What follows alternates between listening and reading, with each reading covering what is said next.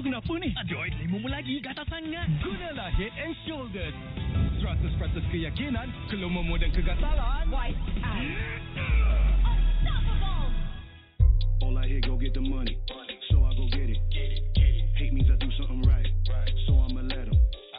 Yeah, I'ma let 'em. Yeah, I'ma let 'em. I hit the nail on the head. Yeah, I'ma let 'em. All I hear, go get the money. So I go get it. Hate means I do something right. So I'ma let 'em. Yeah, I'ma let 'em. Yeah, I'ma let 'em. I hit the nail on the head. Yeah, I'ma let 'em. Early bird, go get the worm. Worm in the dirt.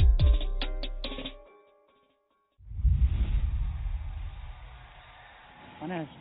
Itulah, panas gila. Kau ada payung? Ada? Kau tak dengar ke Kak Gura selalu cakap? Sediakan hujan sebelum payung untuk M6. Sakit kau. Sediakan payung sebelum hujan. Oh, iya ke? Tapi apa kena-mena dengan M6? Apa kena dengan M6? Ha.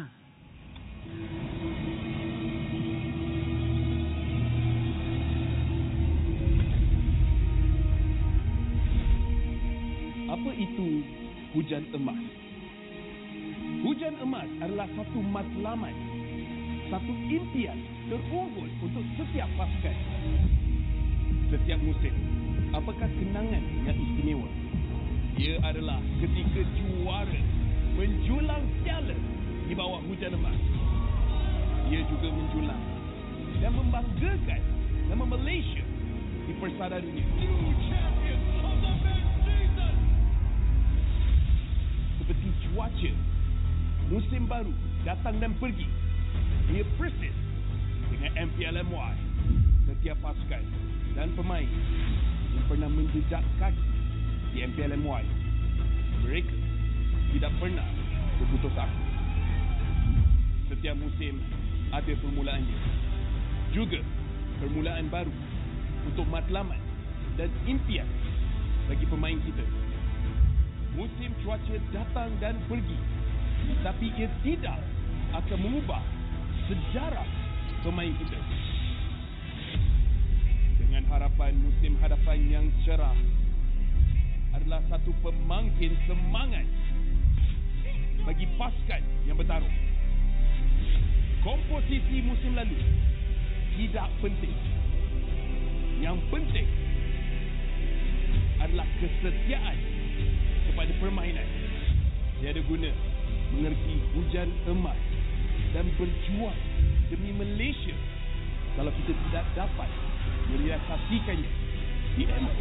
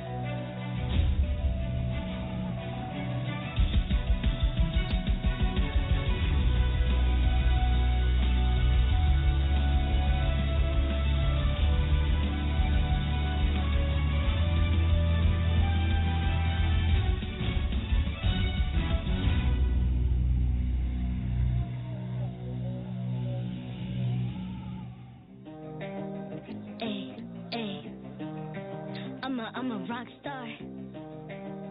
Yeah, rock star. Ay, ay, ay. I'm a rock star, baby. I'm a rock star.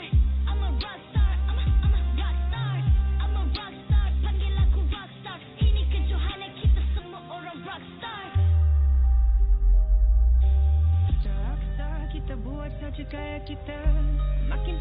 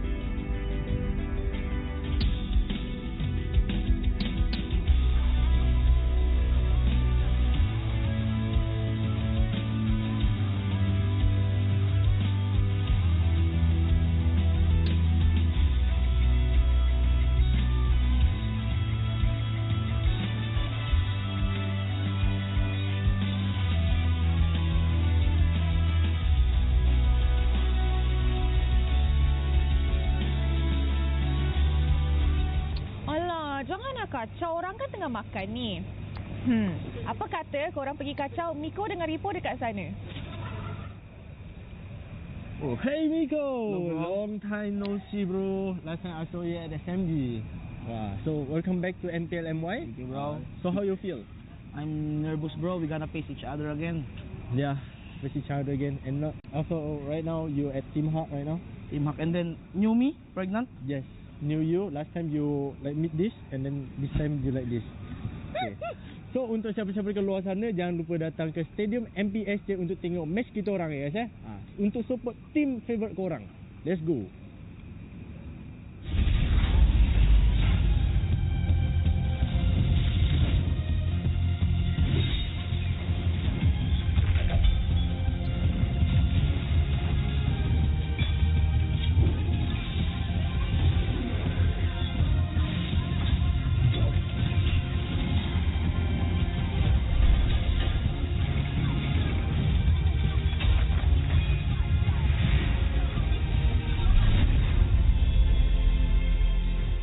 MPLMY Season 14 is powered by Moonton and KPRJ.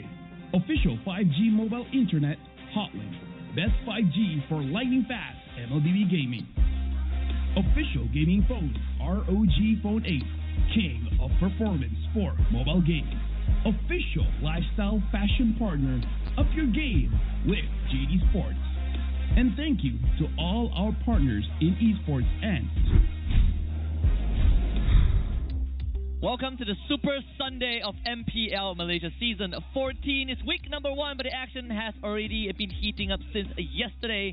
And joining me at the desk will be Gideon Q. My name is Husky, and we'll bring you guys the action for the day. Now, a lot of exciting things has begun here at week number 1. Day number 1 already concluded, like you mentioned, but we did get to see a little bit of what these teams are all about. And coming into day 2, we're going to see the rest of the fully seen rosters of each of these teams to maybe get a bit of a taste of what they're all about. Absolutely. 4 more teams will take center stage today. Team Roughh, we have RSGMY, we have Todak, and Monster Vicious. And also we have a repeat, right? SRG and Team Rey will also be closing out the day. But I would say it has set some expectations for us yesterday. SRG not getting a clean series off of Homeboys, JP9ers and Team Rey showing us that they are pretty promising into the new season. Well, honestly, I think everybody's curious to see who else can actually bring SRG the full distance, right? I think nobody was expecting Homeboys to actually do as well as they did against SRG. Hopefully Team Rey could maybe, pull a couple of strings after yesterday's performance. I would imagine that they have a lot to work on. Yeah, absolutely. I mean, even for Team Rey, we can see some of that idea, but just need a bit of polishing. But when it comes to polishing, sometimes you also need to up that internet speed, and you can do it with Hotlink, the best 5G for lightning fast MLBB games. You can enjoy unmatched 5G network, low latency, and improved gameplay only with Hotlink, and enjoy 20% off of in-game items. Get the best MLBB gaming experience with Hotlink. With that being said, let's take a look at today's schedule, because we have 3 amazing best of 3s lineup, starting with RSGMY against Team Roughh, followed by Todak against Monster Vicious, and ending it with Team Rey against Selangor Red Giants. Now, you mentioned yesterday you're most excited for RSG as well as Team Roughh. I'm personally most excited about Todak as well as MB. But let's talk about that very first game, RSG versus Team Roughh. New law roster for both of these teams. Why are you so specifically excited about this matchup? I think it feels like a wild card, right? You look at the lineup that these two teams feuded, it felt like you never imagined these bunch of players to be playing under the same banner, and I think that's what makes it exciting, right? You don't know what to expect. At the same time, we have the return of Miko as well, coming back to Team Roughh after a stint outside of MPLMY, and it's also Storm's 3rd season since he debuted with RSGMY and kind of settling in that IGL role. I think it just makes it very interesting. I mean, speaking of which, RSG has changed a good number of their players, and they're even bringing on some, well, quote-unquote rookies here. Give it up for Maima, Rippo, RanQT, Storm, and as well as Zaz is the main lineup for RSGMY. I'm glad to see Maima once again, this time fielded as a main roster and not as a super sub. Finally, not being brought in as the savior, but as the main starter. But also RanQT, right? Previously played with Barracuda Beta in MAL Season 1, getting sort of a promotion, I would say, into the big league. A lot of shoes to fill in that jungler role, especially. Yeah, I mean, especially in the meta like now as well, it's scary. But in the jungle role for Team Roughh, Box is back at it again. This time with Lexia, Hesu, Miko, and as well as Panda. So 2 Filipino imports with 3 Malaysian players, all of which I'm excited to see how it's going to pan out, because we didn't get to see that much of Hesu's full capabilities last season. And Miko, of course, during his time at SMG, they make things happen. Yeah, and it's also pretty interesting because even in the opening video, right, we saw Ripple talking to Miko. 2 seasons ago, Miko and his team were the ones that knocked Ripple out of playoffs contention. And it's a pretty bittersweet reunion for these two. Maybe a little bit. To be fair, a lot of the pro players here in the arena are friends with each other, and they get pretty close quite quickly, even if they are from other teams. I'm excited to see whether or not they're going to adapt to the meta, or are they going to go with their double fighter strats based on what we've seen Zav play before. It means that it's in the arsenal of RSG as well. Yeah, absolutely. We gotta look at the headline of the day, because I think there's so much to unpack, right? And when it comes to this series in particular, it's the clash of the former champions. Team Hawk, MPL Season 10, they won the whole thing on their debut season, whereas for RGMY, they won Season 7. Both of these former champions are looking to rekindle that glory days, right? Maybe some of them weren't there during that time, but at the very least, we're going to see what they are capable of, and hopefully it's going to be leaning in towards a strong identity, because I'm just scared that Team Hawk is going to be playing all for Panda all over again like they did previously. Yeah, even previously when Panda was with Bounty Esports last season, right, that kind of felt like the trend, felt like what Bounty Esports was going for, and it didn't really turn out well because teams started to figure out how to stop Panda. And I think for Team Hawk's case, on the other end, I love it because Malaysia now gets to be in the main 5, and I hope that will be a constant for the rest of the season. Yeah, I hope so too. I really hope week 3 doesn't come by and it looks like RSG's got a new mid laner. You know, I feel like Miama definitely deserves a chance. He is a consistent player through and through. Yes, he's got other obligations like his studies. That's why he took a break initially and not just keep on playing professionally. So he's got a realistic look on the world and the game. Yeah, even for Ripple, right? He said he wanted to take the back seat. Here it is in the main lineup. You know, some people just can keep their hands off the game. Yeah. You know what Udio said? Some people say they want to, go for the pension, but they didn't do it anyways. But yeah, I mean, it's good to see Ripple back on the stage. Of course, this one is just a bit different, right? Because you're fighting for M6. That's the thing. I feel like a lot of teams wanted to actually go into their rebuilding phase at the beginning of the year. I thought maybe Season 13 was the place to do so. But coming into Season 14, it feels like now a lot of these teams are trying to, scrap the previous season's ideas. Let's try something new. Yeah. Well, before we start the game, we got to bring the teams on the stage. Let's have them on.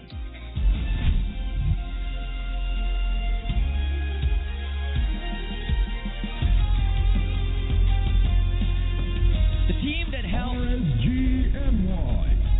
The team that once held championship throne in MPL Malaysia Season 7, known for their unwavering consistency and dominance in the regular season. Is this a rise to the former glory? RSGMY.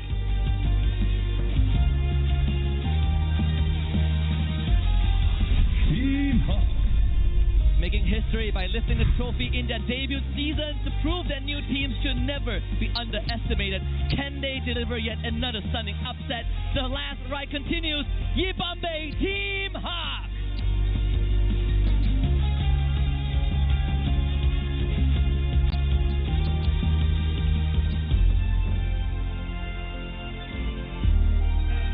Introducing the coach and analysts of the two teams and the head of League Ops, Franklin, that will ensure fair play and professional integrity in the matches. From RSGMY is Behave, and from Team Hawk is Coach Yun. Let's keep it going with fist bumps between the team and the technical staff through sign professionalism, because this is how we roll. Ini Gaya Kita. This is Malaysian sportsmanship. This is MPLMY. Good luck to both of our competitors as they head on over to their stations to set up their phones before they head into battle. We got 3 minutes to talk about this for the upcoming matchup here at MPLMY. The first one here of day number 2, week number 1 between RSGMY versus Team Hawk. And I think we need to go straight to the point here because Red Side looks to be very dominating across the board. Yeah, Red Side has had a 100% win rate for day 1, right? The teams that went blue side, I mean, we have seen close calls, and Team Rey against JP9 was a very good example, but still, no win means that on the stats board you are still at a 0%, and I think we have started to establish why Red Side is such a dominant pick right now. For sure. I mean, unfortunately, Blue Side used to be the go-to, but now with the recent additions and the revamps of Phobius, it definitely has brought a couple of things to light. High loss, yes, is potentially a problem, but Jawhead apparently heavily banned yesterday. I don't know if the trend is going to continue today, but across the regions, Red Side has been a big issue, and people have been looking to adapt to that particular draft, not in a sense of, oh, what my team composition is going to give me, but in terms of power picks. And even when we talk about a hero like Jawhead, we've seen Team Spice answer to it, right? That JP9ers did beat a game where Team Rey had Jawhead, but they still decided to ban it afterwards. So we can see kind of where the priority lies. I particularly want to see if there's any other outlying picks today. I think yesterday Team Rey gave us the best example. Julian, right? Heavily banned in other regions, but in MPLMY so far, only against Team Rey. I feel like, MPLMY, when Julian got released, there was a very, very big problem with every single time your third ability, any of your third abilities, right? Enhanced Sword, Chain, or even Scythe was used, instantly people would flicker on top of you and look to get you, and look to pick you off during your cooldown period. I think that has definitely left some PTSD for a lot of those junglers who played during that time. That's why they're leaning more into the Hayabusa, into the Lings, where it's a lot more reliable to get where you need to be and quickly. Especially when we look at the current S-tier picks, right? Phobius is a very hot topic, but Panda is also a pretty hot player himself. When he debuted in Season 10 with Team Hawk, he did win the whole thing, went to M4, finished 9th to 12. Season 12, he finished 5th to 6th, and then last season with Bounty, they finished 10, had to get relegated.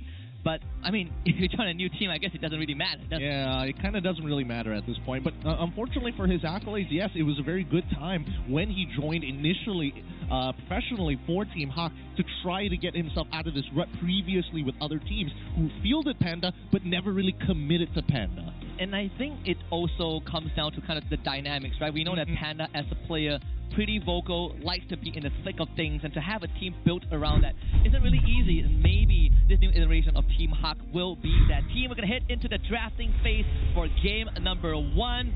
And I would just want to see side selections, because I feel like if you are on that red side, you should be the one that dictates the tempo of the game.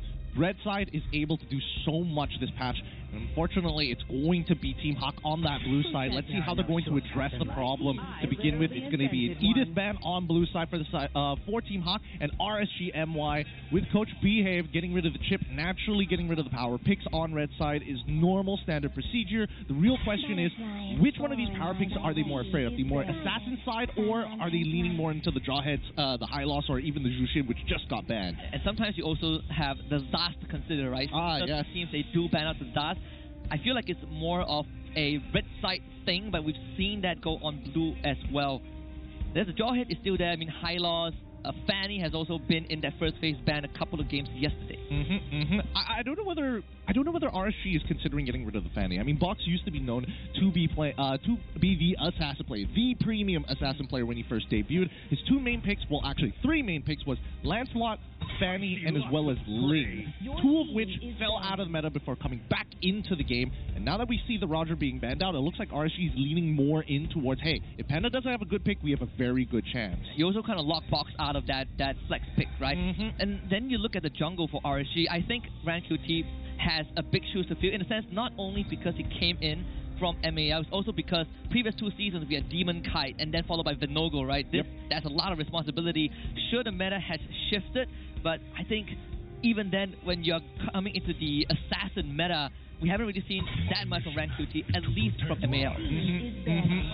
Hopefully we get to see a lot more this time. If this game goes the distance, we'll probably get to see him in pretty much his best and worst moments, and that's going to give us a rough idea of where he stands amongst the rest of the mid laners, right? Our next ban from the side of Team Hawk is leaning in towards the High Losses side. Okay, that's fine. Now, RSG, how do you reply? Because again, still a lot of power picks up there, so it's really focusing down on what counters your upcoming comp.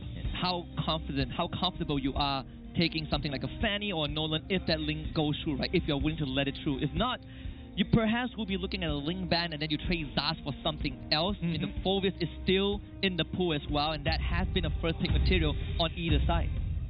think the Phoveus is going to cause a lot of problems unless RSG have something to say about it. And it looks like they just focused on the Ling. All right, so plenty of assassins in the pool, but they're also holding up this Phoveus saying, hey, Team Hawk, if you want to first pick this, by all means, go for it. But if you want to go for an assassin, we immediately have a counter.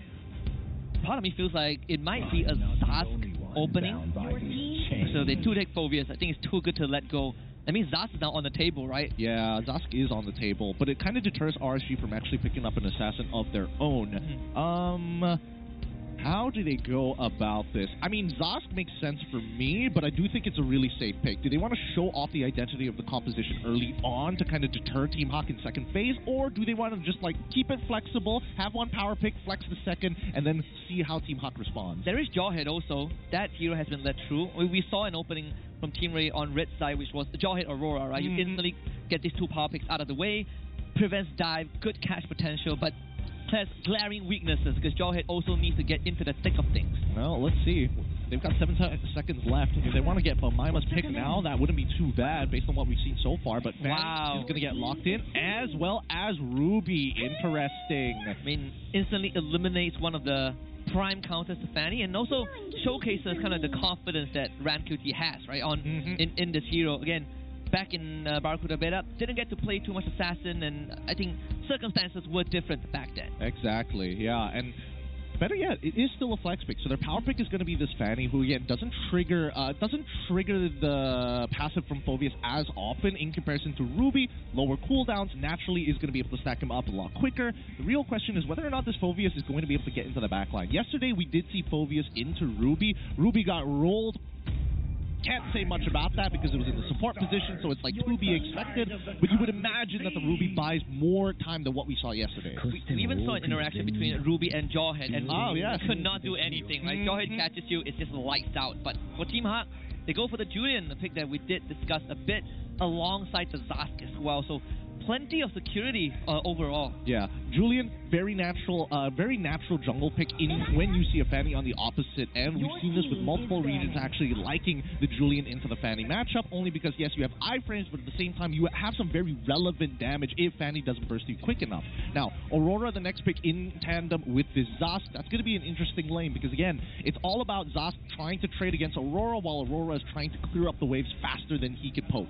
And the Zask also provides that very efficient leash for the Julian, right? You get him to 3 and then you can just go off and do your own thing. That means that RSG, because they have this Ruby flex pick, they might be looking for that early movement, like what we saw from Team Rey again yesterday. You have this Aurora facilitating certain side lane movements before the first turtle. Yeah, I think the real question is what they feel is going to be the biggest problem, right? Because we see the Phoveus, there are ways to actually deal with the Phoveus, but he's a big time sink, right? It's a commitment to actually attack a Phoveus who can buy so much time with his new ult, as well as triggering, as well as the fact that he's got more CC now than he's had previously. Which is pretty... I like it. I mean, self-sufficient, right? Don't rely on your team or the enemy anymore. Mr. ban out. Is this alluding to a potential Harris? I would imagine it would have been the Harris, unless they want to get somebody else who can dash as well. And better yet, as a support, because that's the only 2 roles that are left, gold and support. So I'm guessing that maybe Team Hawk might even lean to a Matilda. Could be, I mean, it's one of the signature picks we've seen from Miko before when he was playing in MPLMY. That's true, but he also plays a Kufra. Which in this case, right, you have a Ruby and a Fanny on the other end.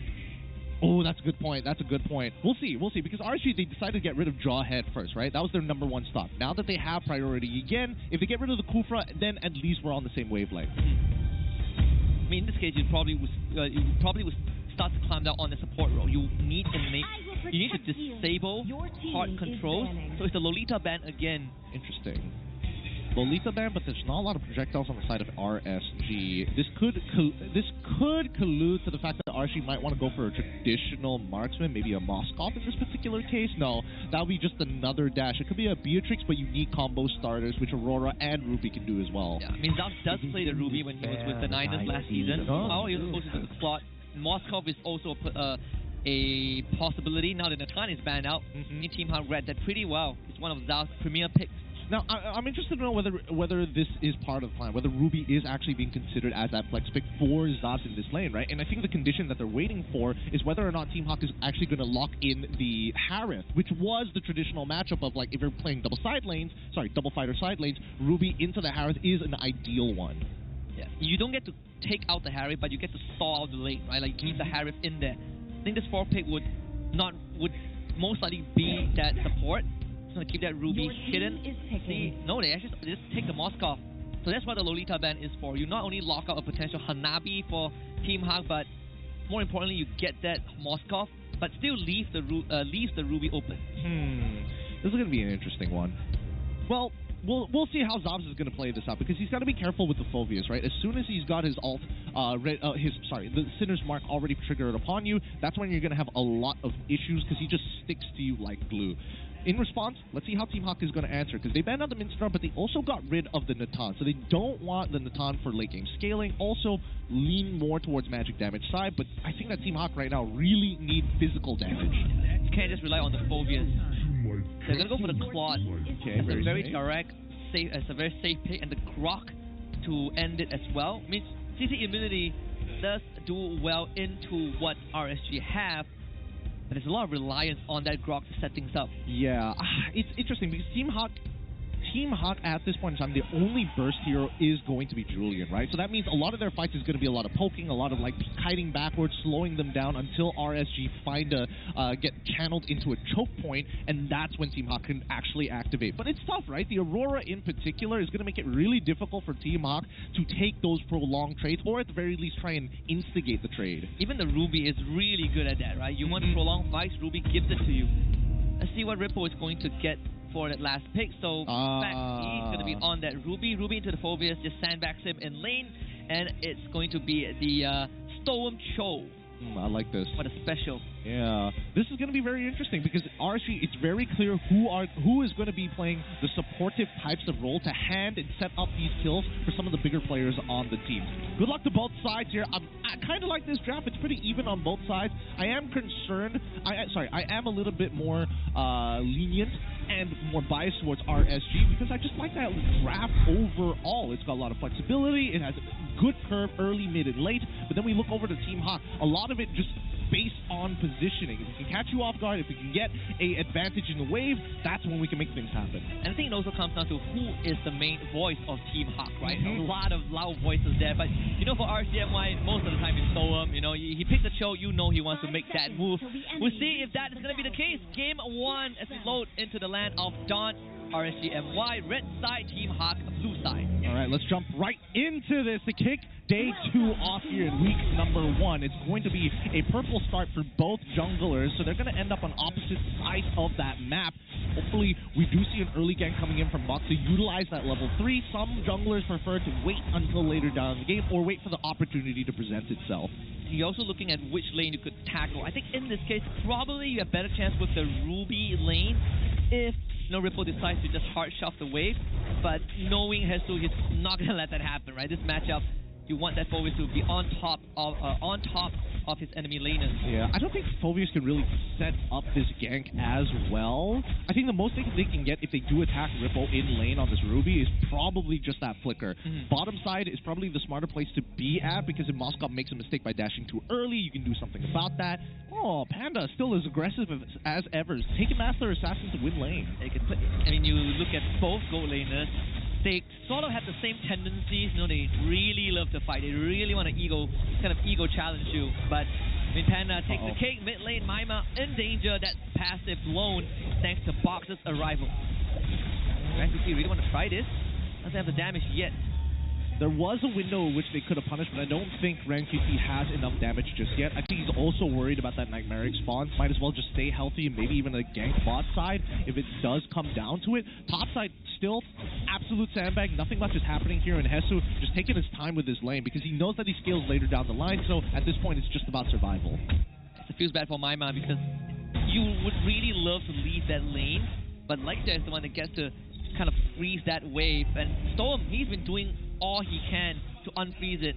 Now with Miko's appearance though, MPLMYS14 actually goes up to the top side, but there's no angle to set it up. Yeah, honestly, this is just the beauty of Grok, right? He brings so much utility, helps with that wave clear, even if your hero doesn't wave clear that well. He really makes it feel like, oh, this isn't so bad anymore. The laning phase is actually bearable. Yeah. But now with the first turtle up, RSGMY, let's see how they're going to manage this, right? Because the positioning as if they want to take it, but Fanny's on that bottom side, hoping that maybe Panda overextends. I believe both just took their purple buff as well. So it's clear that for RGMY, it's not a priority at this point, right? You can, as long as you hold the turtle, Julian doesn't get it, the snowball doesn't get rolling just yet. And Ripple, he can do this dance forever as long as MPL is with it. Yeah, Box is also a full level ahead of Rank QT, who hasn't taken the top side of his camp, and he still opted to go for that gank on bot side. Here we go. Yeah, Ripple with the Infernal Pursuit. Ripple, well, Hesu goes on top of him. Ripple just has to back off. Turtle going over the Team Hawk. We even saw Rank QT go for that recall, so it's very obvious that this turtle is not what they were looking for. Yep, Team Hawk making good communication between them. As soon as they saw him down on that bot side, instantly they're like, okay, we can start trading. There's nothing to worry about no longer. With that being said, Box now building quite a lead for himself as Rank QT, playing a little, just a wee bit of catch-up. Box is going to be a full level of him, ahead of him for the majority of this game. But really, if they can't push out this mid lane faster, then how else are they going to deny Fanny from this purple buff? Oh, and what a Shunpo dodge by Storm. That's wild charge out from Miko. Ripple trying to find a catch. Miko with the CC immunity. Wow! The blanket of ice finishes him off. Box wants a trade. The sight. Ooh, absolutely deadly. A trade going over to Team Hawk, and Storm will have to get away. For the pursuit, not sufficient, and both teams starting off with a trade. Dang, I really didn't think Miko was gonna die there. He still had his flicker available. He could have just, flickered out of there to keep himself alive, but he's saving it for a bigger play later down the line. Now Box, he's already got the Bloodwings in hand. The snowball already has started, and with the majority of the battle spells from Rippo and as well as Storm out, they got to be careful walking around the map. I'm surprised he didn't get any assist off of that, right? It felt like he was super involved. But with Ripple going down, it definitely feels better for Hesu. Initial kick, Panda pops the Purify. It's just enough to get away. Rankuti, no finisher. But that's commits the ultimate. Both teams trade that goal laners. All right, worth it trade. I mean, a little sad for Panda because he does miss out on the wave, and he is already a level down on Zobs. But at this point, you'll take anything rather than just dying for free. Top side, wide and exposed. Looks like Hesu is going to hover around the mid lane and sacrifice the wave topside, which is being given over to Rank QT. I think that Team Hawk, they are switching their focus now to Box, right? We get the second turtle, make sure that Box is going to continue having this explosive lead. That's more than enough to carry them through that first 10 minutes. I think RCMY, no intention to contest just yet, but they are hard shoving that mid wave. Yeah, and they also did a lane swap as well, just to make sure that Phobius has an easy time walking back into a lane with free farm. Easy access farm for him. Man, Ren really wants to go for this. Wow, kill! Does he get away though? The Infernal Pursuit doesn't connect. A bit too mobile with the cables. Oh, sad for Box. Just before the turtle as well. Rank UT is going to get a full reset here. And now Team Hawk, let's see the movements across the map to see if they still want to contest this. Because so far, even though they do get Panda in the mix, he's kicked. Miko does save him with a wild charge, and MPL will have to flicker.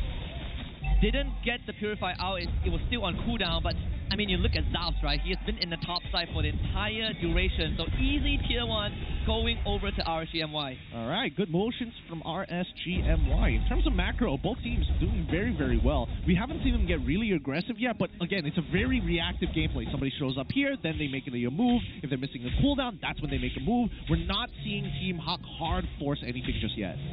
That's kind of the role of Stolen with the show pick, and Miko has been responding to, his Filipino comrades moves pretty well. It's good to see Stone take the initiative, even when back in season 12 on picks like Edith on Kaja, right? That kind of has been his mojo. So still keeping this turtle dance going, RCMY not willing to let Team Hawk walk away. Well, let's see how they play, because that's going to be the first Infernal Pursuit. Let's see whether Hesu wants to get more involved. Oh, Way of the Dragon. Gets the right angle, but did keep Hesu in place. Avengers out. Team Hawk still gets the turtle. The destruction connects. It seemed like a good angle for Zaf to come in, so he will continue free farming the top wave. I think they forgot that he had vengeance, to be fair. I think so too. Yeah, it's not the prime target that you want to go for the kick, and even if you want to go for a kick on towards the enemy, on towards a Phobius, it's just not worth your time unless your jungler is like a full level ahead, because then you have the advantage in a bigger red tree. I mean, there's a lot of questions that need to be answered here, but let's look at the items. First items complete all across the board, and it's going to be, War Axe first item for Rippo. And that's like a Malaysia run. Staying around for a bit longer, Ripple does go down. A bot side gank by Miko and Box. Fed of Heaven done now for the Julian. Bot tier 1 goes down. Yeah, nothing much RSG can do about that. Yeah, really good movements from both of these teams, right? Unlucky for RSGMY to lose out Ripple, but at the very least, Team Hawk, they're attacking every single side of the map, right? They're not playing very linearly. They're waiting for reactions from the side of RSGMY until they see that forced error. That's when they go in. Now, which kind of Fanny are we going to see this game? Is it the one that waits until he gets enough items, or is it the one that goes active? It kind of feels like the first option. The former. I want to say it's the former, but I think it's actually the latter here, because Brand QT, he knows that he's 2 levels down on box as of right now. And so far, the only people that he's found success, or even at least a battle spell, is Panda. So I think that's why Panda is being very careful with the way that he shows himself. He's waiting for the waves to get closer to the turrets. That's when he shows himself, or unless he's got Miko nearby, then he can be a little bit more aggressive with it. Yeah. Props to Stolen for catching Panda twice, right? Even the death delivered was Panda having his Purify in tow. So I think adjustment has been made. Fortunately for Team Hawk, they do lose the top tier 2 to Zaos, but at least Panda has been given some breathing room. I don't know how long he's going to have this breathing room for, because Zaos is scaling extremely fast into the game. Now once more, no reaction from RCMY. Ran QT wants to make magic happen, but it's him against the world. Hesu with Inferno pursues, stops Zaos in his tracks, and Stolen finds himself isolated. Panda on top of him. Stolen needs to get away, waiting for the cooldown to come back up. Just in time, Panda retreats. And Team Hawk finding the kill means that Lord is now open for business. Yeah, hopefully we get to see the item list real soon, because it looks like both gold laners have the Trinity build. Miko should be okay. Oh, wait, hold on. Wait, what? Wait. Mima's passive out. So presence more than enough. The kick is back. So is the flicker. RCMY needs to reset. No, I think they're going to give this. They should give this, technically. Oh, wait, they're dragging it out, though. It looks like Team Hawk wants to bait them into this. And the Lord is getting his passive stacked up. It's going to start hurting. Yo, Hesu, you're getting low. You're getting low. He's getting melted down. I have to force the reset. Yeah, just got to let it go. Unfortunate. Good reaction from RSGMY. Is an interesting idea coming in from Team Hawk. I definitely think they should have blitzed it down early, but I think they wanted to extend their lead even further if they can get RSGMY into another team fight. Yeah. The box wasn't committed at all, right? It was just Panda and Hesu. The box was trying to wait for an angle. Stolen does see 2 in that bush. Now finds Hesu as well. Ran QT identifies Panda's location. That's 4 out of 5 Team Hawk members found by RCMY. Yeah, that's the golden staff. That means Panda is already complete with the Trinity at this point of time. I would only imagine that Zop is in the same boat as well. He should technically be ahead with the help of those 2 turrets, but then again, Panda has been hard farming this entire game to get to this point. Look at him, he's just absolutely melting this Lord. Zop has the ultimate to join the fight if needed. I think still not tossing it out yet. Rank QT shows himself. Tries to bring Box down low. Not in range for the red tree though. Lord goes over the team. Hawk Zaos comes in with a Field of Destruction to deal the damage, but Hesu with the vengeance is just so durable. And Zaos cannot do anything. Hesu even gets away.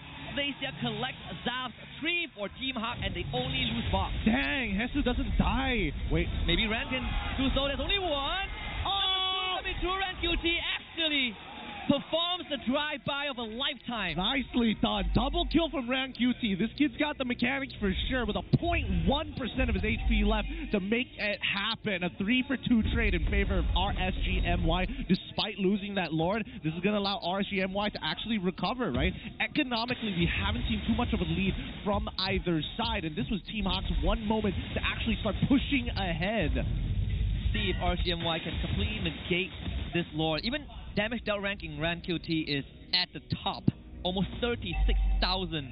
Including all the chip damage that he's done. And he's getting his items. So far, I believe he is still deathless. 3, 0, and 3. Bottom side Lord, they are cleared up by South and Ripple. Not a problem. So still a neutral state after that entire team fight. Yeah, and at least it's equalized. Well, I can't even say it was like much of a lead. It's very, very small leads on either side. It's not like anything whopping like a 5K or even a 10K. We look at the items and we see a Wind of Nature already purchased from Zaz's side. We can see that Panda is halfway to it. He's very, very close to it. At this point, in terms of like raw scaling, I did see Weapon Master being picked up by Lexia earlier, so that means he's going to scale a little bit better once he gets the big ticket items. Wait. It's going to the feathers. No, not the mid, the Holy Crystal, the Blood Wings. Oh, rank UT! Speak of the devil, Alex, that goes down just like that. Hesu, he marks off as a sinner. Pulled back by Ripple. They're both in need of salvation. Can't find it. Field Destruction connects. Zaz waiting for the timing, but Ripple cleans it up nonetheless. RSGMY finding 2. The War Axe diff there. The War Axe diff. Ripple fully stacked as well, while RanQT so efficient with his time. Gets the gang, goes down to the bot side, hard shoves it, forces motions out of the side from Team Hawk. So it feels like Team Hawk is consistently on that back foot every single time RanQT finds that kill. It seems obvious, but the way that he's doing it, by pulling the attention of Team Hawk into multiple different spaces, allows RSGMY to start taking these camps for free, making everybody's time efficient alongside with him. Forcing our reactions, right? Forcing Hesu to commit. It's like, get assassination, recall, push out the bot side.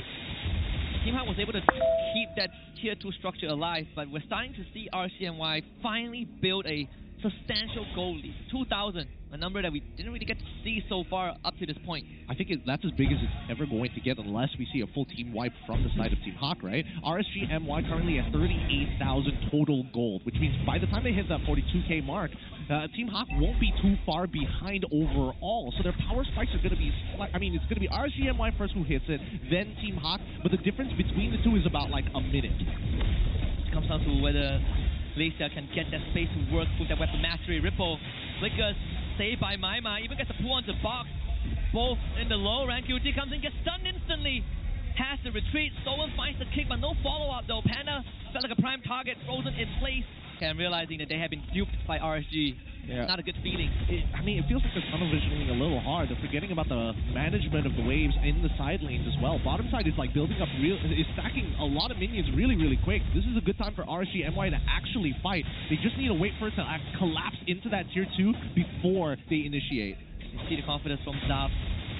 The start, Spectre stepping forward. Nico, Flicker wild charge only onto Ripple. Get him out of the way first. There'll be no response. Stolen flicker kick onto box, but RanQT finds himself in the back. Lisa goes down again. Zaz Field Destruction comes in once. Collect Miko doesn't find it.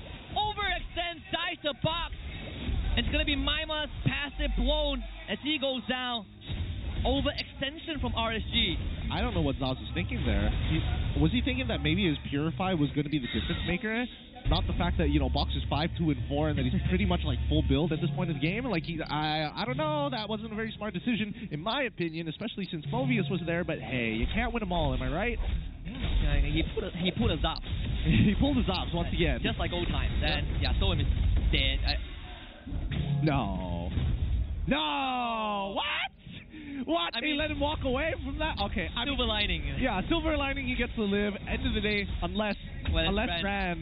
Miko, can you get a timing of a lifetime? Wow, Ripple. Okay, Box still gets the Lord. Mission accomplished nonetheless. Bit of a flop here and there. Team Hawk keeping it under control. That's some scary stuff there. That's some scary stuff. It's a hard read.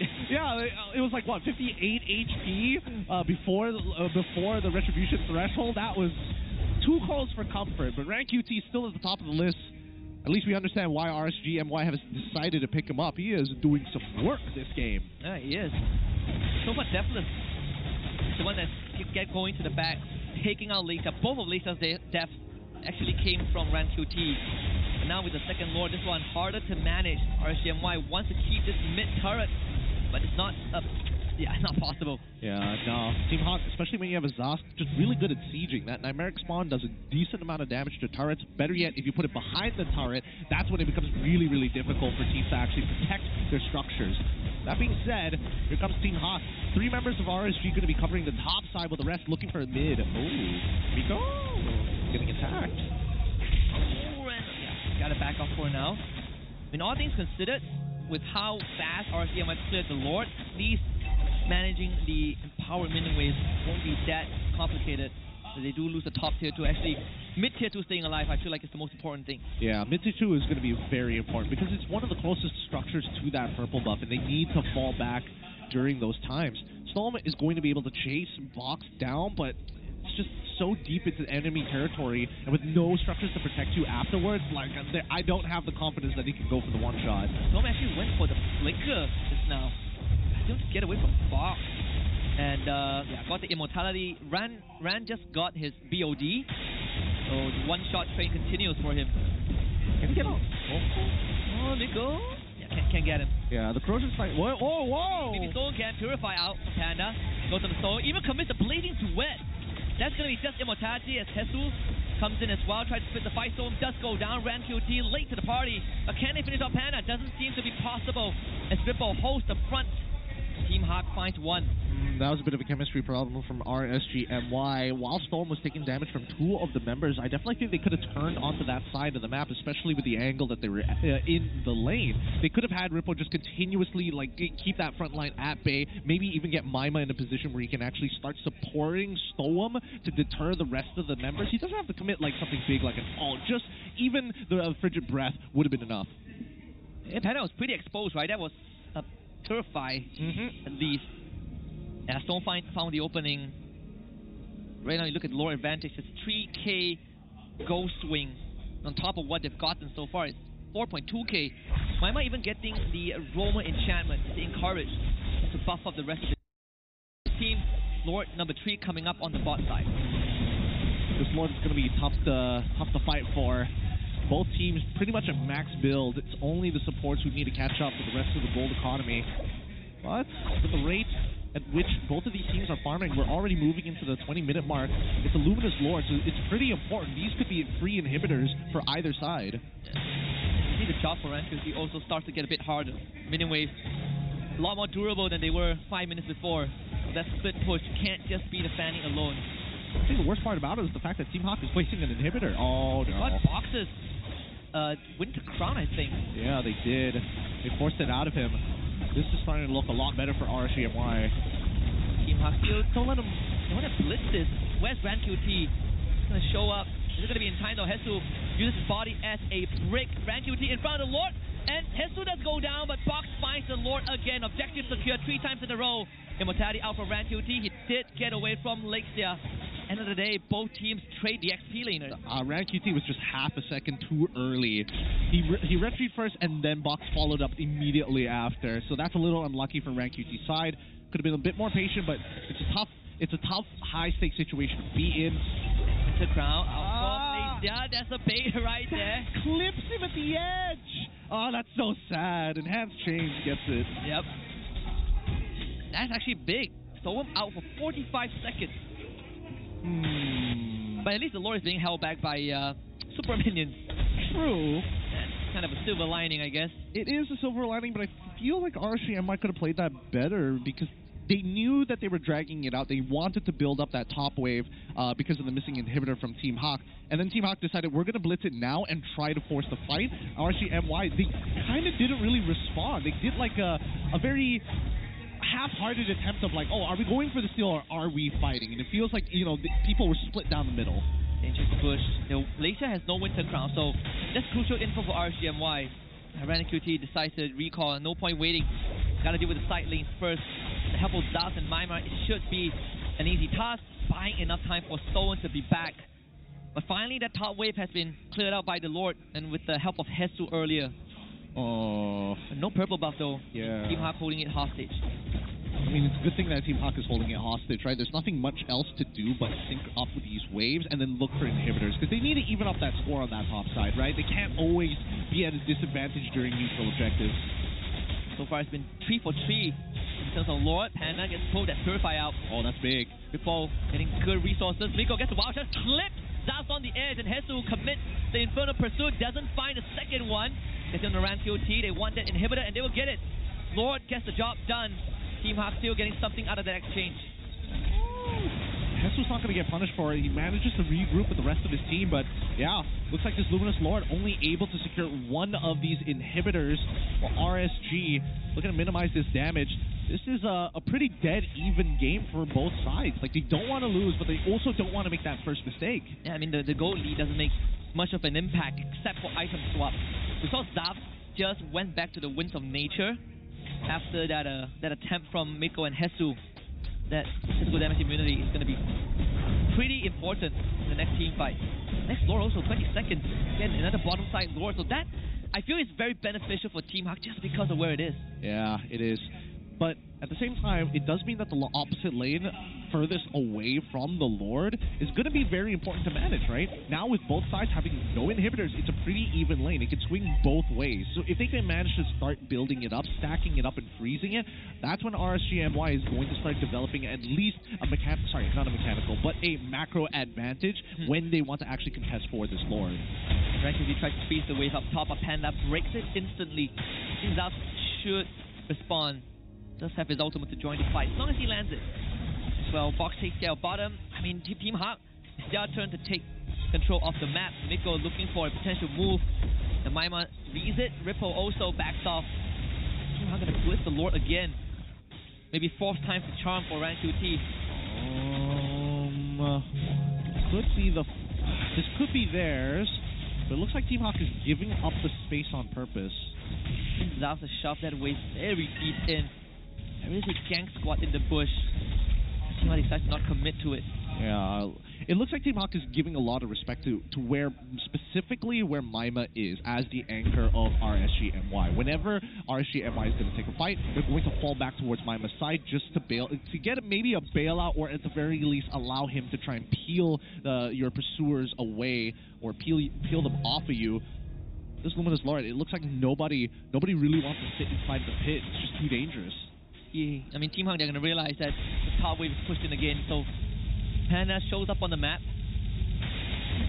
What does RSGMY do with that info, right? It feels like we are, again, like a deadlock. And Zav is going to shove the top wave. We're going to go back to that push and pull once more until one of the teams pulls trigger. I'm looking at Miko to do that, honestly. I would imagine it would be Miko to be the one to do so, but I feel like for both Team Hawk as well as RSGMY, what exactly are they waiting for, right? What is that correct condition? I don't think either side is going to commit any big ult. I think that even if Stoem wants to make a play, it has to be specifically against Panda, but I'm not going to waste the way of the dragon if it's just going to get purified, right? So that means somebody else has to do the job. Later probably would be the target, without the Winter Crown, of course. Give it either him or Box. I think against Box is more doable, but they don't really want to sit on top of the pit, and I think, that's a dead Zav. He is so far from home. Somewhere down the line, the comms fell apart, but maybe they can find Box. Enhanced Sword, get away, Rank QT, switch the target onto Hesu. That's not who you want to go onto. It's broken wide open. What? It redirects from Miko's wild charge and the wall to seal up the exit. Maima surely to follow to the grave. Panda and Lisa on top of him. And that is how you break the ice in the stalemate. Team Hawk with 3 kills. Well done, Team Hawk. A really good fight. I mean, they found the initial pick on towards Zav's side. As you mentioned, it felt like RSGMY, they lost in terms of communication, because again, it should have been a straightforward kill without much of a trade. And even the responses from Team Hawk, in correlation to the reinforcements we saw from RSGMY. Miko, great wall overall. I think that Lexia is starting to become a really big problem now. We hit it by 20 seconds, though. Another wild charge. Ripple does have the immortality. Tries to heal up with a spell vamp. War Axe, Storm also buying time. Flickers away. Tries to pull the minion wave out of crystal range. Doing a great job. I mean, as crazy as it sounds, Team Hawk really got nothing out of that. No damage on inhibitors. Okay. I think, they should get this upcoming Lord. They really, really need to blitz this down as quickly as possible before Rank QT is back up, or at the very least force Rank QT out of his comfort zone to get to this Lord as quickly as possible. Without that purple, then maybe look for a pick. And they use the Magic Sentry first, sees Miko. Team Hawk pulls off the objective for purple buff. Given over to Rank QT, back to square one. Maima is alive once more. Just gotta shove up the top wave and we'll be back to where we started. Man, it's going to be a real slow burner here. Because both teams, they don't really want to commit to these fights. It feels like whoever makes that first move is going to get punished. This is officially the longest game of the season. By the way, 27 minutes, still going. I think the longest one yesterday was almost 24. Yes, that is correct. 24 to building up to 25. But man, as much as we want to talk about Mackerel, unless somebody is able to pull that trigger, I don't know. It feels like it's never going to end. Top side, both inhibitors still missing. I mentioned this like multiple different times. Not really being taken advantage of. But here we go. We're the dragon. Very ambitious. I mean, if they had Maima there, it would have been different, right? Yeah. Maima ran. They needed a +2. I think at this point, the only way to tempo break for the side of RCMY is if Maima flickers forward aggressively and gets a frigid breath. Either that or Ran just kind of comes in from behind, right? That too. Kind of the drive-by. Oh, he's going to do it. As Winter Crown out from Lakes, they are good. How much time can you buy, Ran? They need you for the Lord. Miko in the red zone, barely walks away. Just have the immortality. Lakes even flickers as well. So RCMY, in this case, they get crucial resources out. 2 battle spells, couple of ultimates, another pick, and that's Purified from Panda. Great catch from Stoem. Ripple tries to go for the pool, doesn't get it. PMI gets Panda out. Okay. Ran. Oh, that's dangerous. A Tam sunned up. Immortality brings him back to life. Steel cable is enough. Oh, saved by Maima. Great frigid breath there. Great frigid breath to lock him down. But it just goes to show, this is now Hesu is a legitimate problem. Even his passive procs hurt. Yeah. And they do CC to knock Ran QT out of his steel cables. How long can you kind of play this dance? Well, we can assume that the next fight is going to start when everyone gets their battle spells back. Yeah, we can all... I mean, all the hard work that RCMY put in, you'd think that there would be a follow-up, but it's a play not to lose, right? Not courageous enough to make that move. It is the mentality. I will agree with you there, but I do think we need to see Maima actually go for the play, because now they know they still have 33 seconds until Panda gets that. If Purify back up, Miko is missing his flicker, even Lexia is missing his flicker. All 3 of these people are worth killing at this stage of the game. It's already moving into the 30th minute, so death timers are really, really long. See if RCMY assume that they will be keeping count, because that window has ran out for sure. But at least RCMY, they did get control of the Lord Pit, no? 4-1. Team Out forced to deal with the top wave, which has always been in favor of RC, thanks to Zav being had seemed to manage it always. Yes, but it looks like, from what it looks like, there's just a lack of information on the positions of Team Hawk to the side of RCMY, right? That's why they're not rushing this down. They don't know that there's 3 on the top side of the map, and they're just going to discover it right now. So I think they should actually start rushing it or join this fight. Yeah, good. I mean, good recon from Stolen, but he got to survive. Flickers, that's it. Miko, that's the angle. Gets the Purify out from Za. Ripple with the pullback onto Hesu. Keep his team alive. Storm still wants to kind of participate. Couldn't find it. But, I mean, Team Hawk, well, RCMY actually, they pushed the bot wave. Let's see a flicker from Miko, even Maima. What was that? Did he want to like? It's like, check it out. I can get over the nature's barrier. He did get the wishing lantern, so I suppose more chip damage overall. I don't know, dude. I don't think it was worth it. People are starting to take off their shoes. Yeah, they're getting comfortable here. They're getting way too comfortable. I wonder if Maima still has his boost though. I'm gonna find Storm again this time without his flicker. Another 70+ seconds. Oh man, this Lord is getting tough. Yeah. It just went up by 10,000 HP. I don't know how you're supposed to take it out. I mean, Johnson, once he's max stacked on that golden staff, he probably can do it no problem, but unfortunately, like, he's never alone with it. He's never alone on this date with the Lord by himself. Team Hawk just continuously heckling him on the side. Showing presence alone is quite the problem, but I feel like both teams are a little jumpy, right? Yeah. A lot of like random flickers, a lot of random like preemptive. Whoa! This could be the one. He's got he can get out of here. Oh, saved. Oh, that would have been crazy. That would have been deadly. Oh, Rose Gold Meteor diff. Yeah, you gotta switch that item up. Even Maima's kind of glacier block is starting to hurt. Yeah. I just saw you take out 15% of Hesu's HP. It's doing a lot, but again, nothing is really happening at this point in time. Oh. We here found Hesu. He is far from home. Can he sustain? I mean, the Vengeance is killing Zav. Vitality goes down, bursted by Maima. Zav goes down though. Lexia with the kill, 80 seconds without a Moskov. It's not a good look. It's not a good look. Where's Panda? Is he out of there? Okay. Just chilling. He's chilling. I mean, Vengeance diff, man. It is a Vengeance diff for sure. I mean, I just noticed they took the mid inhibitor. Hawk as well. Exactly. That's why I'm just like, I don't know. I really don't know what to say about this game. It feels very, very sloppy. It feels like both sides are a little too antsy, right? They're overreacting to situations now. Previously, just playing reactive. Hold on. Oh, Miko actually doesn't go down. Another flicker from the Romans. And if you can survive a 80-second death timer and come back to a neutral state of the game, that's how you know that the game has really been going on for too long. Yeah, it's definitely slipped out of his hands. Miko did buy the rock potion just so that he doesn't melt away to the glowing wand. At this point, whatever the motions that we see from both Team Hawk as well as RSGMY, it's got to lead to something. Because if they keep on they're doing this poking method of nothing is happening. MyMa with a wild charge. That's MyMa's pass. It still has a flicker. It's gonna try. Panda on top of him. His ultimate though freezes Panda in place. Winds of Nature is used. Ripple pulls him back under control. Panda goes down. The destruction shows up. Zav right on time with the respawn.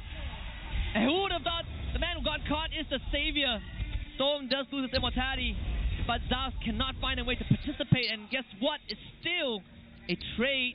Team Hawk coming out on top. Oh, MyMa caught sleeping at the wheel. Thought this was a traditional poking game. I give you damage, you don't poke me back, and the next thing you know, he's getting flickered on by Miko. Got lazy, man. Yeah. Really lazy. That's what happens when you get into a 30-minute game, right? Sometimes you just go on autopilot, unfortunately. That's why it just felt like they were on autopilot for a large majority of this game, and now even some of the more consistent players are falling into that habit because of the duration. That's how you distinguish the good and the great.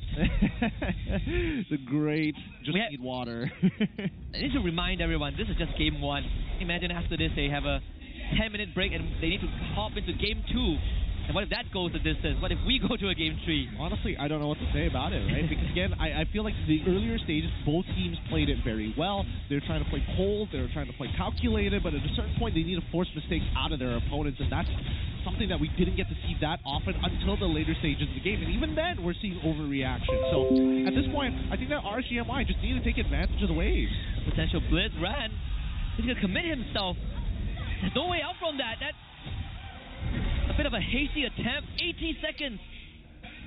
I don't think he was expecting the Phobius to be there. Again, his passive is so good now. I mean, you think that seeing Box just solo the Lord would tell you something. Yeah, that too. But you always got to be hopeful. You got to be hopeful that you can outplay your opponent, which seems to be the name of the game. All right, so they start stacking up the Thunder Belt. It's 35 minutes, boy. Yeah, man. Let's see how far this goes. Hell yeah, man. He's expecting a 50-minute game, baby. Dude, Hesu locking down this bush is that is such a headache. You can't really get into that bush without Storm. Even then, without ran around for another 40 seconds, this Lord feels like it's going to be Team Hawk unless a miracle happens. Stone stealing it or Ripple side clipping it on the edge. Surely Team Hawk's won. Oh, that would have been something. I held my breath there for a moment. If that Spirit of Destruction stole it away, I have no words. Fox is going to end up on Facebook. Pack him up again. Oh, the classics, of course. But Team Hawk, again, not having to worry too much about their waves, and I think even better for Lexia, the fact that his emblem setup took Weapon Master. He does some really decent damage here, even if you do have that Athena shield overall. Even if you do have a Radiant Armor, I still think he can melt through you pretty quickly if you stand around his Nightmarish spawn for 5 to 6 seconds long. Honestly, I mean, does this end the game? I mean, I hope it does. I think it technically, if Team Hawk wants to, they could, but that's under condition that RSGMY is gonna blunder a fight somehow. So if the game doesn't end, we will break the record for the longest game compared to season 13. Yeah, you're right. Minutes, we're 2 minutes away from that. Well, let's see whether they can hold on for 2 minutes to get that record. Wait, Miko flickered in but found no wild charge. I think he was hoping for a response. Let's purify it. Hannah doesn't lose that. Lord will need some attention though, not the easiest one to take out. Ripple also flicker. Oh! They caught Panda! Too far forward without a purify. Again, falling asleep, that is fatal. We're gonna break the record, baby! Oh, we're gonna break the record. We're gonna break the record, for sure. Dude, this is only week 1, man. This is week 1. This is only game 1, first series of the day. What a Sunday. Yeah, what a Sunday. Honestly, I was expecting this yesterday, not today. We got the preview yesterday. we This just is got the full trailer. subscription, yeah. Yeah. Waking up early on a Sunday for this. This is agony. This is really painful to watch. Mainly because we are seeing people like not only overextend, but they're like, I think that Miko knows that both sides are overreacting, so he's like, maybe if I use my flicker, I'm gonna get a flicker trade. Honestly, that would have been a better outcome than losing Panda. 30 seconds though. This is dangerous territory. Yeah, but I don't think the thing is, Snowman has been keeping RSGMY in the game, right? I think he's the only one who hasn't been caught sleeping at the wheel. Maybe overreacting, but definitely not getting lazy. They're gonna try Ripple, finds the pull, Immortality and Vengeance online for Hestu. They wanna go for Zav's almost lasered down by Lexia. The damage from the primary spawn. The destruction, Zav couldn't find the angle, but Maima goes down again. Beam down by Lexia. Hestu stays alive. Throw all of this. Enhanced chase from Box as well, doing mad work at the end. Team Han lose their base but wins the fight. They lose 3 people off of that. 2 of them died to walking up to the Nightmare spot thinking, I could get an auto attack in. What? Oh boy. I mean, this technically should be the game ender, right? Yeah, you say that, man. Panda was dead for 80 seconds. I mean, he's back now, and Zaz is also back with Storm, and they're the only 2 left. About 50 seconds on average before RSG's 3 members come back to life. We just beat the longest game of Season 13. Hell yeah. 38 minutes, 30 seconds. Let's set a new record. It's like the Olympics every year, the pole vaulting, right? The same guy who beats it every single year. Oh, it's true. It's true. They do it every season. All right, 30 seconds for Maima, 40 for Ripple, 35 for Run QT. He's gonna try. He's gonna try, right? No, he doesn't try. He sees how close they are. And Zab immediately goes to the recall. I mean, without Maima, it's gonna be infinitely tougher. This could clear the way. You would lose the main inhibitor though. You gotta give something in return. Finally, a trade from the side of Team Hawk. So that's 10 more seconds. All right. Golden 10 seconds. Amiko, he's just gonna go for his Zav. Throw his life. Everything. As Immortality out, Zav needs to go. Finally taken out. Maima is gonna come back right about now. Minimum is still there. Maima gonna throw everything. Winter Crown to dodge the damage. The ultimate from Maima missed it, but Soem. Oh my goodness. Mad work, but Fox finds Maima. Surely this is it. When QT shows up, but there's the minion wave. Team Hawk rides out the wave for game 1. Finally, they pull it back. Oh my God. Great catches for Miko. Those catches have made the difference in this game. But geez, a long game. Painful one as well for RSG. They put everything there. And at the end, this mechanic couldn't get through. Speechless.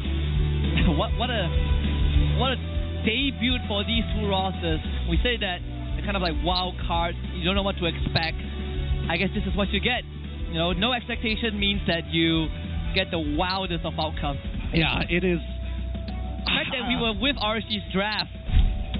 I was with RSG's draft. They had it. They had everything that they need to make it work, but unfortunately, it's just too responsive. And I think that, again, I feel like both of these teams feel a little out of practice. You know, it's like the stage, the lights, everything is like scaling. Even though it's like a 1 out of 10 situation, it's like every time 10 out of 10, we have to commit everything, if not at least get a trade. I mean, you thought when Panda went down for 80 seconds, that was it. Yeah, and apparently not. Box is a monster. Box Lexia, you know, who was janked so much by Rani, he was like, I had enough of this. Winter Crown, Immortality, give me everything. Give him everything. I don't know. I feel like the reaction times, definitely people got caught sleeping at the wheel, autopiloting a couple of times, but I can look past that since it's only just week 1. Yeah, it's only just game 1, just the start of the day. Wonder who the MVP is going to be this game. Give it the Box. I mean, deservingly, right? Special mention to Miko also, who's really been getting these amazing setups. The 20-minute flicker, wild charge, redirect.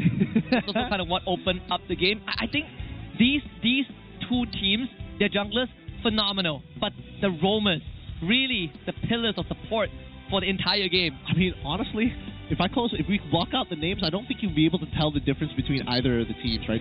They're playing extremely similarly. Both jungle roles and as well as roam roles, doing the exact same thing and doing insane stuff. Even the gold laners are doing the same thing, right? Overreacting, split push, die. You mean Zap? I mean, even Panda as well got caught out a couple of times trying to split push on his own. Yeah, that early game got caught out twice. Yeah. And then there's that one.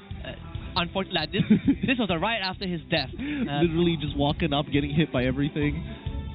Yeah, but this was kind of like the turning point, right? I think very important to mention that Jesus rode it out the entire time without losing the immortality. I don't know how that was possible. Me neither. He just somehow gets it out, right? And finally, I would have imagined that. I would have imagined that it was going to be the mid laners, but no, give it to the junglers. Very well deserved. Apparently, Box is from the Philippines. Yeah, Didn't know that. I was like, wait, what? He plays so well, he's Filipino. Yeah, man. I didn't realize that was the state of Malaysia. Love the cameraman though. Jangan koyak. Don't tilt. Of course, after almost 40 minutes of just game 1, I mean, on the losing end, you better not let it get to you. But Box is our MVP for game number 1. And I don't know, I think he peaked like 15 minutes before the game ended. I think he was doing a good job throughout the game overall, right? Making aggressive motions, finding the right hits, getting in and out of some tough situations as well, obviously with the help of Miko. But I gotta give it to him. Box, he's looking a lot better. He's looking like he's coming more into form compared to the previous seasons where he felt a little underwhelming. It's like the true return of Box to that main stage, right? Being in a role that he's familiar with and carrying most of the weight. But you look at the breakdown. The fact that Team Roughh has so much more kills than RCMY, and yet we got to almost a sub 40-minute game. Outrageous. It's ridiculous. It's ridiculous because even though Team Roughh does, if you minus 5, right, that very final fight, you minus those 5 kills, it's 22 to 16, a 6-kill difference, and all because, and despite RSG having the quote-unquote better pick opportunity ult, Team Roughh is the one initiating. Yeah, Miko, right? We said that we kind of talked about Miko being the one that, you know, gets these fights going, and I think Miko has had enough at the very end. He was just tired of it, right? He was like, I mean, he was preemptively flickering past an inhibitor. you know that he really wants to get things done. Oh, boy.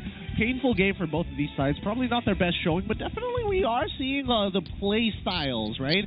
Very, very similar. I think, close my eyes, basically the exact same players on either side, exact same play style, exact same identity, generally looking to scale. And I think, unfortunately, for Maima this time around, despite him providing so much damage and utility, he is very much an anchor player in comparison to Lexia, who's more of an opportunist. Yeah, he is able to kind of find those angles, right? Again, the base push from RCMY was a very good example of how Lexia really pulled it off. And I'd say, I mean, I completely agree with your statement. I think both teams, individual roles, if you compare them side by side, it's almost the same. You know, Miko and Storm, IGLs, opportunists, Lexia and Maima, pillars in the mid lane. The junglers are assassins. The gold laners sometimes run it down, but they're wild. They're wild. They're young, they're wild, they're free. Let them do what they have to do as long as they win those games. Definitely, they're going to have to talk. I'm going to look back real quick to see what the discussion is going to look like. Because, again, after a 40-minute game in that particular fashion, I would only imagine that RSGMY is just like, what are we doing, guys? Like, why do we let them get on top of us? We need a fight. We need to actually put up a fight and struggle to maintain dominance. Something, I think we saw, like, glimpses of that. And Storm, right? He's very, very proactive. And sometimes he makes those moves, but the teammates don't get to follow up. And I think that's a very clear indicator that Storm wants to make something happen. And probably something they need to polish down the road. At least, well, for now, polish for game 2. Definitely. And this is going to be a wild item build. So long. Such a long game. Nearly breaking all the way up to 40. Even at the 40th minute, there are still item swaps being done. I don't know if we can comprehend it all together. But let's look at situational items. When were the first situational items being bought? And that's at the 14th minute. We see the Winds of Natures being picked up pretty quickly by both of the marksmen, but then towards the latter half, you can see that the item swappage becomes important. Mainly for Zobs, we do see the Windtalker and we do see the Rose Gold Meteor being interchanged with Immortality as well as Winds of Nature whenever the cooldowns are down, just so that he can get extra speed during the split push. I mean, that, and also he's threatened by Lexia, right? Like every single time he shows up in a fight, Lexia just beams him. No choice. You can't have the one. But I think that, well, that responsibility was handed over to Ran, right? Ran QT to take out Panda. Yes. At the end of the day, I feel like, again, Storm is the one that's ahead in terms of his moves. The rest of the team got to catch up. They do. They really do. I feel like another thing that I've noticed about RSGMY is the fact that they are not doing they're not making moves with calculated risk. They are looking for the 100% profit margin here. And I think that, again, that's probably why they weren't as proactive throughout the game unless they find that moment of, like, yes, we can guarantee kill this. Something from like the Fanny, right? Like RanQT, he's been doing that a lot. I mean, did get him killed at one point. I feel maybe when the game gets dragged on that long, players felt like they need to make something happen. And that's where you do get a bit of sloppy, right? You stop opening up the map, you stop looking at the waves, and I don't know. Look, I will say that a fun fact that RSG's minions have dealt more damage to the structures than they have themselves. You're correct. In fact, if I put this in football terms, or for people on the other end, soccer terms, field possession is in RSG's favor. Yes, that's actually a very perfect way of actually describing it. I'm gonna steal that. I'm not gonna lie. All right, but coming into game 2, things need to change. Nobody is getting much of a lane advantage and spreading it elsewhere. But that's just me. Yeah, we still have some time before game number 2. But for now, we're gonna throw it to an offstage segment with our host Rose. Take it away. Hello everybody and welcome to the MPL Offstage brought to you by Hotlink. Dan sekarang ni saya bersama dengan seorang daripada pasukan Hub. Okay, first of all, please introduce yourself to everybody who don't know you yet. Hello, Assalamualaikum semua. So my name is Mamba. So I'm the one currently now replacing Aiman Haq is retiring. So technically I'm the one who handle Team Haq right now. So sorry for not wearing jersey Team Haq because after this I need to go to Kenduri. So yeah. Okay, so nampaknya that Mamba ni ialah tengah handle ataupun head of East technically dalam Team Haq sekarang ni. Okay, boleh tak cerita apa yang berlaku masa off season, apa preparation yang Team Haq buat untuk musim ini? Preparation mungkin benda ni like orang pun dah sedia maklum yang announcement that Team Haq did, and then suddenly we announced that we continue. Technically itu bukanlah content semata-mata whatsoever. It's memang we announced memang benda tu nak jadi. But then at the end we continue. So what will happen is technically probably it's memang kind of a last minute decision as whole lineup. It's a last minute, but then we managed to we managed to gather up and then bring them training, get chemistry together in a short time lah. Okay, so technically ini adalah satu lineup yang more or less kind of last minute kan? Okay, Mamba, apa yang Mamba nak sampaikan kepada fan-fan Team Haq yang selalu sokong korang, and you know they're back to support you guys even after you guys said it was your last ride last season. Yeah, alright. So for Team Haq fans, thank you for coming. Either from home or here. So we will try our best for this season, even though it's the last minute, but then nothing is possible. So we will try our best for this season, insyaAllah. Alright, terima kasih kepada Mamba. Alright, game kedua ini, adakah game ini akan jadi game panjang ataupun pendek? To find out, marilah show it back to the casters. Thank you very much, Rose and Mamba. Is that Mamba for M1? Yeah, BM Desk? The BM Desk. The OG. no. Hey.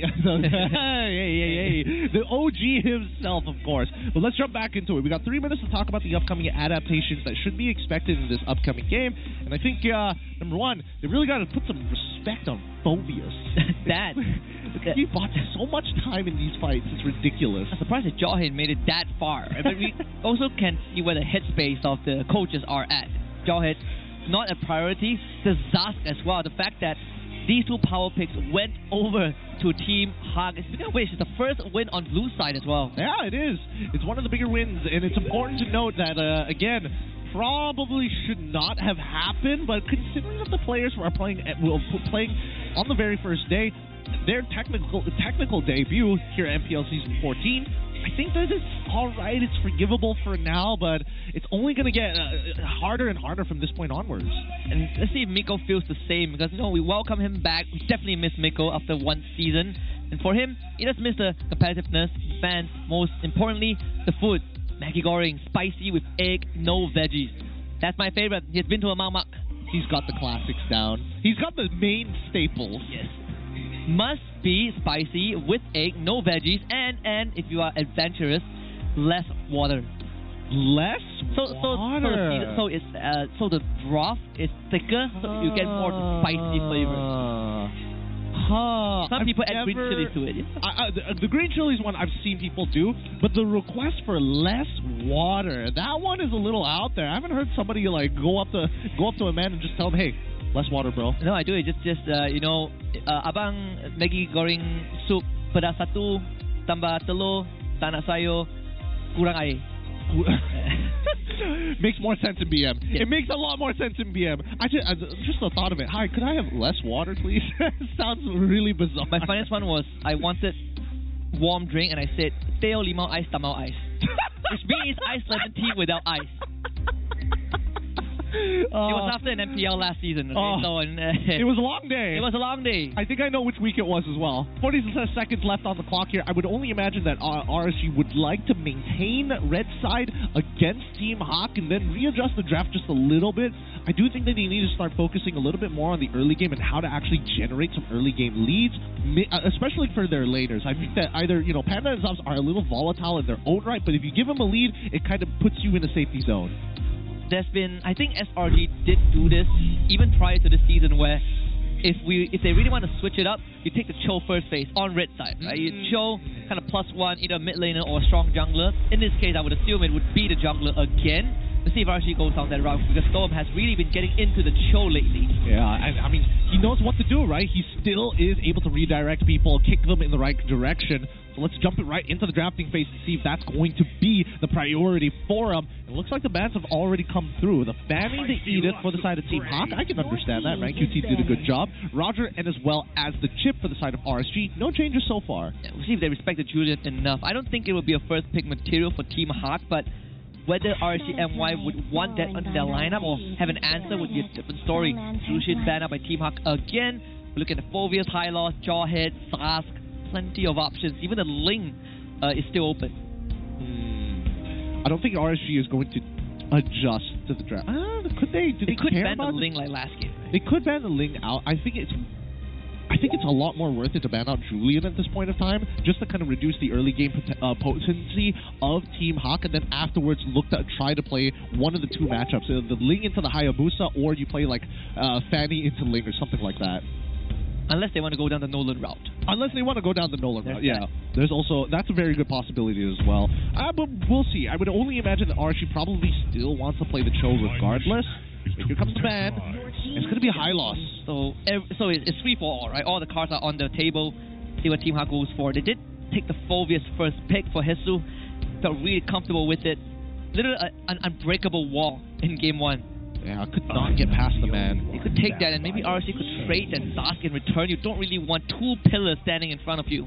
True. Actually, I think the Zask into the Cho might not be a bad idea, but at the same time, how many procs do you want to give the Phobius? The reason why Hesu was so tanky was the fact that he was able to spam his abilities consistently. Consistently when RSG is like packed up together, they had a lot of dashes with not only Ruby as well as Cho, but even with Zabs on that Moskov. I think it's something that RSG really needs to start thinking about, these small interactions, just to make sure they can maximize their effectiveness. You want to be static. Hayabusa is probably one of the few outliers, that you can kind of dart in and out with the shadows. Yes. I think, yes, you can, mainly because his iframes work a little differently, and the duration of it is much longer in comparison to the Blade of Tempest coming in from Ling. Here we go. Next two picks going to get locked in. Wow. Rizla into Nolan. What a switch up. So completely ignoring the Ling. We kind of preempted this matchup, right? If they really want to play Nolan into Ling, they are setting it up. Pretty hard read from the start. I mean, I understand the Terizla, right? Or for the sandbag, but the Nolan pick. Yeah, the Nolan pick, I don't necessarily agree with here. I feel like in terms of jungle matchups, unless Rand is like, give me Nolan, I'm going to win you the game, and Coach should behave is like, all right, I trust you. I'll give it to you. Please, carry the game for us. Better make it work, because we don't have game 3 if we lose this one. I think for the side of Team Hawk, they probably want to stall out the early game. Cho Rocket doesn't seem like a bad idea, but even Jawhead into the Julian. That's one hell of an early game. Now the Zas feels really bad. Honestly, I think I would still take the Zosk. Not Aurora? I think I would still take the Zosk in this particular situation because the way that Team Hawk is going to be moving forward is very much going to run at you, run at your base, especially with the Jawhead as well. At least with Zosk, I am able to go into the Nightmaric spawn. Yes, you can displace the Nightmaric spawn, but at the very least, I don't instantly die compared to if I was playing Aurora. Yes, you break my passive, but then you just sit on top of me with smart missiles. That's true. But RCMY just ignores both of that. They go for MPLMYS Novaria. Interesting. It's a long time. But you can kind of... It might seem a bit telegraphed, right, where they're going with this. Novaria, Terizla, full team fight. I think that RSG is just playing comforts. With that in mind, I think we might be able to predict the next upcoming two. Because again, I don't know Rand too much to know whether like the Nolan is his signature pick, but I definitely know for a fact that MPLMYS on this Novaria, that is something that he knows how to play. Terizla for Ripple, not too surprised with that as well. The fact that they're either Moskov, Zas, or RSG, if they still stays in. For Storm, I could be looking at a Grok. You know what? Kaja doesn't feel too bad. I was thinking maybe the Arlet. Oh yeah, that as well. Yeah, maybe the Arlet here. Maybe even I would say yes to the Moscow, but let's also throw Claude into contention. Again, both of those kind of do the exact same thing here, and both of them are Zaz's favorite heroes by far. The follow-up ban coming up from the side of Team Hawk is actually going to be the Grok. I appreciate that. That is a good ban. They did Natan last. That's one of the few heroes that Zaz plays a lot, way too frequently last season. I don't think you play it personally. I don't think it's a good idea because it's like all you want from his kit is the extra auto attacks that you get from the entropy and the knockback. That's about it. Everything else is not going to do much to keep you alive from Jawhead running at you. Yeah, some people like bad ideas. I mean, they're already playing Nolan into the Phobia, so it's like I like bad boys. Yeah, I have bad ideas.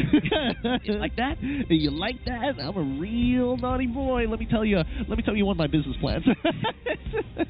I picked Natan into Jawhead. Yes, tell me more. Assassin junglers with no purple buff. Oh, that's such a good idea. I still play Fredrin. I still play Fredrin. I'm an Allus main. Oh no. Oh no, good sir. Harith getting banned out here. I'm still surprised that last game nobody decided to touch Harith either way. I understood why Team Hawk didn't get it because they had a lot of magic damage, but RSG, they had options. Yeah, so Natan actually gets banned out, so not that Zaz would have choice anyways. Alright, come on. Moskov. Yep. They reviewed the Moskov 4th pick last game. Moskov for Claude. Moskov for Claude. Either way, he has to take Purify. Really doesn't matter. He has to take Purify. There's just no surviving. Unless they go like really Hanabi Lolita. Yeah, they just go Hanabi. They go Hanabi. It's like, you better take the Lolita. But that means you have to take the... Okay, it's a stretch. It's a stretch. It would make more sense if they were on blue side. Ah, yes. If they're on blue side, then it'll be a different story. But hey, this could be it right here. So like they'll go for it. RSG did ban Lolita for 4th last game. And Miko does play Lolita too. Yeah. But there's a Jawhead though. Unless you tell me it's a Julian mid, Jawhead jungle. Oh, that's true. So that one's out of the question. So they take the Moskov. Yeah, it's just a crate and Zaz. Why not? So four power picks for Team Hawk. Christmas came early. Yeah, I don't know. This is I mean, their whole squad is basically purple at this point, but RSG, how do they create lane advantages? The scary part about Jawhead is that his smart missiles hurt so much in the early game, and even like pre-level 4, he's pretty annoying with just the ejector alone. And he can steal your camps. Yeah, he can solo steal your camps as well. I don't know. He's a little overtuned right now for the early game, but let's see. If you're heading for Storm, what do you go? Do you still go for pickoffs and choke Haja, or go to the Arlet as suggested? I think it doesn't matter at this point, right? Either or. It's called Tigreal. Honestly, I think Tigreal is not that bad. We'll see. Oh, it is a Tigreal. You called it. Hit the nail right on the head here. All right, so generally at least we are seeing that RSG is going to comfort picks, but at the same time they've got some very strong team fighting capabilities, assuming that they hit their big ticket ults, the penalty zone, as well as the implosion. On the opposite hand here for the side of Team Hawk, I think based off of the way that they were playing game number 1, if they drag it out, they're definitely going to win. But honestly, the fact that they are proactive, this early game is going to be very devastating. The first 7 minutes of this game should lead more towards the side of Team Hawk. I would say that at least for RC, MY, they have that Novara to gather intel. Something that they did struggle with as the game dragged on. They start to lose focus. Well, Novara keeps it in check, right? Every 20 seconds you throw out your ultimate, you can see everything. Yeah, hopefully this is going to be a lot better for RSGMY as we start heading into the land of Dawn to kick off game number 2 here in this best of 3. Day 2, week number 1 of MPLMY. Good luck to both of our competitors. Let's jump into it. If RC wins this, we get a game 3 and the fun continues. We'll see if that becomes the case. RanQT does get a faster start in terms of clear. The lead from Maima, more than enough. And Storm being a pain in the side of box. Oh, it's faster reset. Does it? Nah, almost gets it. Wait. It's going to be an opposite leash coming from Miko. He still has his retribution, right? Yep. And he gets all the camps. He's level 3 so fast. Good stuff from RSG. Even good stuff from Box to make sure that the camp was pulled deep into the alcove so it doesn't get kind of dragged out of range. Even then, RanQT off to a way faster start than Box. Yeah, much faster start here. The fact that they went for the double leash was already pretty risky when you're up against a Nolan, and especially when you are playing against Tigreal, most of these things get found out pretty quickly. If we look at the emblems, nothing too out of the ordinary, very similar to what we saw in the previous game. But we are expecting Lexia to actually try to scale forward the late game. He's not looking to rotate his offense. You know, Storm wants to keep making plays as much as he can. He took cooldown reduction for his tier 1 talent. Something to keep an eye out for. Oh, it looks like Storm is finally doing what I was suggesting yesterday. When you're up against a Jawhead, the man-to-man defense is pretty important here. As long as you have eyes on where this Jawhead is, most people don't get caught out as often. And Jawhead doesn't like tossing you. Yeah, it's not the most fun in the world. Oh, what? Wow. There's a 2-level gap. This is not easy. This is really not easy. RanQT is doing a very good job, and he's also getting his team involved to make these small plays against Box to keep him further and further behind. There's a full clear, including the enemy orange buff, before the turtle. Yeah. Both with purple and set up for that first objective. And the Torment will still hurt, though. He lost 50% of his HP just off of that. The regenerate is going to bring him back to at least 60%. But at this point of time, I think that RCMY, they don't really need to rush this turtle. I think they should just play for picks at this point. They should try, right? It's a 2-level gap. I don't think Box is even going to attempt this, so Team Hawk would just have to surrender it to RCMY. Get the ball rolling early. Okay, so they got the turtle. Now they're going to start making their way to the opposite side. Last camp that they actually broke was the orange buff. From Team Hawk's side, and now with that timer very aware, RSG, they could look to invade and then maybe start a fight. No, they tried, they scouted it out, and now Team Hawk, they're just backing off in response. Even Maima is a full level ahead of Lexia. And Retribution, I think, went the way of Box. Had to take the camp. Still almost a 2 full level lead for QT. Flicker toss, Storm is the target. To try to get away with the Sacred Hammer. Smart Missile's not enough. Storm survives without having to use anything. Yep, good trigger finger on Storm. Doesn't use the implosion as well. Doesn't waste his time, but here comes the dive. Yeah, attempted one with the Panda. Blazing duet. Bait and switch Panda. Waiting for the last minute to get away. A juke. At the very end with the Spear of Destruction to get out. But Maima. Patient. Purify not enough. First blood for RCMY. Ripple. Penalty zone on the edge. Catches 2. Storm shows up. Flicker implosion on the 4. But no follow-up damage.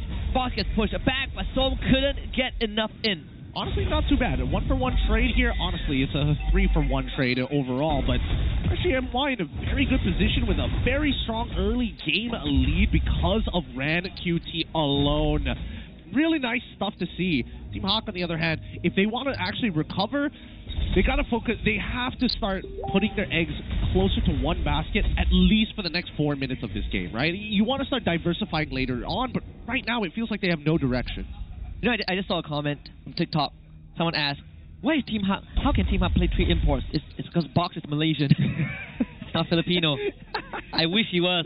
I wish he was. It would explain a lot. But maybe he's changed. You know, Hesu and Miko are Filipino, not Box. Box is ours. Hey, who knows? Maybe the graphic was right this whole time. We've been fooled. They could have a push. Miko, most likely going down. taken out by Ripple. Hesu decides to be a part of this Infernal Pursuit. Stoem marked. Lisa to follow up with the Nightmare Spawn. Stoem just walks out of it. And Hesu now in the red, taken up by Ripple again. Second for him, and Ripple not done just yet. Lecia, third on the card. 3 for RCMY. Woo, good stuff. Good stuff from RCMY. Now they're starting to heat up. Now they're starting to gas up. And they're disrespecting Team Hawk at this point of time because they have a lead. And more importantly, they've gotten through the most difficult part of the game. At this point, RCMY need to hold the reins and take control. Let's start with structures. Bottom side, instantly they want to take the tier 1. Mid side, tier 1 needs to go down. The 2 attempts on Stone's life ended up in nothing. Well, they did get Ripple in the first attempt, but that's pretty much it. RCMY 4K gold lead 5 minutes in. Life is going to be infinitely tough for Miko. And who do you catch at this point, right? There's nobody you really can catch. Even if you Unstoppable Force like your correct targets, I don't think he has the damage anymore to actually one-shot them unless it's like Zaz, everybody else. Even Maima should be strong enough to actually take it at level 8. I mean, unless, well, if you can even get to Maima. Yeah, that's true. No, he's so far away. And it makes things tough for Panda also because they're kind of diverting the pressure onto him. You see the focus of Team Hawk, 4 of them on the top side just to make sure Panda gets out alive if again comes through. Right now, Rank QT is doing the hover on the enemy no man's land. Gotta be careful, but more importantly, just to make sure that he can steal 1 or 2 camps with the help of Zabs. He knows that orange buff is going to be taken by Box at some point of time, so he's not even going to bother checking it. But with 45 seconds left on the clock here, Team Hawk in defensive formations, right? Making sure that that river line is going to be secure so that Zabs is able to get some very much needed farm. All about that mid tier 1. More important for Team Hawk, you don't want to start losing your jungle to the Nolan. Look at the items as well. Zabs making very good progress ahead in terms of XP and in terms of gold. Even having 1 kill and 3 assists out of 5, so 80% kill participation. Oh, 80% already. I mean, it's not a very high kill count game as of right now, but it can only get better with RSG slowly increasing and compounding their interest. 5,000 from previously 4,000 with 6 seconds left on the upcoming turtle. If they look for these big engagers, I think at this point of time, they don't even need to like hard engage on Team Hawk. It's the onus is on Team Hawk to actually respond to these neutrals to force them into position to fight. Yeah, I mean, even Storm is just walking into bushes, right? I see Lacer, I see Miko, so what? Miko, Flicker wants to go for Ran QT, Unstoppable Force gets him, but Ran just flickers away. Ran dashes away, Maima flickers. Boss comes in from the side, can't take him out. And all that for nothing. I mean, they did trade. Okay, maybe not. Not nothing, indeed. Lands the Spear of Destruction, and now back in control. Good stuff from Panda. Very crucial kill onto Run QT. They're really not making this easy here. Quite the back and forth between RCMY and as well as Team Hawk. At least they're hyper aware of the situation they're in right now. It's not like they're walking in absolutely blind. The mechanics could be a little bit better, but they need that warm up, right? They need to have that. What do they call it? Highly momentous game so they can gas themselves up. It should be a turtle for Box. Not a problem there. That small sequence was a 1.5k goal swing for Team Hawk. Cut the goal deficit down to just shy of 3,000. But without the turtle being main point of focus, RCMY returns to the top side. Wherever Panda is, they will be there. It's going to be a very slow game here. Maima really needs to take his time. Oh, the damage! Wow. Oh, He yikes. gets a conceal out. Man, like Box really caught up quick. He caught up so fast to Ran QT, and now he's got plenty of damage to chunk him out. And Lexia, he's just scaling. And then one that made all the difference. Stoem was gone on. And kills Panda top tier 1. Ripple caught out. Teresa hanging on. Body of Smith. Stoem also arrives at the scene. I mean, Team Hawk being very patient. Just pulls back. Yeah, and all this time, Rank QT has been pushing the opposite side of the map just to create some side pressure against Team Hawk to keep them split up. It's difficult to fight them when they're all together, especially when you have to play around that Nightmaric spawn. But if you start shredding them out, maybe you can actually go for this flank, right? That's why you see Rank QT. He's trying to go through that mid lane and maybe catch somebody off rotation. And Hesu is going to eat as much damage as he can. Mid-side Ripple, penalty zone on a tree. The Devil Laser and Stoem. Lovely follow-up. The vacuum on the 2 more. RSGMY, 3 kills mid. Huge interception. Thank God Rippo was able to get that penalty zone off just in time to keep him in place so the rest of the team can actually sweep him. With that being said, Tier 1s should start falling all across the board. Most importantly, break open that mid lane so you have free access to rotating through jump. Whoa! And Zav just commits the ult. Hesu not going to get out this time. Very confident. Confidence in the flesh. Manages to get through. Right now, Team Hawk having to deal with a 6k deficit. They're so far behind, and Hesu not as ultra tanky as he was in the previous game, but Rank UT already having a BOD as well. This man's so rich. He's just straight up going for the endgame build. And just in time for the first lord of the game. 10 minutes sharp, 7k goal lead, and growing. It's becoming real. Damage dealt. MPLMYS still on top, and even Rippo catching up pretty quick as well. Comparison between Zavs and Panda, right? Yeah. 20,000 to 8. I'm more surprised that Rank QT is like pretty low down pretty low down, you know?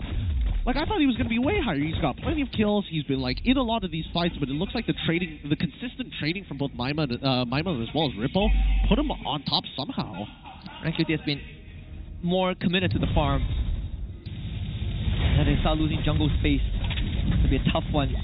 A wave synced up so far for RGNY. The bottom one will be probably hard reset a bit by this turret. But either way, Team Hawk now put in same spot that RGNY was in game 1. Well, at the very least, they have much better capabilities of sieging their opponents now that they have this Novaria. Astral Echo is out. Ooh, wow, good damage. Big chunk. Before the Wishing Lantern, I think. Only glowing 1 and perhaps 1 more. Panda, what was that movement? Suicidal move. And Zav gets out with the BMI. Get rid of Alicia as well. The Lord still pounding onto the members of Team Hawk. Rippo follows up. Penalty zone intact. RSGMY makes it fast, easy, and clean. Game 3 will be earned. Much better showing from RSGMY. A single lead is all they need to get to the end. They have managed to get past the hardest phase of the game against Team Hawk in the early stages. Made it into mid, and then just scaled and crushed it. MPLMYS not even breaking too much of a sweat, but Rank QT, he better get the MVP of the game. I would even say Rippo, right? He also made some of the big moments happen, but in this game, everyone kind of put in the work. So much better looking. You talk about comfort pick for RGMY. It made it look so easy. 12-minute game. 11 or 12, somewhere around that range. Oh, at least it's much shorter. It's not a full 40-minute game. There were clear end conditions, but more importantly, I think, that's what we were looking for. These teams being proactive on the map, and most importantly, generating a lead for somebody. Yes, it was for Rank QT and not one of your solo laners, but at the very least, you can see that the whole team is making a motion to get him ahead. Yeah, and it's kind of the participation, right? Even in the early game, you get the leash for Rank QT. You disrupt the Julian.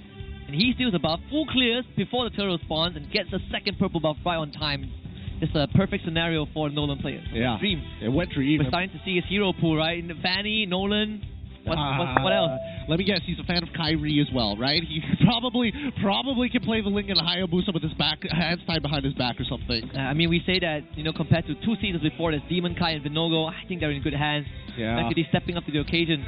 They seem to be getting some pretty decent junglers all across the board, right? Highly mechanical as well. Mm-hmm. I think at this point in time, it's really just boiling down to the draft. Unfortunately for the side of Team Hawk, yes, they wanted to play that early game, but man, that one buff steal after trying to double leash it, that really hurt them. Yeah, that and also a lot of attempts early to get pickouts, right? Like Miko really was trying hard.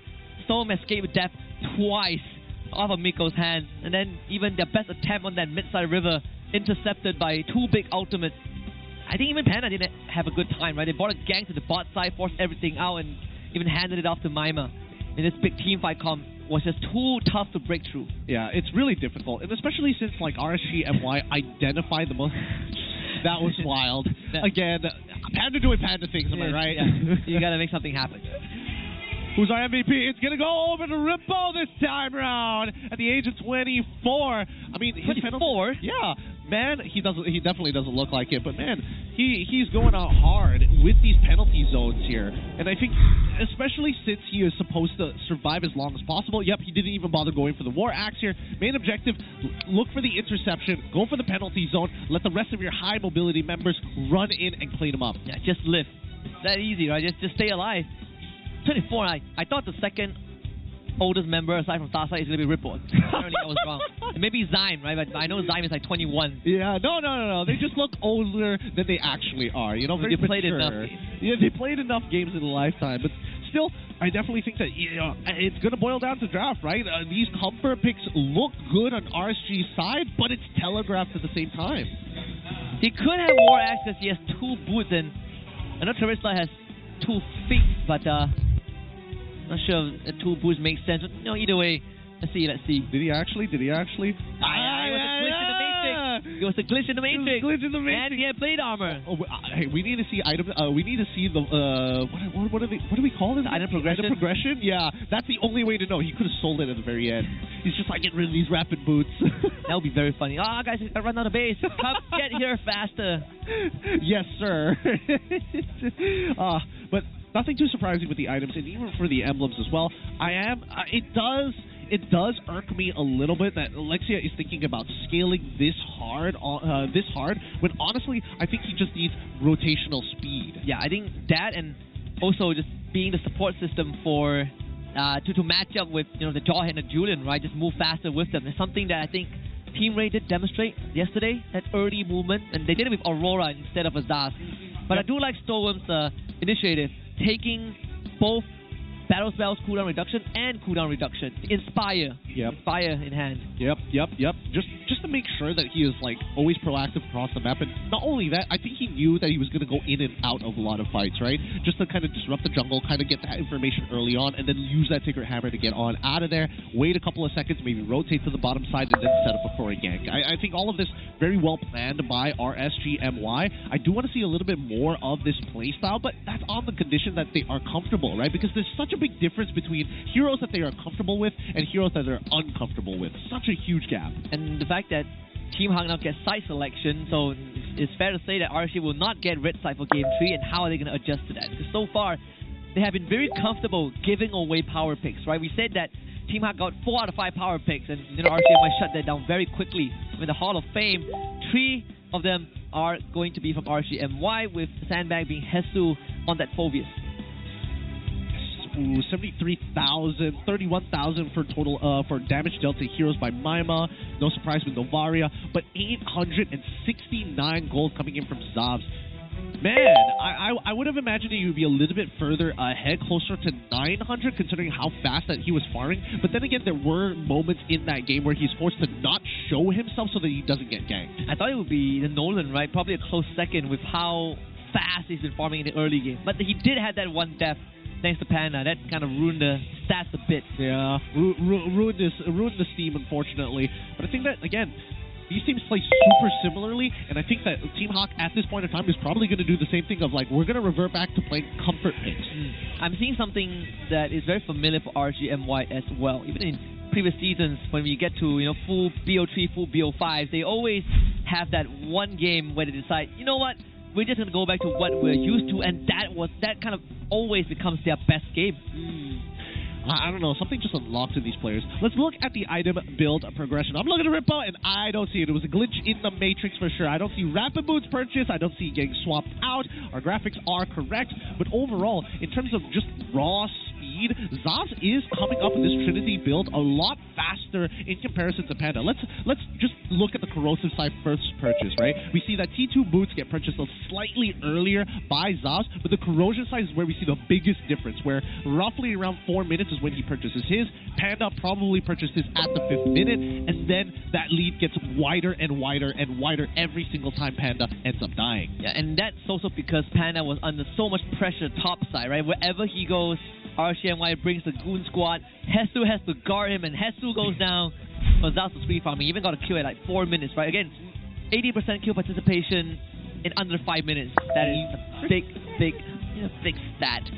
Well, guess what? We have another off-stage segment by Hotlink with Rose. Let's see what she's going to talk to. We heard it from Mamba from Team Roughh. Let's see if Rose has another one in mind.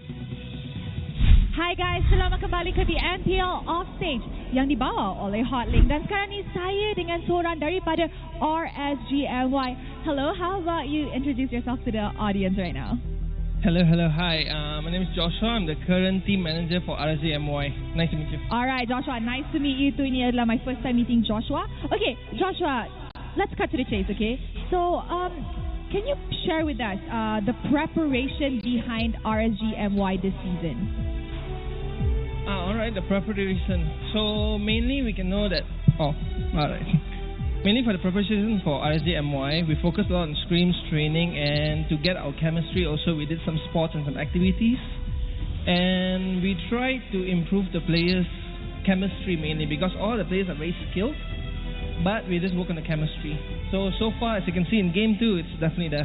Okay, now let's talk about the roster and the players itself. We can see that you guys actually have changed a lot in terms of roster, maintaining only Ripple and Stone.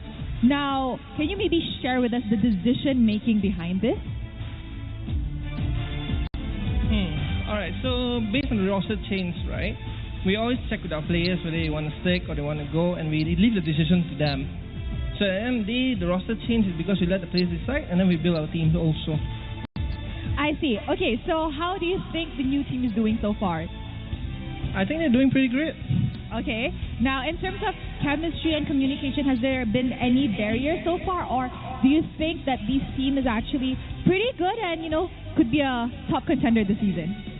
Yes, the communication is definitely there. There's no barrier. Even though Storm is a Philippine, he understands Malay quite well also. So he always has no problem understanding what the team is communicating to them. So they all have very open communication with each other. So that's the reason why their chemistry gets built quite fast.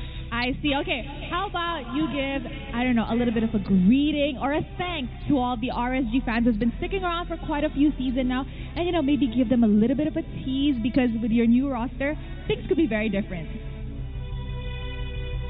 Alright, before that, siapa fan RSG kat sini? Okay guys, jangan risau, korang akan see RSG kat finals.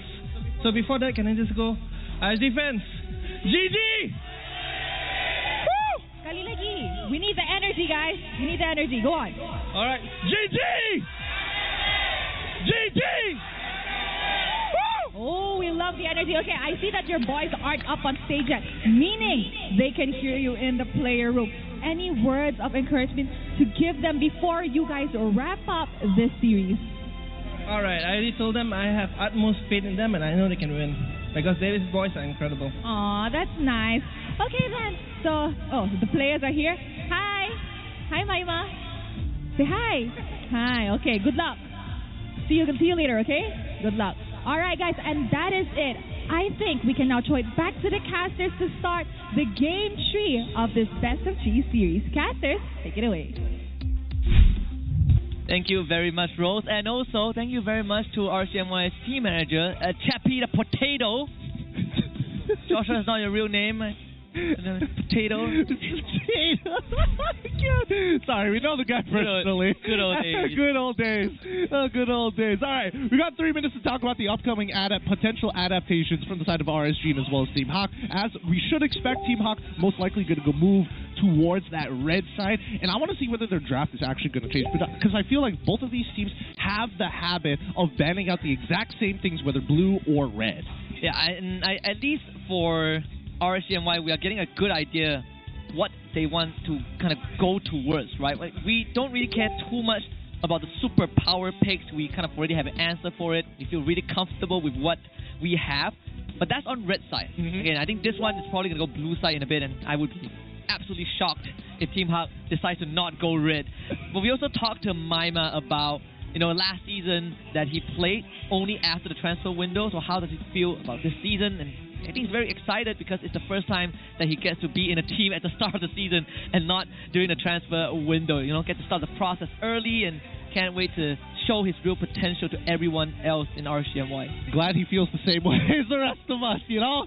I mean, the fact that he's made it onto the starting lineup and that he got it early as well gives him a lot of time to kind of prepare himself for the upcoming challenges ahead. He's got a good attitude about it, man. He's a very cheery guy, but it's when you see him stone cold is when he's going to be the deadliest. Yeah, we've seen him save a couple of teams, you know, Secret, Team Hawk, and to a certain extent, but yeah, in starting lineup, MPLMYS no longer second choice. I think that's a great upgrade. That makes it premium.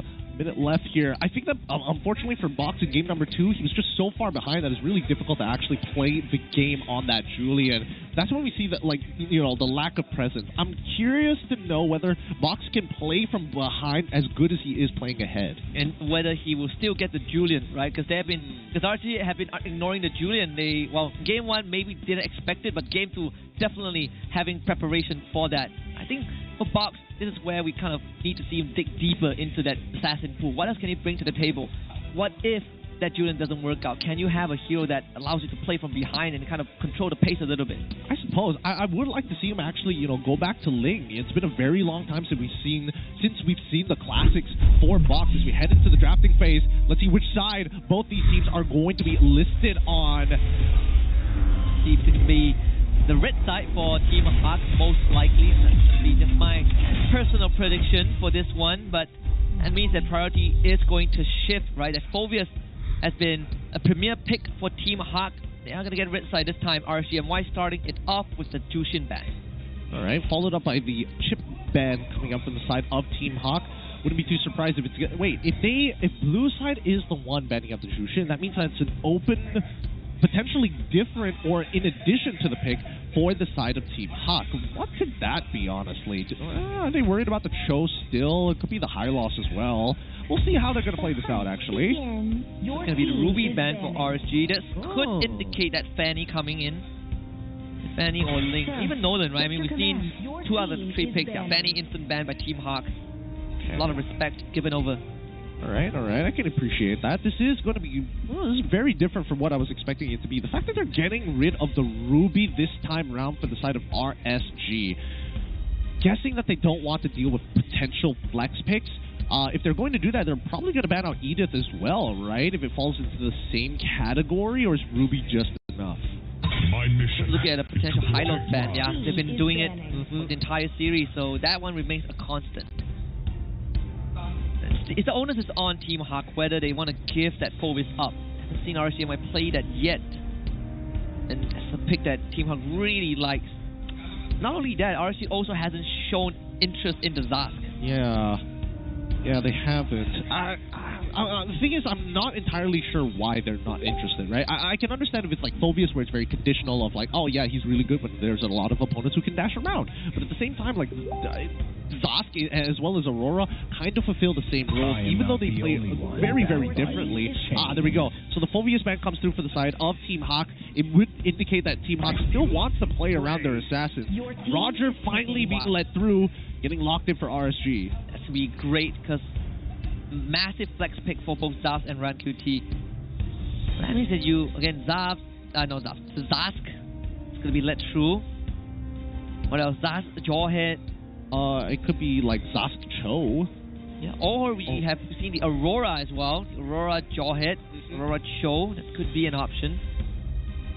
Unless Team Hawk goes for the Teresa early, like what RSG did. Yeah, I'm thinking whether or not, like, I think the real question here is whether Team Hawk wants to be responsible or wants to play selfishly for this drafting phase. If they want to be responsible, they can start denying picks off of RSG's side and play very responsive, right? But I think they might want to just stick to their own game plan here, right? This is match point at the very least. The link is also open. I'm going to ignore that for now. Okay, there we go. It's Zask and the Edith. Alright. So instead of going for the Cho, they go for the Edith. A little bit more flexible here. Let's see whether or not Coach Behave is going to respond in kind. Knowing that there is Edith and as well as a Zask, it's going to be quite difficult to find these big assassinations. So Roger most likely could just go into the jungle, right? I was thinking whether or not RanQT would be comfortable in actually playing it in the jungle this time around, but I feel like even if Zaz brings it to the gold lane, it's not going to get much done here. Yeah, I think with that Roger review, you probably... Okay, so they just revealed the Nolan right off the bat. But to say that, perhaps it means that they are not interested in the link, but I didn't expect the Nolan to be revealed that fast. Team Hawk responds with the Hayabusa. Yep, this is a much better matchup for Box at the very least. I don't know if they're going to go for that double leash strategy as well, but we go into the second phase, and the things that we are missing currently are supports for either side. Well, to be fair, Edith could be a support, but it's a flex pick for now. Mid lane for RSG, still looking for that. The fact that you have the Terizla means that Novaria could be on the table, right? Just based off of game number 2. I mean, you can still go for Aurora. I don't see a problem with that. Especially now you have the Hayabusa. Can look for your backline. Not wrong, not wrong. Oh, the Novaria is really dangerous, right? Because as far back as you want to be, if Hayabusa gets on top of you, you're essentially dead. And Seahawk, they decide to ban out. They decide to ban out the Vexana this time round, so they want to play a traditional front to back with Hayabusa to maybe assassinate the backline. Are they worried about the stun? Are they worried specifically about the mini Lord? I guess they just don't want to deal with the crowd control, right? It's not just the Hayabusa, but also the Edith might have a hard time. And we kind of talked about the dynamics between the Vexana and the Zas, right? In that lane at least. You give it to RSG and suddenly this Nolan gets to move even faster. But did they really need to worry about that though? Because I feel like if they were going to ban anything, you might as well just ban Grok at that point. I mean, they still have one more. They could go for the Grok here, which has been one of the few more direct answers to the Edith, right? Regardless of whether Edith is roam or XP. Ideally, you want to see where the Edith goes first before the Grok pick, but RSG might not have that luxury. So Tigreal is the choice of ban for Team Hawk. Tigreal is the ban. Interesting. All right. I guess they don't want any way. They don't want any ways for Hayabusa or maybe even Edith to get locked down by accident or as collateral. But RSG is going to have access to like a lot of good supports, and I think that Team Hawk at this point might as well throw the Edith in towards the EXP lane, pick up the Cho for themselves, just to guarantee that at least Hayabusa is going to go untouched. I'm thinking the same as well. Cho also with the pickoff, right? It does make life slightly harder for Roger and the Nolan if they want to jump into your face. Actually, the Hanabi ban counts for RSG. So that kind of is a bit of a twist as well. They ban out Hanabi. They have no interest in having the Lolita on their side. That's the thing, right? I would have imagined, like, oh, if you ban out the Lolita, at least there's some logic to Maima wanting to pick up Novaria all over again, and then your Star Shadows are actually going to hit rather than getting flicks back at you or maybe your teammate. But let's see. Team Hawk, they can take full advantage of this, right? They can still pick up support for themselves. If they're looking to block projectiles, they can pick up Lolita if they want to, but so far the only projectile is Roger, so it feels a little suboptimal. Unless you just want that guaranteed lockdown, right? The bonk with the hammer. The charge, yeah. See, go for the Moskov first, so you keep this Edith hidden. Okay. I don't mind this. As much. Let's see how RSG responds. They see the Moskov, they see the Hayabusa, Edith, and as well as the Zask. How else are they going to get pressure? They need a support who is able to wave clear. It makes sense if they do decide to go for the Grok, but I think Cho with Concussive Blast probably will do the exact same thing, if not better. Or the Jawhead has led through the entire draft. Oh, that's true. That's true. The Jawhead also very significantly strong pick as well, especially with the speed of Nolan. I mean, it makes the Moskov feel very uncomfortable in these fights. Looks like they're deliberating on what exactly is going to be the support pick. I mean, now that Tigreal is banned out, you don't really have the man-to-man defense option, right? Or at least a more suboptimal one. Not wrong. For the Grok still, yep. So with comfort pick.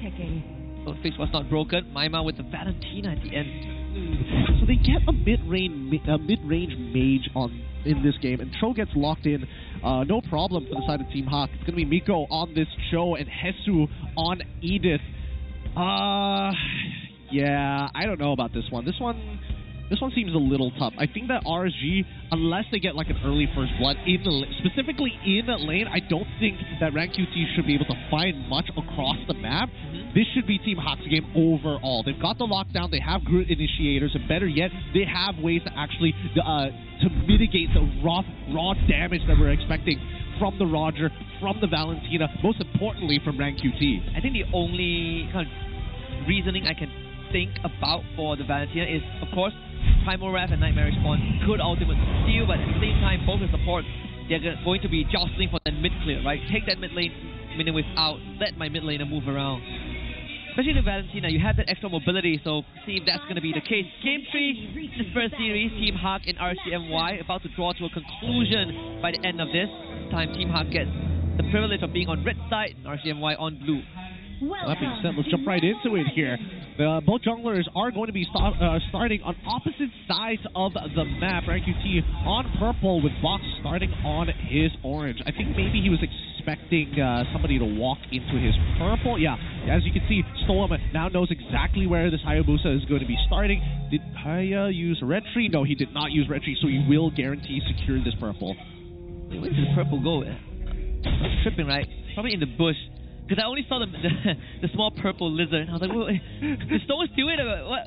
No. It's definitely right here. It's all good. He'll be able to get it. And Zob's doing a really good job here. Oh, early gang, Panda. Flicker. Wait, Rat's dead. He's dead. What a zealous attempt at Panda's life. Wait. Didn't think... I mean, the flicker made all the difference, honestly. Oh, man, I'm surprised. I'm surprised that the flicker made all that difference, because Panda already had leapt. He was still waiting for that cooldown to come off, and the fact that Rank QT was coming in, he probably already had his passive auto attack ready to go. Somehow, just doesn't make it connect. What would have made a difference if Zab committed, right? But I think he thought that. I mean, they both thought that Ran was going to get it. Very unfortunate circumstances, and that's going to put a blunder in plan. Storm flickers away, but eats the shadow strike. Maima tries to share the burden, but it's just not enough. RNG is not on his side. Stop getting hard frozen by Hesu. Really smart play just outside of his tower as well. Last minion getting pushed in, and now just waiting for an opportunity to attack with Lexian as well as Vox. Maima is nearby. I don't think Vox knows this. He doesn't have his ult as well. Oh, man, if only Maima had an ultimate, that would have been a bit of a difference. At least experience-wise, he is getting a slight lead thanks to him trading with the passive. Pretty much it, right? Of course, we'll hit level 4 after this. Not too big of a difference yet. Bottom side, Zav's trading his Panda. Takes one too many turret shots. Ciku being brought down at the same time. Primal Wrath stolen by Maima. Team Roughh starting the aggro on the turtle. At the same time, see the junglers want to contest this. Yeah, they're really taking their time, being really slow. I think the most proactive lane has been the gold side, right? Both Dobbs as well as Panda have been going at each other, consistently trading very often in like 5-second intervals most of the time. Oh, here we go. Turtle finally going to get started, and really good position from the side of RSGMY, but they don't want to overextend, right? They don't want to jump too far. Oh, the kick. An attempt onto the life of Storm. To be enough, Storm, and Mary Spawn comes up. Storm instantly falls, killing free for Box, and a turtle to boot. It's everything under the sun going over to Team Roughh. RCMY has to just surrender it. Good stuff on the side of Team Roughh. Zops is going to need a little bit of help against Panda so far. Should be able to catch the wave. They're dead even in the lane. So, wait. Wow. Did he buy first item Thunderbell? Yeah, he did. Dang. Guess he really doesn't want to die to Box. All about the scaling, you know? Master Assassin. Wow. Yep. He didn't even buy boots. First item, he went straight for the Thunderbell. I mean, I would have liked it if he just contested the lane against Panda, right? Start the snowball first on your side, and then maybe consider, instead of endless battle, you go for the Thunderbell. I mean, the prime difference maker was Rank QT getting first blooded, right? Like the blunder early that kind of messed up the tempo, and yeah, that gang squad waiting for that the entire time. Mega kill for Box right now, and Zav's losing out the trade, had to change the Lycan form. Support does arrive, but Miko right on the case. Nothing can be done. Zav's Lycan pass cleared away. Panda, an attempt, but not enough. Lisa shows up and actually beams him down. Man, Zav's hanging around for too long. At least they did get a kill onto Hesu, but they lose Rank QT. The trade not really worth it. And Storm now might go down, kick underneath his own turret. Pretty tanky beside a structure. Storm will hold that wave. This is starting to look really rough for RSGMY. Team Roughh they're winning on all fronts at this point in time, but we haven't seen them gotten a really significantly large economic lead. 1.7 so far, 4 minutes into the game, not too bad, but after this hurdle, I want to see Team Hawk get more aggressive towards the purple side, the purple buff side for RSGMY, right? They should start denying rank QT as early as possible. I mean, yes, Box is already 5-0, but let's not forget he's also 2 levels ahead of rank QT, so it should be a pretty easy job for him. So far ahead. Even Panda has gotten the lead over Zav. And that will take some time with the under belt to scale up. So there's still some insurance policy, I suppose, for RSGMY's gold lane. But everywhere else, it feels like this snowball is starting to get uncontrollable. Miko flick a kick onto Repo. Can he get the penalty zone off in time? Primal Wrap, Hesu, penalty zone on the Nightmare spawn only. There's just no way to follow up. Can't walk up at all. This Nightmare spawn zones off such a large chunk, such a large area, but Zos, he's been hiding. He sees Miko. Can't really try for this. Just bad news after bad news. Good wild charge. Not enough. Maima not willing to share the shadow kill this time. Godlike streak for Box 5.5 minutes in. Not just yet though. Lane swap coming out from Team Hawk. Zav's in danger. Good Purify to negate the kick. Now, back to the slow-paced game. With 95 seconds left on the clock until the next neutral objective actually spawns. Team Hawk, they start stealing camps, but honestly, I think they are just resetting entirely. They just want to start taking some of these outer-tier turrets at the very least. 7 kills for Box. 7 out of 8 total kills that Team Hawk has on this Hayabusa. He is worth a fortune. I don't catch it. You can get a good timing with the wild charge or the penalty zone. But the damage still not there for RSGMY. Zav's going to force a freeze in the bottom lane as well. But that means that Panda gets free farm. Okay, good decisions coming up from the side of Team Hawk. They're slowly creeping up on this gold lead. Oh, what? Wow, commit the Earth Shatter into the armor. They want Zav dead. But there's 4 people of RSGMY around the corner. Hesu blocked up by the wall. They really don't have the damage. Maima has to man-fight this to get the kill. Transforms away, purifies, double dash. Shadow Strike also committed. Mid-go not in range. At least they get something in return. In the meantime, Zab's back to his split-pushing waves. He's going to quickly clear up another wave on the top side of the map and get right back out, suspecting that something is amiss. And he's right, because Nolan does show up 3 seconds afterwards to catch this and absorb the EXP of the wave. Panda doing Moskov things. I mean, Zav is not allowed to leave this lane. But once they lose this bottom tier 1, it only gets harder. Does he really want to attempt to clear the wave? Dangerous attempt from Zav. Not even an attempt, not even an idea. A feasible one, in fact. Loses the bot tier 1. Ripple now shows up, but there's just nothing that they can do. Yeah, but they can keep that tier 1, mid-tier 1 still alive. Yeah, alright, good. Okay, now, things are going to get tougher from here. RSGMY have not hit their next item. Power Spike, the kick. Nice Ripple again. Wild charge. Base channel stole him. That style point for Miko, and he knows a recall just to make the statement. Box just got the War Axe. Turtle number 3. Going over to Team Hawk, guaranteed. Team Hawk, they secure what they need to secure. 4K lead. This was a very similar position as game number 1. That ended up dragging way longer than it should have. Let's see how Team Hawk is going to utilize this advantage against RSGMY.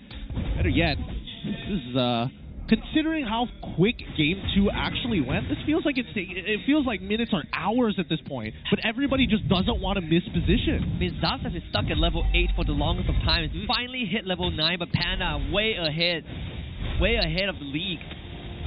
Top tier 2 down later got the Divine Glaive. And Rank QT is struggling to find a way to catch up. But so far, not able to do too much. Even damage out ranking, look at Rank QT at the lowest, 5,013 damage only. 5,000 laid with the lowest damage. Rank QT has not participated in too many of these fights. Unfortunately for him, dying underneath that tower definitely slowed him down a little bit more. But is anybody going to respond to this? Like, it feels like RSGMY is doing what Team Hawk did in game number 1, right? They just kind of let these structures go down for free. Has Box, but he has the shadows. I mean, I suppose it's a very ambitious attempt, but Hesu finds the Purify out of Zav. Ripple now is grabbed. Good kick from Miko. That is on the Storm. Team Hawk 5 that time. More than enough to get the 2 kills in the process. Oh boy. It is starting to get rough. This is starting to get really, really rough for RSGMY. Power spikes are coming through. Trinity build is almost there for Panda as well. Mid-tier 1 ends up falling. All the jungle creeps will fall into the hands of Team Roughh, and all that Zobs wants to do is farm, and he just can't. He will not be able to get to a realistic late-game state. Even does not have much chance to stack Thunderbelt. Cannot participate in any of these skirmishes even. Fox is 9-1 so far, so an average of almost one kill per minute. Kill per minute? Should be there, Lord. Oh, let's find out. We've seen how many times that it's a little dicey here. Wait, Miko didn't even bother walking up. He's just looking for anybody who rotates through mid to maybe find a catch. And now RSGMY holding their position. He wouldn't take that, would he? It'd be crazy if he took that. All right, he doesn't take that. They stopped him. His team stopped him for sure. His team is just like, calm down, guys. And last time it didn't work. Did it? That was previous game. Oh. But then again, they were like 8k behind, so maybe the lead is different this time. You see though, they gotta deal with the Lord. I assume RSGMY have enough to at least keep 2 inhibs alive. For position here, as they slowly start creeping in towards that base side, they should be able to get this. They're committing the stolen Primal Wrath. Oh, just waiting for a chance. There's a wild shot penalty zone. That's good on the tree. And Zaf dives the back. What a lunge to get Leisha in the process. Panda and Leisha both going down. Team Roughh did get bottom inhibitor, but at least RSGMY forces a trade and they get 2 for nothing. Good trade. That's only for now. Fortunately, man, I'm surprised that Lexia died there. I really thought he should have been able to at least get out, but here comes the conceal. They want a little bit more. Oh no. Oh, Zaz, too dangerous. Zaz, what are you doing? What was that? He was not ready. I think he forgot that the metamorphosis also makes you roll. that as well. And Team Roughh, I mean, they weathered the storm as fast. Panda, nah, not gonna take that one. Man, he just became a hero and went away just as fast. Is it unlucky? Is it just like an overheat? I feel like it's more like an overheat, but at the same time, it's pretty unfortunate. It's really, really sad that he's dying like that, because now there's only very few lives that you have at this point. Once they hit 42, they're basically at max items. Mainly, I'm talking about the carries of the team, sometimes even the junglers as well, but it really depends on how well they've been doing. In Box, he's having a phenomenal game. Yep. Still deathless, 10 kills. 11 out of 12 in terms of the fights he's been involved in. 20 seconds until the next lord as well. If RSGMY, if they can pull off something like what they did just now, big combo, then there's a chance. But that window is closing really fast. Team Roughh, they have readjusted. Yeah, once we start seeing, eventually the Athena shields should come out. But until that point, Radiant Armors will come out for RSG side, Athena's for Team Roughh. But again, we're not seeing RSGMY coming and contesting for this position. They were willing to give this up from the beginning, and I think that Team Roughh definitely has conditioned them to the point where they're very passive. Yeah, they're afraid of getting caught by Miko. Miko's been in the right place at the right time, always. I mean, we saw Ripple's role last game as well, just full tank, no damage. Not considering a Queen's Wing, I thought that would be one of the options, but considering the game state, he's opting to blow past that for now. But, I mean, even then, I feel like you need to have him in the front, right? Like, if he has to be sacrificed, then so be it. The penalty zone has to yield some value. And it has to hit a minimum of 3 people, right? Hitting 2, I mean, it is a tall ask, but at this point when you're so close to the enemy base, oh no! Wow, the dive, bringing it back to the fountains up. Oh, he eats it at the end! Talk about Lady Luck not being on your side. Worst case scenario, Miko finds a kick, and that's Ripple.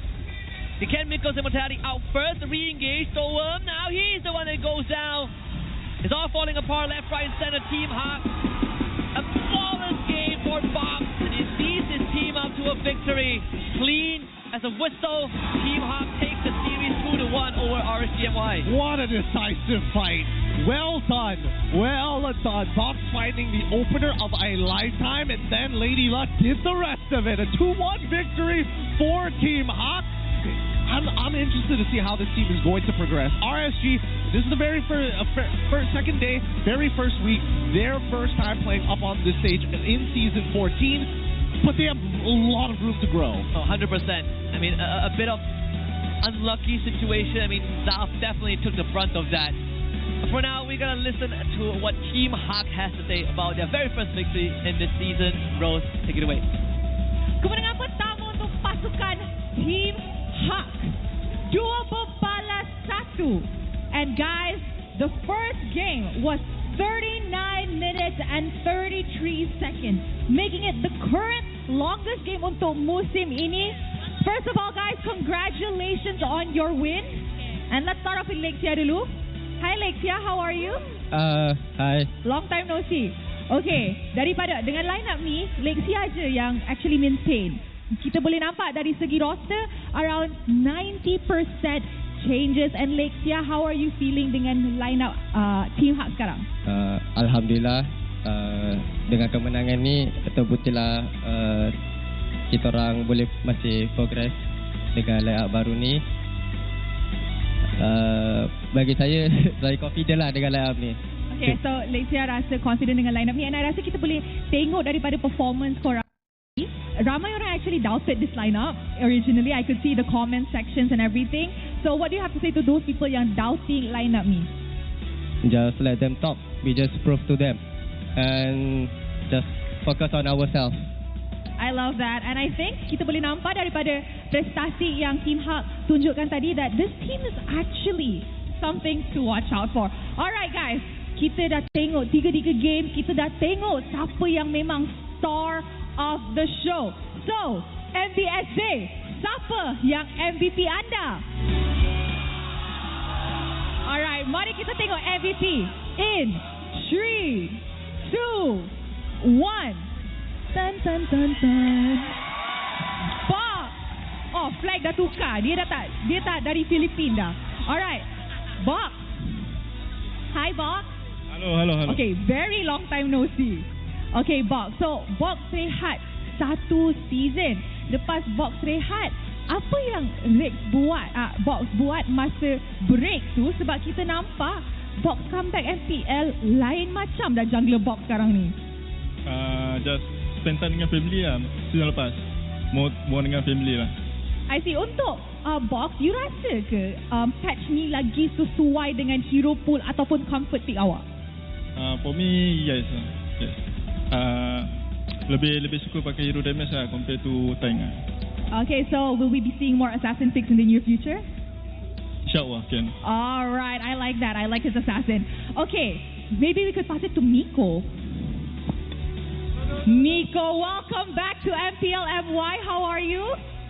Okay lang po. Nakabahan okay, ako. you're good. Oh, he's nervous. Dia cakap nervous. Okay, Miko. What did you do in your 1 season break? Anong ginawa mo nung break mo ng isang season? Bro, coaching. Oh, he did coaching masa dia tak main 1 season tu yang dia rehat tu, dia cuba coaching.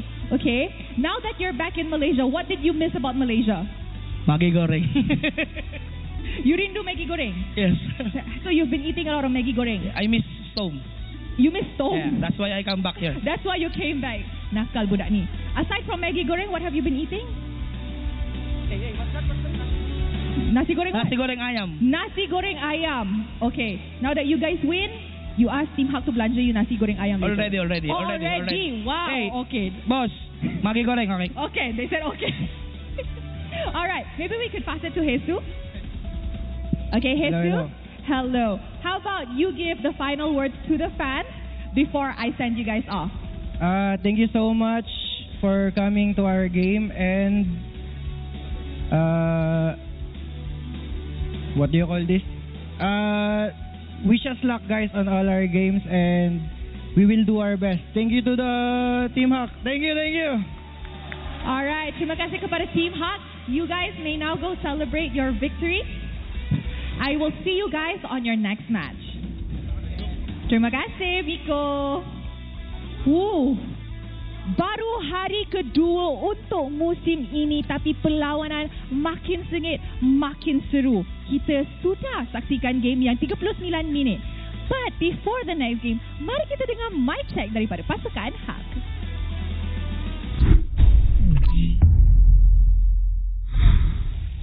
Pani. Lord. Pull out. Can. Balik. Guys, look at me, guys. Don't leave me, Can. Udah bikin lah. Yeah. I'm ready. Simi. Go. Can. Ruby. Nice. Kiting, bang. Simi, don't leave me. Yeah. Simi, guys. Funny. Chill. I see you. Moto mati. Pani, let's see. Funny, let's see. Wait, sabar. Ayo ulti tema. Aurora. Click Aurora. Targeting. I have. Me 5 seconds. Aurora, guys. Let's go, guys. Let's go. Second report. Come. Anda. Target. I'm on Terizla. Gerak. Simi. Nice walk. I can mid, bro. Maima die. Stress me, bro. Oh no. Can push mid. Sabar. Okay, do you want me to jump on them? Sabar. It was Cicu's victory, right? Regular season, 2 seasons ago, Storm taunted Miko on stage after his victory. Now Miko get to do the same. Last season, Maima was dubbed the savior of Team Hak. Well, guess what? Lisa beat him today. On the reunions on this stage. Yeah, I mean, a bit of a role reverse to be fair, actually. But overall, I don't know. With the potential of these teams right now, they're not looking very polished, but definitely has taken a less aggressive play style compared to how crazy it used to be last season. Yeah, absolutely. I mean, let's take a look at the highlights of the game, and I think at the same time, it's also our MVP overall, Box, especially the last game. Even in Game 1, the game they won, played phenomenally. Game 2 was a bit rough, but Game 3, he was online. Yep, he's bringing back the classics time and time again, but more importantly, it's when he has a lead, how scary he is. I mean, both Rank QT as well as Box have been doing very similar things. The way they go about doing it, also extremely similar, just gives them that lead. Once they have that lead, both of these junglers, something switches in them. Yeah, it's pretty crazy that these two teams have such similar DNAs. Yeah. And then when you look at the core members, right, in both the IGL, you kind of get an idea of why it is that similar.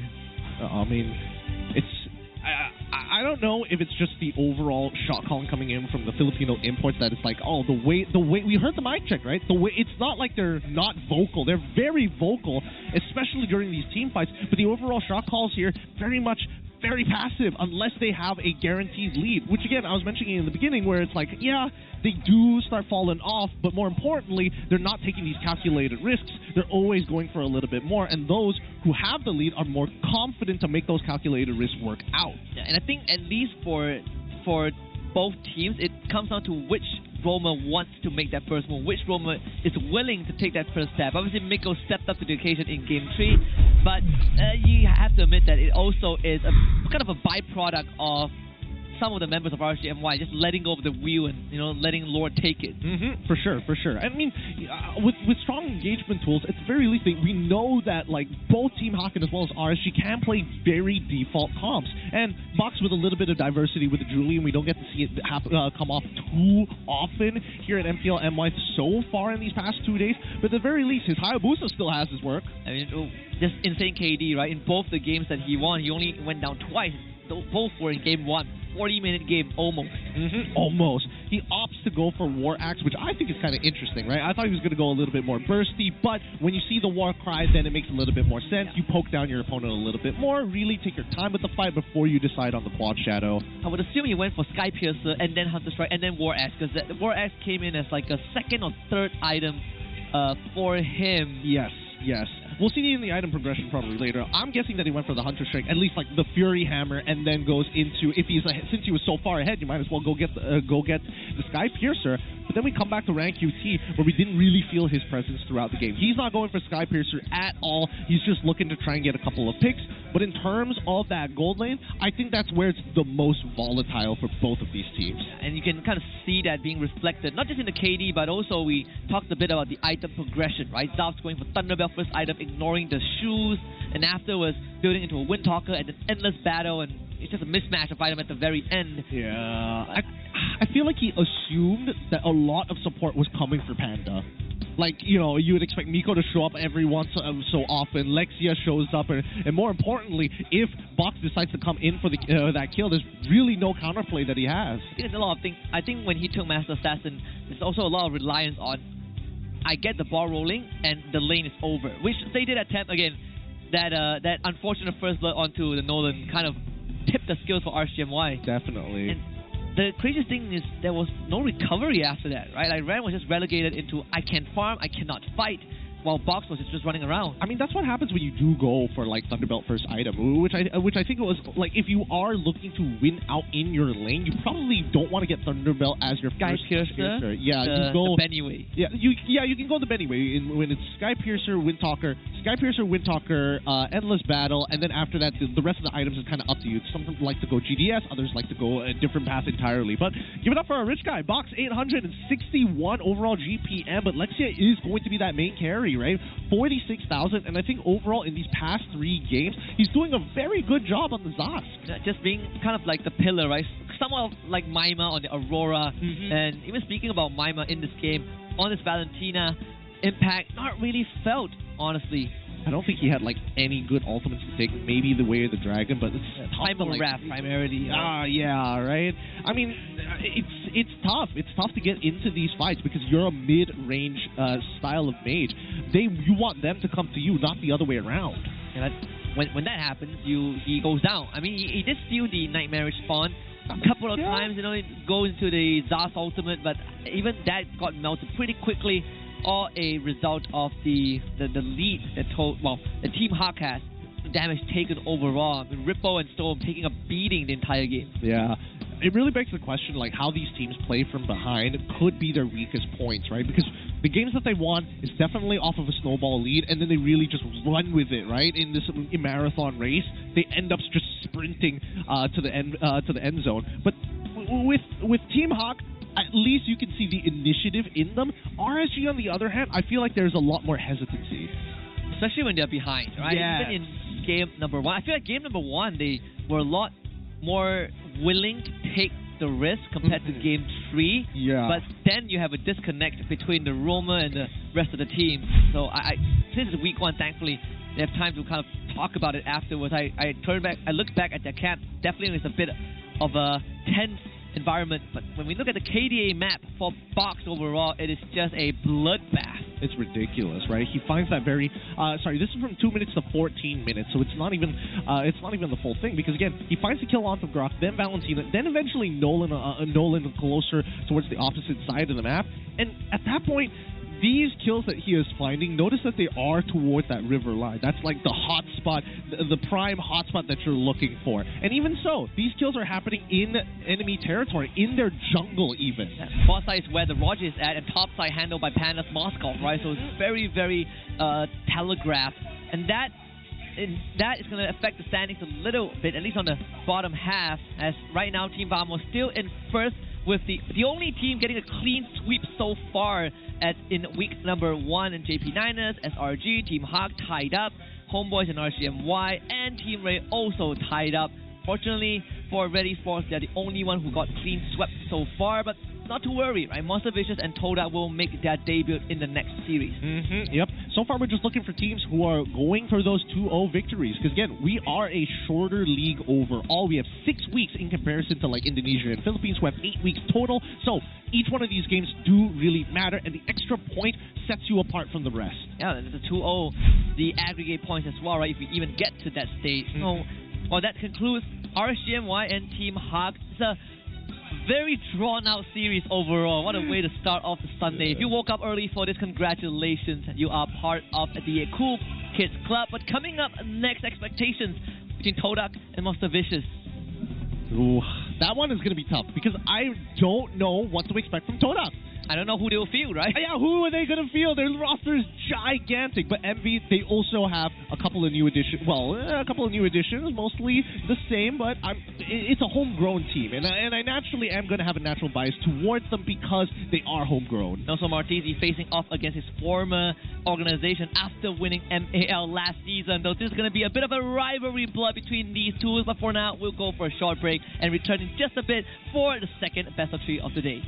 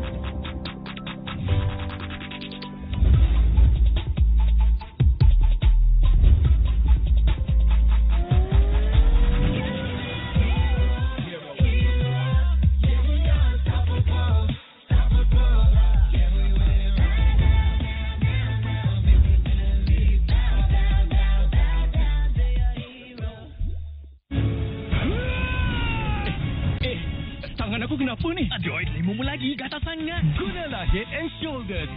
100% keyakinan, kelomomo dan kegatalan. White out. All I hear, go get the money. So I go get it. Hate means I do something right. So I'ma let 'em. Yeah, I'ma let 'em. Yeah. Yeah, I'ma let 'em. I hit the nail on the head. Yeah, I'ma let 'em. All I hear, go get the money. So I go get it. Hate means I do something right. So I'ma let 'em. Yeah, I'ma let 'em. Yeah, I'ma let 'em. I hit the nail on the head.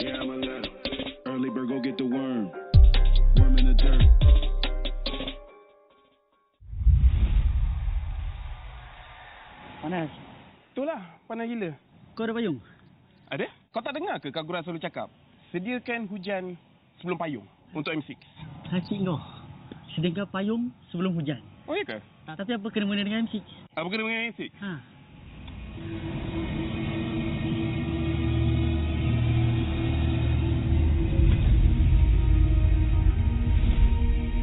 Apa itu hujan emas?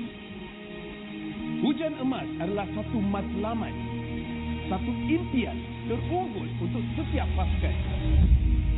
Setiap musim, apakah kenangan yang istimewa? Ia adalah ketika juara menjulang piala di bawah hujan emas. Ia juga menjulang dan membanggakan nama Malaysia di persada dunia. Seperti cuaca, musim baru datang dan pergi. Ia persis dengan MPLMY. Setiap pasukan dan pemain yang pernah menjejak kaki di MPLMY, mereka tidak pernah berputus asa. Setiap musim ada permulaannya, juga permulaan baru untuk matlamat dan impian bagi pemain kita. Musim cuaca datang dan pergi, tapi ia tidak akan mengubah sejarah pemain kita. Dengan harapan musim hadapan yang cerah adalah satu pemangkin semangat bagi pasukan yang bertarung. Komposisi musim lalu tidak penting. Yang penting adalah kesetiaan kepada permainan. Tiada guna mengerti hujan emas dan berjuang demi Malaysia kalau kita tidak dapat merealisasikannya di M6.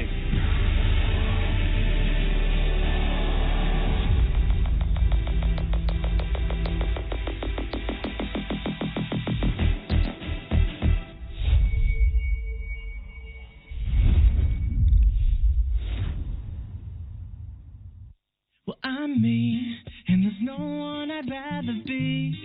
You can sit around and wait and see. For a moment I'll be standing free. So hurry up and wait for me. Got a bag of chips by the sea. The sun is blazing down. I've got my smile now. Here's the thing, your chips will really make me sing. Come on, relax and have some chips with me. Chill out, lay back, I'm right where I wanna be. We've got time to take it easy.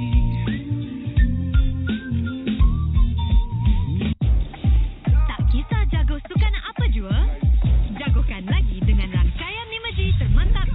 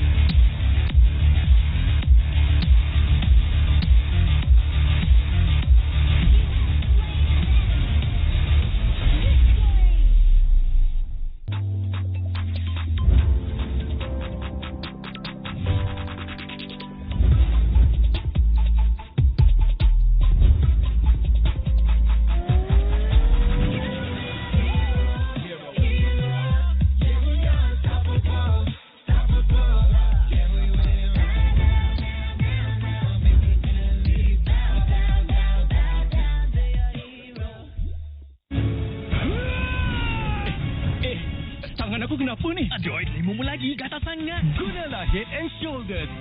100% keyakinan, kelumamu dan kegatalan. White out. All I hear, go get the money. So I go get it. Hate means I do something right. So I'ma let 'em. Yeah, I'ma let 'em. Yeah. Yeah, I'ma let 'em. I hit the nail on the head. Yeah, I'ma let 'em. All I hear, go get the money. So I go get it. Hate means I do something right. So I'ma let 'em. Yeah, I'ma let 'em. Yeah, I'ma let 'em. I hit the nail on the head. Yeah, I'ma let 'em. Early bird, go get the worm. Worm in the dirt.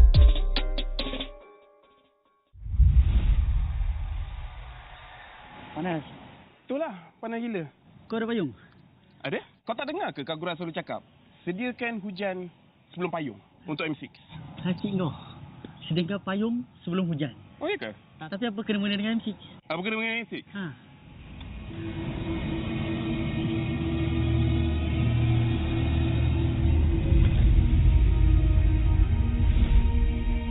Apa itu hujan emas? Hujan emas adalah satu matlamat, satu impian terunggul untuk setiap pasukan. Setiap musim, apakah kenangan istimewa? Ia adalah ketika juara menjulang piala di bawah hujan emas. Ia juga menjulang dan membanggakan nama Malaysia di persada dunia.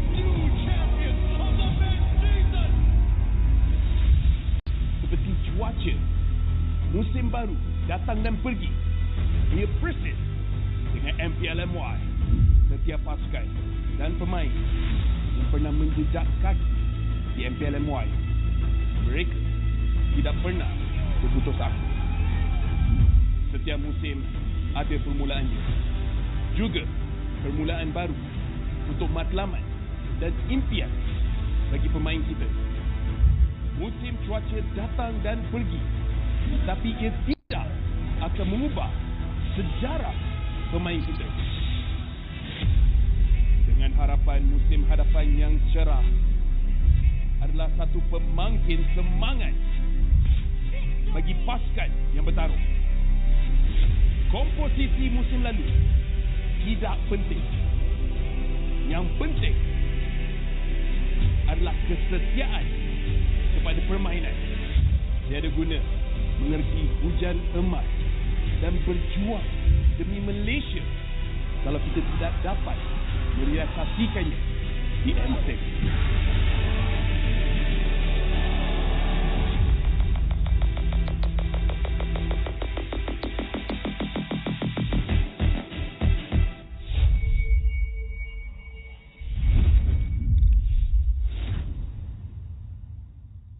Well, I'm me, and there's no one I'd rather be. You can sit around and wait and see. For a moment, I'll be standing free. So hurry up and wait for me. Got a bag of chips by the sea. The sun is blazing down. I've got my smile now. Here's the thing, your chips will really make me sing. Come on, relax and have some chips with me. Chill out, lay back, I'm right where I wanna be. We've got time to take it easy.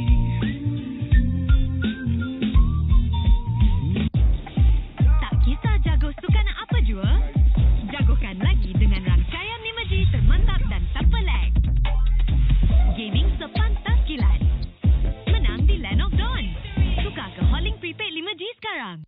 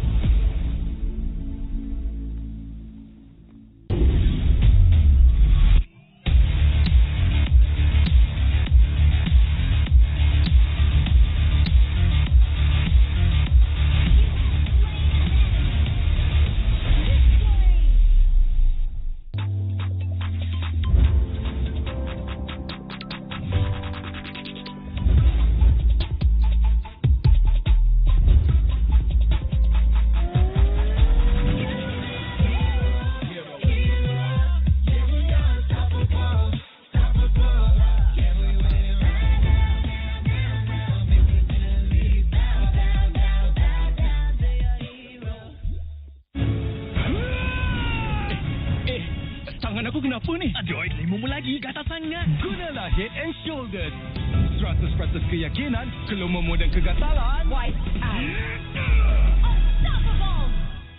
All I hear, go get the money. So I go get it. Hate means I do something right. So I'ma let 'em. Yeah, I'ma let 'em. Yeah. Yeah, I'ma let 'em. I hit the nail on the head. Yeah, I'ma let 'em. All I hear, go get the money. So I go get it. Hate means I do something right. So I'ma let 'em. Yeah, I'ma let 'em. Yeah, I'ma let 'em. I hit the nail on the head. Yeah, I'ma let 'em. Early bird, go get the worm. Worm in the dirt.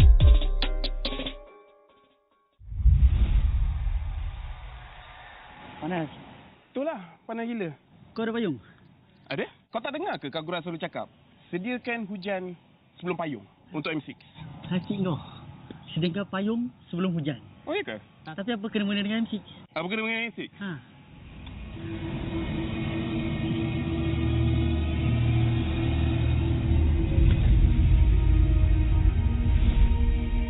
Apa itu hujan emas?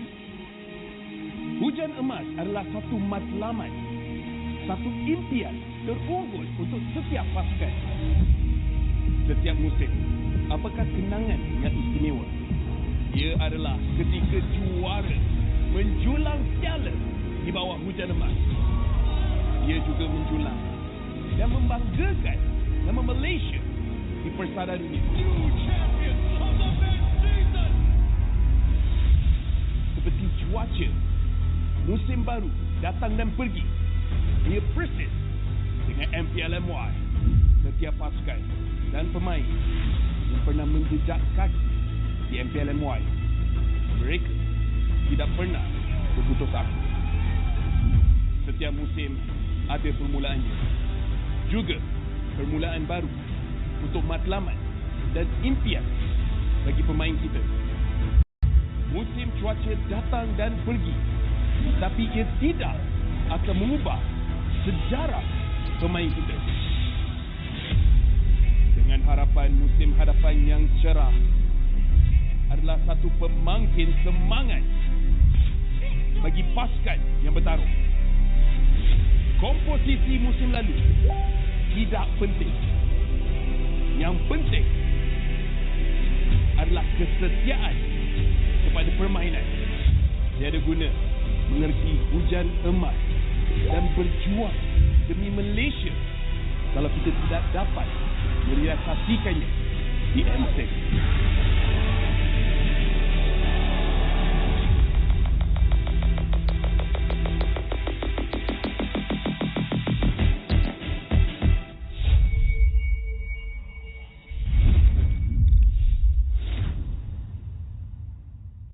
Well, I'm me, and there's no one I'd rather be. You can sit around and wait and see. For a moment, I'll be standing free. So hurry up and wait for me. Got a bag of chips by the sea. The sun is blazing down. I've got my smile now. Here's the thing, your chips will really make me sing. Come on, relax and have some chips with me.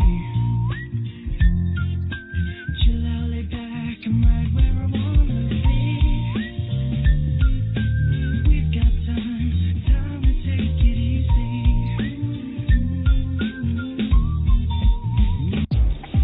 Tak kisah jago sukan apa jua, jagokan lagi dengan rangkaian 5G termantap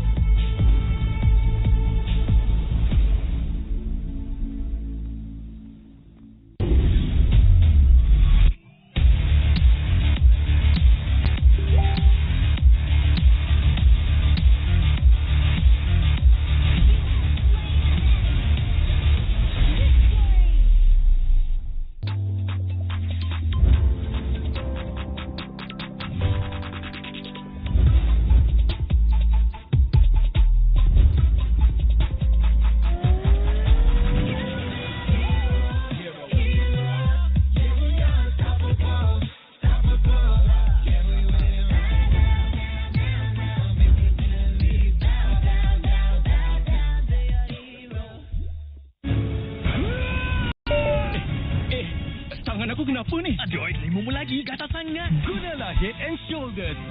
100% keyakinan, kelumamu dan kegatalan. White out.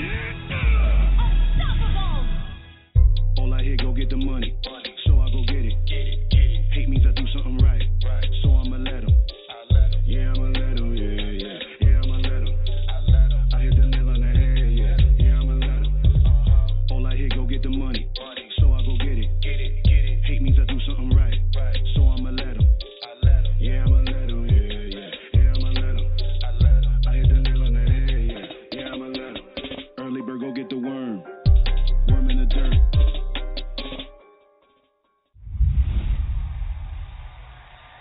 Panas. Itulah, panas gila. Kau ada payung?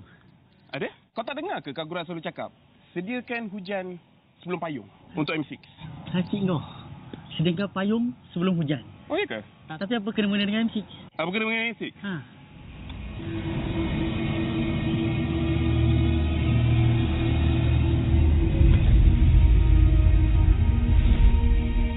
Apa itu hujan emas? Hujan emas adalah satu matlamat, satu impian terunggul untuk setiap pasukan. Setiap musim, apakah kenangan yang istimewa? Ia adalah ketika juara menjulang piala di bawah hujan emas. Ia juga menjulang dan membanggakan nama Malaysia di persada dunia.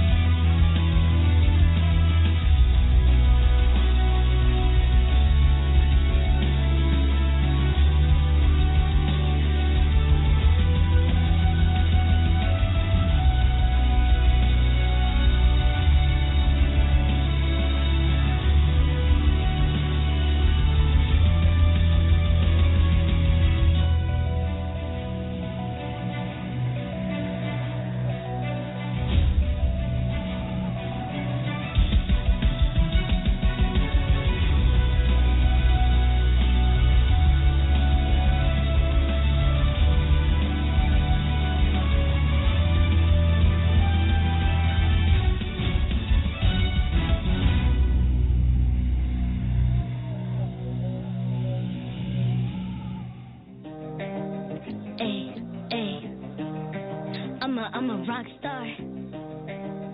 Yeah, rock star. Ay, ay, ay. I'm a rock star, baby. I'm a rock star. I'm a rock star. I'm a rock star. I'm a rock star. Panggil aku rock star. Ini kejohanan kita semua orang rock star. Kita rock star. Kita buat saja gaya kita. Makin panas apinya sudah membara. Macam mana pun kau menempuh segala. Demi negara kau buat semua bangga. Step into my world, you know I'm always in my zone. You know I got my team, no I'm never alone. Bring out my best, buat yang terbaik. Jadi juara perlahan kita naik. Aku nak push, naik-naik jadi lebih bagus. Jadi hero, ku ada skill. Berapa banyak musuh aku dah kill. Ramai cuba mencapai, cause they envy me. Tiap game aku pasti jadi MVP.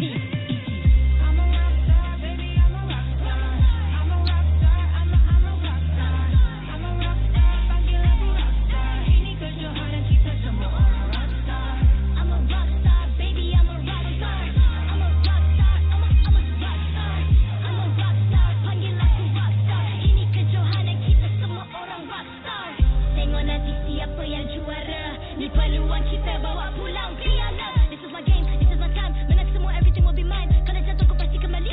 Bangun balik ku tegak berdiri. Kuatkanlah tenaga, ganjaran diperoleh. Ni kejohanan kita, Malaysia memang boleh. Rise up to the top, kita buat bersama. Semangat kita kuat di bawah satu bendera. Ay.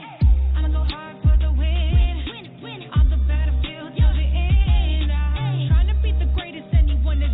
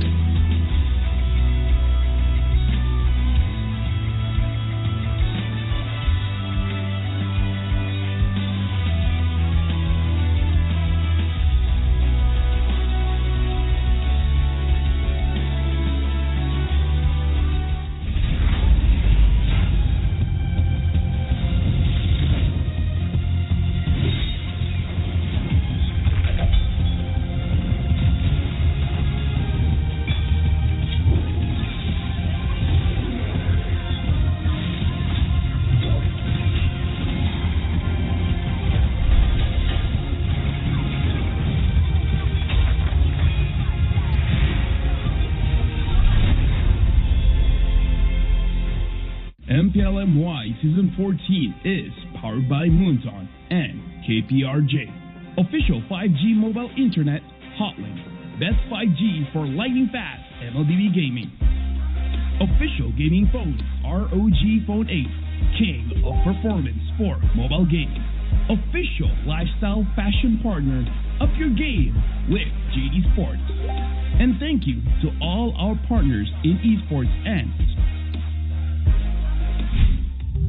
Welcome back, ladies and gentlemen, to the MPL Malaysia Season 14. It's Week 1, Day 2, and the second best of 3 between Todak and Monster Vicious will kick off in just a bit.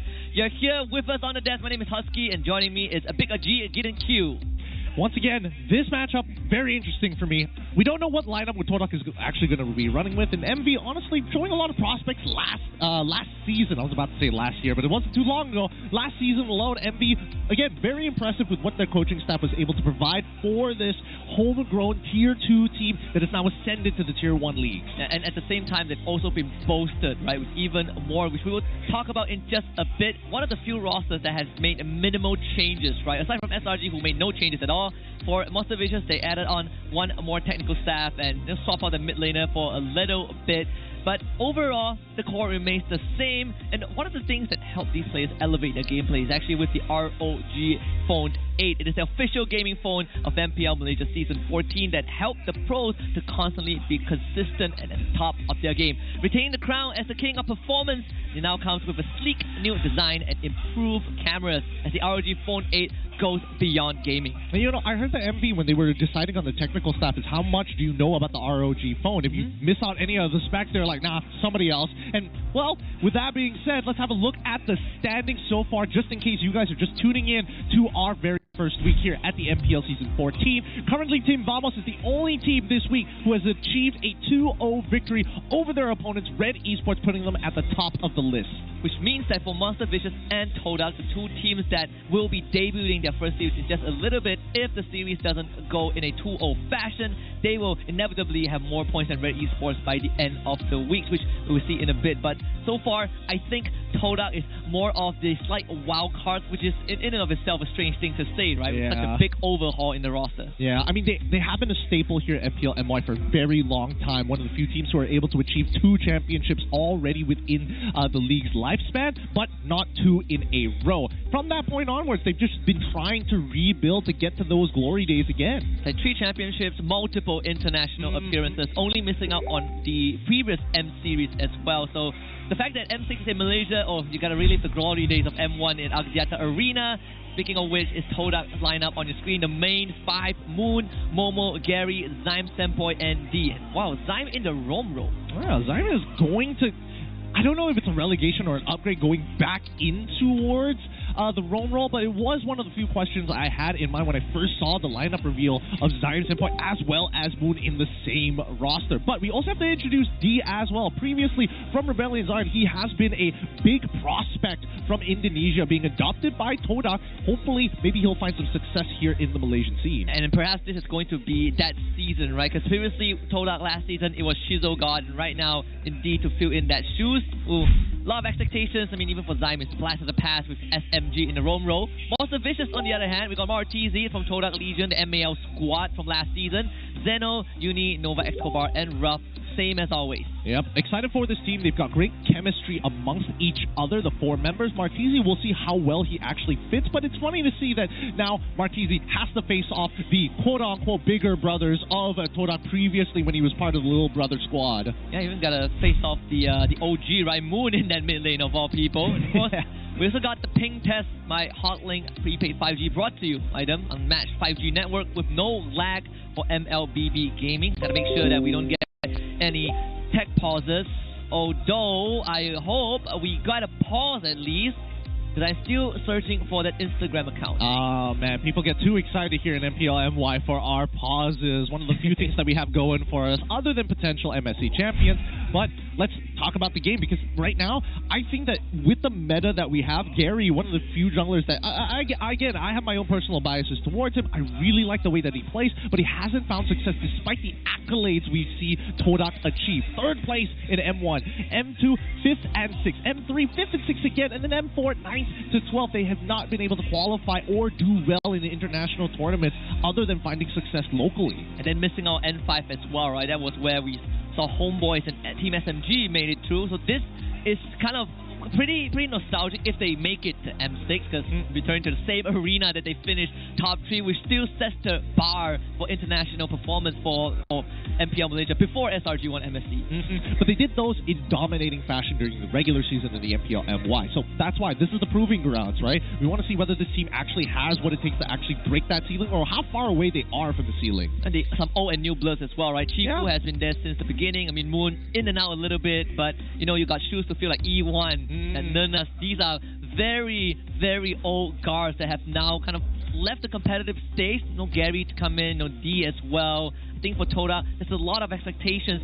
They've been trying to manage it over the seasons, but truth be told, Todak fans always expect a lot from them. Yeah, a very, very high set expectations. Considered to be their branding to be like, oh, this is the winning team. And now that might have changed a little bit after the previous unsuccessful attempt at making it to the international tournament, and that's why we're looking at teams like MV for an example. Homegrown tier 2 started off really, really like, man, this. Don't even have to think about this team, to now dominating the tier 2 and are trying to upgrade to tier 1 to make a name for themselves. Yeah, and MV also is a part of the Snapdragon Pro Series. They've been in that competition, and the next season is coming up pretty soon, season 6. You can sign up right now for the open qualifiers. Look at the link down below, asl.gg/SPSMLBB. We've got 2 qualifiers, I believe, so if you missed the first one, there's always Q2. Make sure that you are a part of this, because you can win your share of $150,000 of cash prize and a chance to qualify for the first ever Mobile Masters for MLBB. Yeah, if you're wondering what the Mobile Masters is, it's basically the internationals amongst all the Snapdragon Pro Series competitors across the world in one place. I don't know more details other than that, but that's an exciting time, and technically it's like an international before the international. Yeah, it's like, the MSC equivalent, something like that. Yeah. The tier 1, you get on the biggest stage with the best teams in the world. But for now, I think it's time to bring both contenders to the stage. So, without further ado, let us all welcome Todak and Monster Vicious.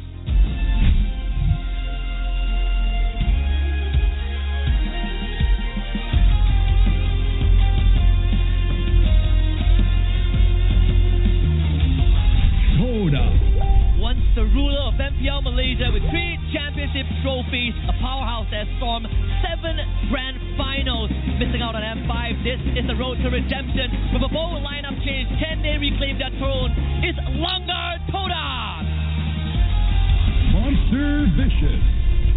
Retaining an all-Malaysian lineup of players and coaching staff, the Monsters are determined that they are a beast among men to represent Malaysia. Is this the season where they rise above the rest? Presenting the mighty Monster Vicious!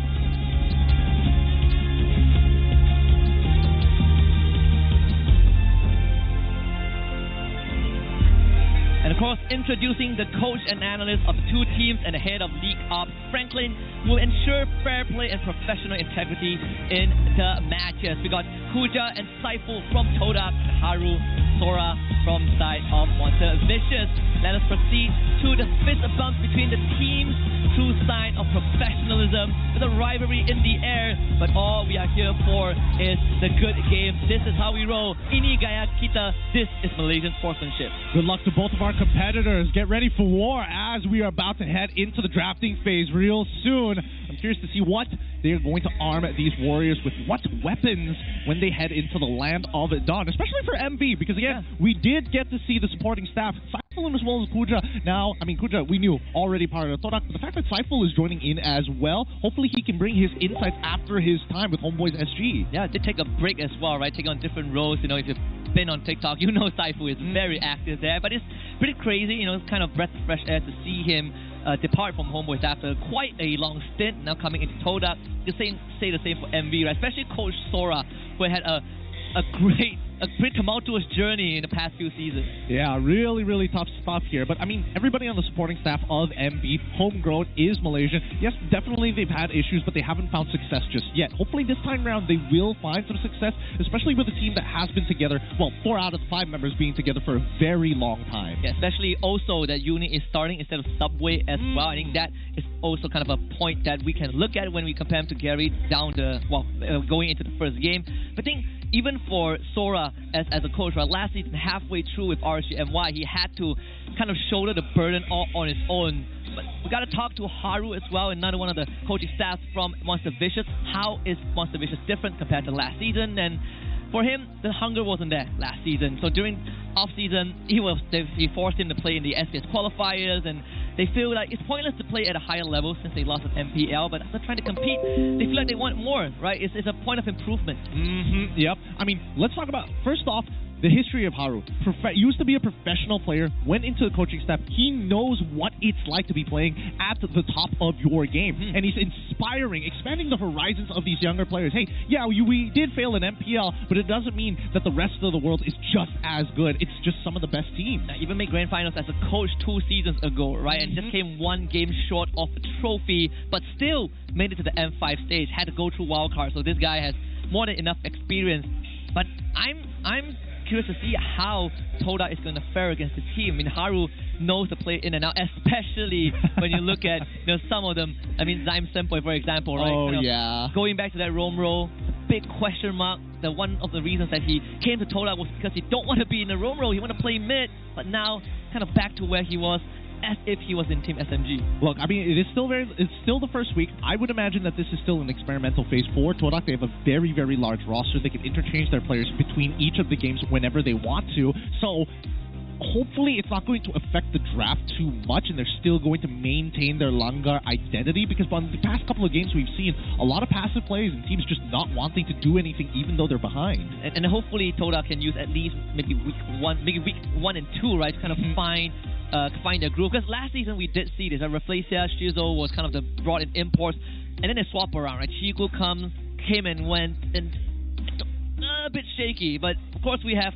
the player history of Zyme Senpoi. MPL Season 8, he was the champion. In Season 11, 2nd place. Season 12 and 13, 5th and 6th place. Of course, past 2 seasons was with Todak, right? Season 12 knocked out by SRG, and Season 13 also didn't make it that far. Yeah, he's been looking to find that success all over again. The first time he won that championship was a very big one as well, because for the longest of times he was not what we would consider an A-tier class player, until he decided something snapped in it. I don't know what exactly. And now he's an absolute pillar. He consistently performs well. He consistently makes sure that even if the game is going bad, he will drag his other 4 teammates across the finish line. I mean, the price to pay was that he aced twice as fast. But you know what? His gameplay got twice as better. I think overall, when we talk about Todak, even Season 12 and 13, right, a lot of spotlight was on Zyme Senpoi, right? He felt like the pillar for the team. Felt like when everyone else was underperforming, there's Zyme Senpoi, right? The game is never over if he's around. Yep, that's why we have so much belief in him as a player. But when we jump over to MV side, I think for them, yes, it is going to be a bigger challenge, but hopefully they are inspired to actually make it to an international tournament. It's a meta where anything is possible. There's a lot of open-ended questions with the draft, especially if you're a support. And I'm happy for Uni at least, because now it's a meta where he can play Assassins comfortably. You can say the same for Gary, right? One of the wonder boys in the Tier 2 scene. But it's also pretty interesting to see that these 2 teams, well, Monster Vicious wants to bring a full local team to the international stage. Something that was a staple of Todak, right? They were the first one to make it happen. We'll see if the baton gets passed on, but it has to start with MV drawing blood. With 50 seconds left on the clock, we'll see which one of these teams won their coin toss to get red side, I would imagine. Yeah, there's that also. That's what the coin toss is at this point, right? Cypher is still as cheery as ever, bringing in the energy necessary. Actually, very different from the style of how Kuja actually looks at the game in terms of, like, personality. Yeah, it's a complete opposite, right? I mean, Kuja definitely has loosened up over the season, right? Compared to the very beginning, I mean, if you can't do 10 push-ups after losing a game, you're in deep trouble. But right now, it's opened up a bit more. I think the team overall, with Cypher's addition, the environment gets to be a lot more conducive, right? You get to kind of decide together as a squad. Let's jump into the draft and see how things pan out. It's going to be on their red side. It's going to be the coin toss. I would assume that if you are MV, you would want to have that red side 100%. game 1. 100%. There's no doubt in my mind. If they won that coin toss, let's see. As we go into the drafting phase, it's Torak who won that coin toss and took red side. Unlucky. But now we go straight into the bans. I'm seeing Ling, I'm seeing Edith for the side of MV. Torak decides to get rid of Phobius and as well as Chip. Like, how much respect do you give to Gary, right? Obviously, Ling is a clear indicator, but Roger, okay. Also, a big flex pick taken out. Now it's Kuja's turn. No Phobius, no Chip. Jushin is still in the picture. I mean, with the Dusk as well, the high-lows. Especially high-lows, big contention. You know, Momo smiling from ear to ear. Yeah. Been whipping out the high-lows every now and then. Every once in a while, and now that it's actually meta, that's when he's like, all right, just give me the moment. Or it might be completely opposite. He might be like, oh, high loss is meta. No, I want to try something else now. Give me Mince Tart. Yeah, waited too long for this. I'm done. Yeah. Time has passed. I gave you a year. All right, here we go. Next ban, followed up by Fanny. Interesting. So only Hayabusa currently, as well as Nolan, being the viable assassins that we've seen overall here in MPLMY. MB with the first pick. Let's see how they open things up, and it's going to be high loss. Too good to pass up, honestly. It's a good answer into the Zask as well. So, even if, you know, Toda goes for Assassin, Hylo just sandbags you, right? And there's a potential to flex it. Yep, but it's also a deterrent for Zask specifically, right? So the question is whether Todak is going to go take the approach of opening up with a flex pick and a power pick, or are they going to straight away reveal, hey, we want to go straight into Hayabusa. We don't mind you playing Nolan because Hayabusa has a better matchup against Nolan overall. That could be another angle they could take. It could be. We've seen a couple of answers. If you have Hylos who wants to lay down the glorious pathway, there's always the Aurora. It's a decent answer. You kind of break that pacing. Teresa as well has been a contested first phase pick. Teresa Hayabusa will be the choice. Looks like their opener is going to be power pick and Hayabusa, and also I don't want to say flex pick just yet, but after yesterday, anything's possible. Yeah, it's only red. He's only, oh boy, just you wait. Next thing you know, they're going to be locking in CC and as well as Ruby. Hey, if you force Zion to play Teresa Rome, I got screwed loose. Just give him Grok, he'll be fine. I don't think Zion would want that. You know? He probably wouldn't. Let's see the response from MV though, right? You see the Hayabusa, you also see the Terizla. You can get the natural counter matchup and put Hylos into the support if you wanted to, and then lock in like Xborg plus. You could even take Zask here.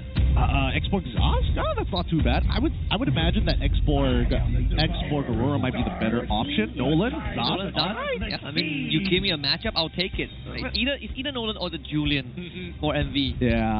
Yeah. Either way, iframes are always nice to have, but I think it was one or the other, right? It's either they pick up the Nolan and then some other pick, or it's going to be Zask plus X, right? One or the other.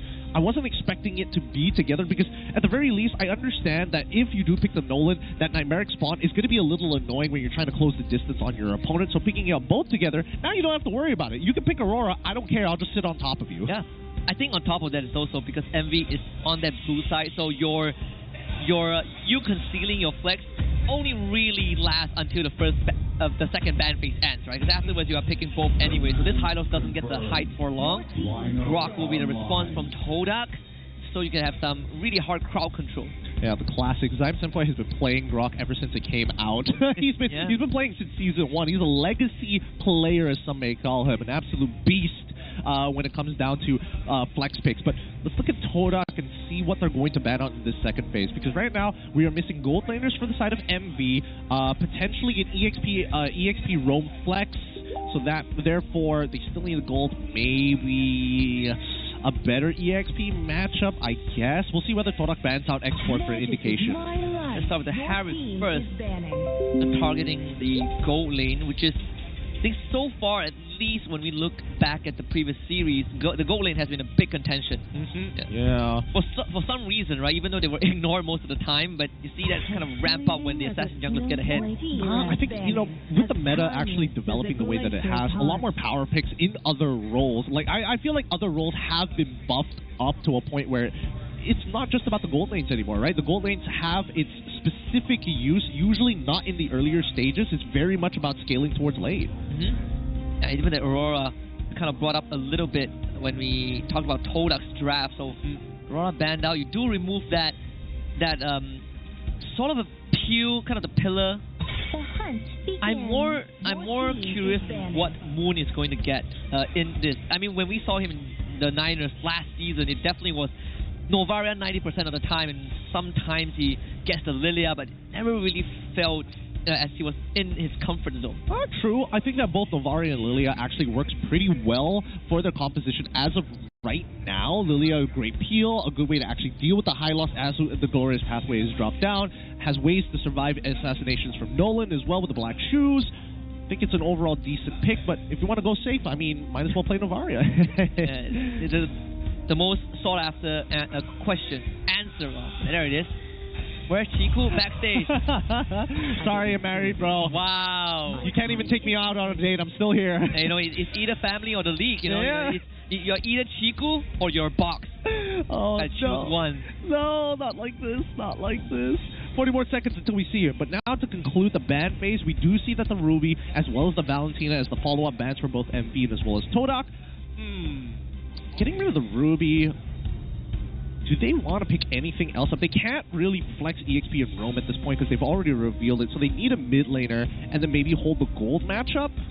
I feel like they might, right? They want to give D a good... Yeah, they're going to leave the last pick for D. I'm going to give Moon a very stable mid lane to Vexana. So far, 0% win rate still.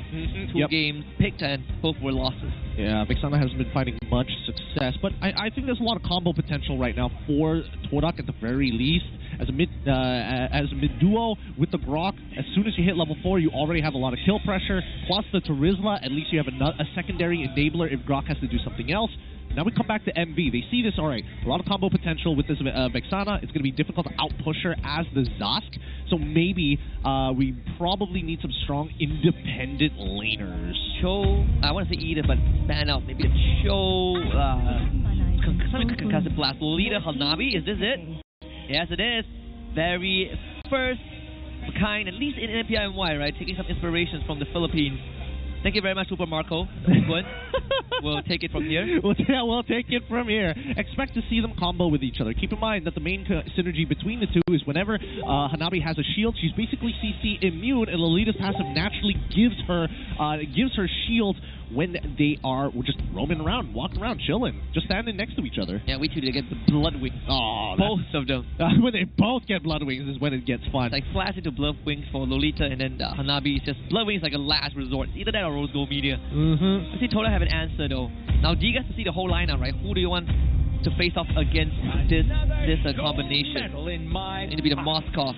All right, he wants to play with his angles, but this Lolita is going to be such a nuisance to him as well. Two big projectiles. A lot of auto attacks can be reflected back. More importantly, if the fear gets reflected back, that's when a lot of problems are going to occur for Todak here. Which lineup do you like the most? Because so far, both very team fight oriented. Generally, their laning is going to be kind of weak. Maybe not for the mid lane, but definitely for the gold laners. I mean, you asked me. I'm more towards Todak's side. I'm looking at the wave play and how they're able to move just slightly faster with what they have. I mean, Grok Vexana, good luck playing Lolita Zas into that, right? I think priority is going to go over to Todak. Well, let's see, because MV, they've got that Nolan, and we saw what Nolan could do in the previous series. Hopefully they find the same success here if they want to challenge Todak at all in the early game. There's only one way to find out, especially Monster Vicious taking on the big brothers, the local scene pioneer. Game 1, Todak gonna take the red side, and Monster Vicious on that blue side, heading to the Lanadon. All right, let's jump right into it. Early Nature's Barrier to slow down that wave, the tricks and tips that Grok players just need to know. Zion still remembers them. As we see Gary start on the orange side, Uni going to be starting on his orange as well. They're going to be on mirrored sides of the map. Of course, it's the parallel, actually inverse jungling, right? They're going to end up on different sides of the map. I'm trying to see if Nova Escobar is going to support Martizi and how much support Martizi is going to get, because that lane is going to be shoved towards him constantly, and Todak making a very early invade into the jungle. MV already. Uni will get the buff still, but information gathered, right? Same pacing so far for the junglers. Yeah, same pacing, but the bottom lane is taking so much punishment. Like, he can only do this for so long, right? And unfortunately, Hanabi can just literally sit there with Nova as well. This is pretty obnoxious to deal with. It's free harassment, and he is still farming off of the gold plating. Gonna eventually get rich, but for D, not a problem. His wave play isn't the worst as well, with the passive, very self-sufficient, in fact, with the quantum charge. I think he took the common emblem, so yeah, it's gonna keep him alive infinitely. He took Common Emblem and he also took Tenacity and he rushed Tier 2 boots. The first blood down mid as well. Gary taking on Martizi. We just talked about how much support he's going to get, right? If Nova Escobar is just going to sit at the bottom lane, just babysitting Roughh like that, man, that mid lane is going to be exposed. It is going to be exposed, but at the same time, Gary doesn't have his ult, right? So MV aren't really too afraid unless Moon suddenly shows up, and that's when their bot lane from the side of MV has to back away. But until that point, I think that Monster Vicious, they're going to play independently away from the bottom side of the map just to pull attention, and more so that Roughh can continuously just get gold. I want to see what his gold total over D is at the end of it, but until then, let's see this first turtle. Zeno is the only guy there. Give it away for sure. Just a bit of poke and prod. Zeno is not even 4 yet. Almost a full level behind Momo. I suppose the silver lining is that this Hanabi is just shaving off gold plating. This is so obnoxious. This like shaved ice. Dude, he's gotten through 80% of the gold plating and it hasn't even been like 4 minutes. See? He can just hold the wave right there and it will bounce and it would still give him gold. He's already net so much money. That turret's gonna fall before 5 minutes if this continues. Look at him dance. Look at him dance. So dirty. So dirty. Technically, if he wants to optimize even more, he should be autoing. He should be throwing his autos specifically at D to get the damage onto D, and then it will bounce to the turret, and then you walk out of turret range to reset the aggro. Oh, yeah. This is so annoying to deal with, and hopefully Todak can alleviate some of that pressure. That's why we're seeing that Gary hasn't used his ult and hasn't even bothered ganking the mid lane. He wants to get D out of this. Finally bringing some reinforcements here. I think they know the barrier is not the best, but forces them into a choke point. I mean, the shield is so thick. It is thick. It's the early game, so it's not easy to break it down just yet, but until that point, let's see, because Todak, very small gold lead, economic league on their hands so far. I mean, even topside Momo still getting sandbagged by Zeno. I don't think that's really going anywhere. So the only lane that has some form of progression from MV is that bot side, and I think Todak, they need to unlock that mid lane and actually go for these evades. Crazy thing is that Zion Senpoi is the same level as Martizi, and it makes you wonder where is he getting the experience from. I really don't know. I'm not 100% sure. Mid lane mentality. Mid lane mentality. Still farming. Always be farming. The ABF rules. Man, his tower is almost destroyed. Can somebody alleviate the pressure? They're bringing the full squad. Let's see if MV resists. I mean, they're getting Momo involved, and MV just saw Momo actually walk through. They're going to spot him out here as well, but surely you back off, right? I mean, they get the turret, let's see. Very thick shield, wild charge, Roughh. God. Yeah, he's not getting out of this. Spell destruction from long range. Downtown D takes that kill. The backup finally arrives, but it's so late.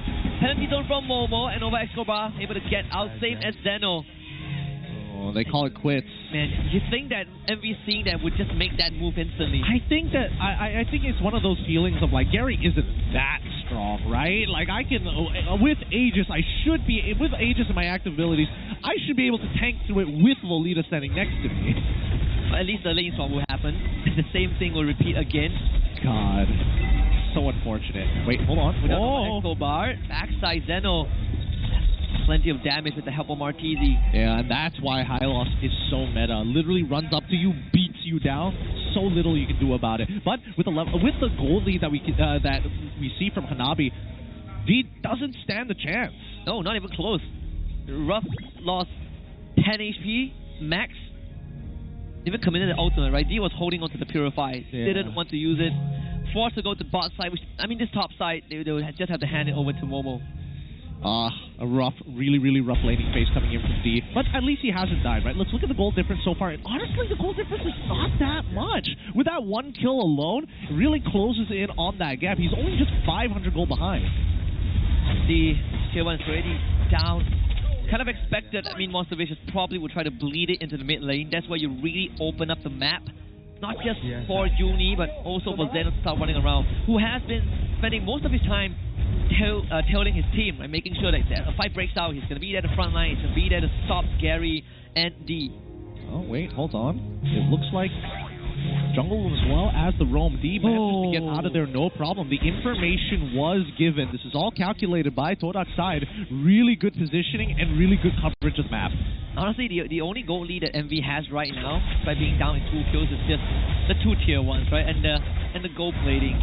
Gary did get his own purple buff, but here we go, Roughh going to work again. He's gonna try. Oh, he's gonna try, flicker, penalty zone, Roughh caught again. Oh, they do lose Moon in the process. Let's see to show up with that Sphere of Destruction. Momo low, but not down just yet. Glorious Pathway used by Zeno. Pretty late in the fight, but the Ring of Punishment actually takes out D. He managed just to get the kill despite that. They ended up trading, not in their favor, but unlucky for Roughh. Yogi Shadow Kill RNG, unfortunately, not in his favor today. With this upcoming turtle here, Torak have a couple of things to think about. Gary is starting to get ahead, I'm not going to lie, but at the very least, they don't have to worry about that Numenon Blast coming up from Nova X Kobar anytime soon. And so far, it has been Monstervicious reacting to Todak's movement, right? Todak forcing the fight and Monstervicious having a way to deal with it. Well, not Martizi though. Fortunately, the Ogi Shadow Kill more than enough. Man, Gary, he's finding success everywhere. He's been able to take Martizi a couple of times. He's been getting really lucky on his Ogi Shadow Kills, but even so, he is fully ahead. Uni is now out-leveling despite not having as much gold or kills. Yeah, actually one level ahead. Just to make this turtle fight any easier. Glorious Path with Zeno straight to the back to look for Gary. As Uni also gets locked down, the Restream comes in, and it's going to be Gary that wins it. With the shadows to get away, Momo will be under pressure, but Todak finds a disengage. Moon stunned up. Law and order, but Moon defies that. Yep, and D has been able to get a split push this entire time because MB does not have as much coverage. They're sticking as 5 to make sure this Hanabi makes it through. The destruction, Zeno isolated from his team, but as a Revitalize does not really give a damn. Unfortunately for D, even with the Purify, you can't get rid of the lethal ignition as he burns. Oh, dude, Tino just ate it. He just face tanked it. He didn't care at all. D cannot get, he can't do much about it. And I think now people are starting to think, hey, man, maybe we need some anti-heal sometime soon. Somebody with a Dumb Eyes, maybe a Global 1 would be kind of nice here. This is so obnoxious. Just blocks off the battle line. Yeah. Even the ultimate, the Hirambana thrown out. I just learned that 2 seconds ago. Don't worry. You'll get used to it. Forbidden Ninjutsu, I believe. Yes, Forbidden Jutsu, yeah.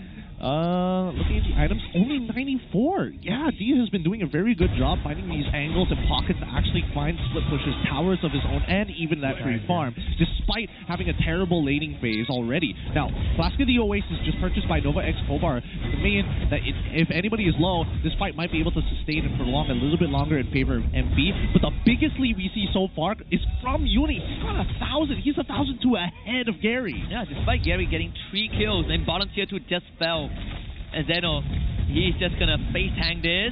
He even uses the Revitalize, and now it's his turn. Glorious Pathways, Momo completed from the rest of his team. Momo just infinitely slowed down. Moon tried to provide support. Nova Escobar, good Numenon Blast, literally separating Todak from one another. Momo will not stand a chance, and Zeno takes him out. Nicely done. And Todak on the back foot right now. 3 seconds till the Lord is about to spawn. A good timing for MV especially. But it looks like they're not going to rush it. They're actually going to start pulling pressure on the opposite side of the map with Roughh and Nova. Golden Staff down for Roughh. Holy Trinity is online. And Nova Escobar is also building towards the Blood Wings. Just saw him buy the components for it. It'll take a while to get there. I guess silver lining is that Todak isn't too far behind. You know, a bit shy of 2,000 of a deficit. Now, the worst part about this is that Todak ideally want MV to be the ones holding this Lord, mainly because of that Numenon Blast, right? You don't want to be sitting on top of the pit when the Flicker Numenon Blast comes through, and that's why MV are like, all right, we're just going to back away. Honestly, we don't even need this Lord to begin with. Yeah, you give us enough time, your towers will eventually fall. That bot lane will be a bit of a problem, especially when the tier 2 is already down. D is going to be on the split push duty, as always. And sees the members of MV, he's going to start shoving that wave up. We'll join with the ultimate when needed. And Todak prepping up for potential fight. Look at that push. Zeno, what a glorious pathway. That's penalty zone into the air. And Momo will be removed from the fight without any contest. I think Todak will have no chance of contesting this Lord. Spell Destruction hits, but on the Nightmare spawn. Lord for MV, but D trades top tier 2. Yeah, they trade top tier 2 for the Lord. Let's see how much MV is going to get off of this. If they get it, whoa! Oh, the ultimate. So close. All right, Martizi survives this time. Man, and now he was put that low before the Oki Shadow kill. Yeah, did Gary have Sky Pierce? I mean, that would No, he doesn't, unfortunately. Oh boy. He's currently on his third item. I think he went Hunter Strike. He went Hunter Strike into Field? Yes, yeah. He just Blade of Hephaestus or Warhead? I know he doesn't have Blade of Hephaestus specifically. I know he has Hunter Strike for sure. We'll see in the item list in just a little bit, but that's going to be a denial of that purple buff. A little sad, but what can Gary do? He already used his retribution. And it doesn't get any easier from this point onwards. Empowered minions, Lord as well, and a Hanabi. How do you deal with the push? I mean, at first we say that, okay, Todak, pretty good lane shove, right? Vexana and Terizla, the Moskov, Rock. Right now, it doesn't seem the case. Gary is losing to an alien bug. Yeah, I think the worst part about that is that shield, because if you want to clear that wave and Lolita walks up in front of the wave holding up that shield, you lose a lot of your wave clear if you don't have the right angles. Uh-oh. And CC, Emil and Momo, they committed everything. Can they at least get rid of Roughh? Sure they can. Momo will be an exchange, a price to pay. Toda also loses a bot inhibitor, but at least it's something. Good stuff from Gary. He finds the angle. I mean, Roughh was definitely overextending just a wee bit there, just try and get his auto attacks in. He still needs a protective bubble around him that isn't just an Aegis. He still needs his team, and especially that Nightmaric spawn to be relatively nearby. That's the third time that I suppose he kind of took a gamble and kind of limit test the shield, but realizing that it's never going to be enough. Yeah, something that we were missing last game. I mean, these are the calculated risks you need to kind of take. It's okay to limit test here, and it's okay if Roughh dies, because at the end of it, look at the damage that he is dealing now. Second highest in terms of overall damage dealt ranking, and worst yet is the fact that he's not even full build. He's like almost there. Yeah, he's almost there. I mean, he's dealing more damage structures than heroes. Probably another purple buff, almost stolen by Zion, but Uni takes it. Yeah, can't do much. They trade buffs at this point in time. Both assassins, both junglers really need that purple buff to make things actually happen for them. Turning point for Todak. I suppose you try to go for those big team fights, even if you don't land a penalty zone on Roughh. If Gary can just get his hands on the Hanabi, it's always an angle for a kill. I think it's more doable for Uni, because he's already like max, oh my god, he's max build 13 minutes into this game.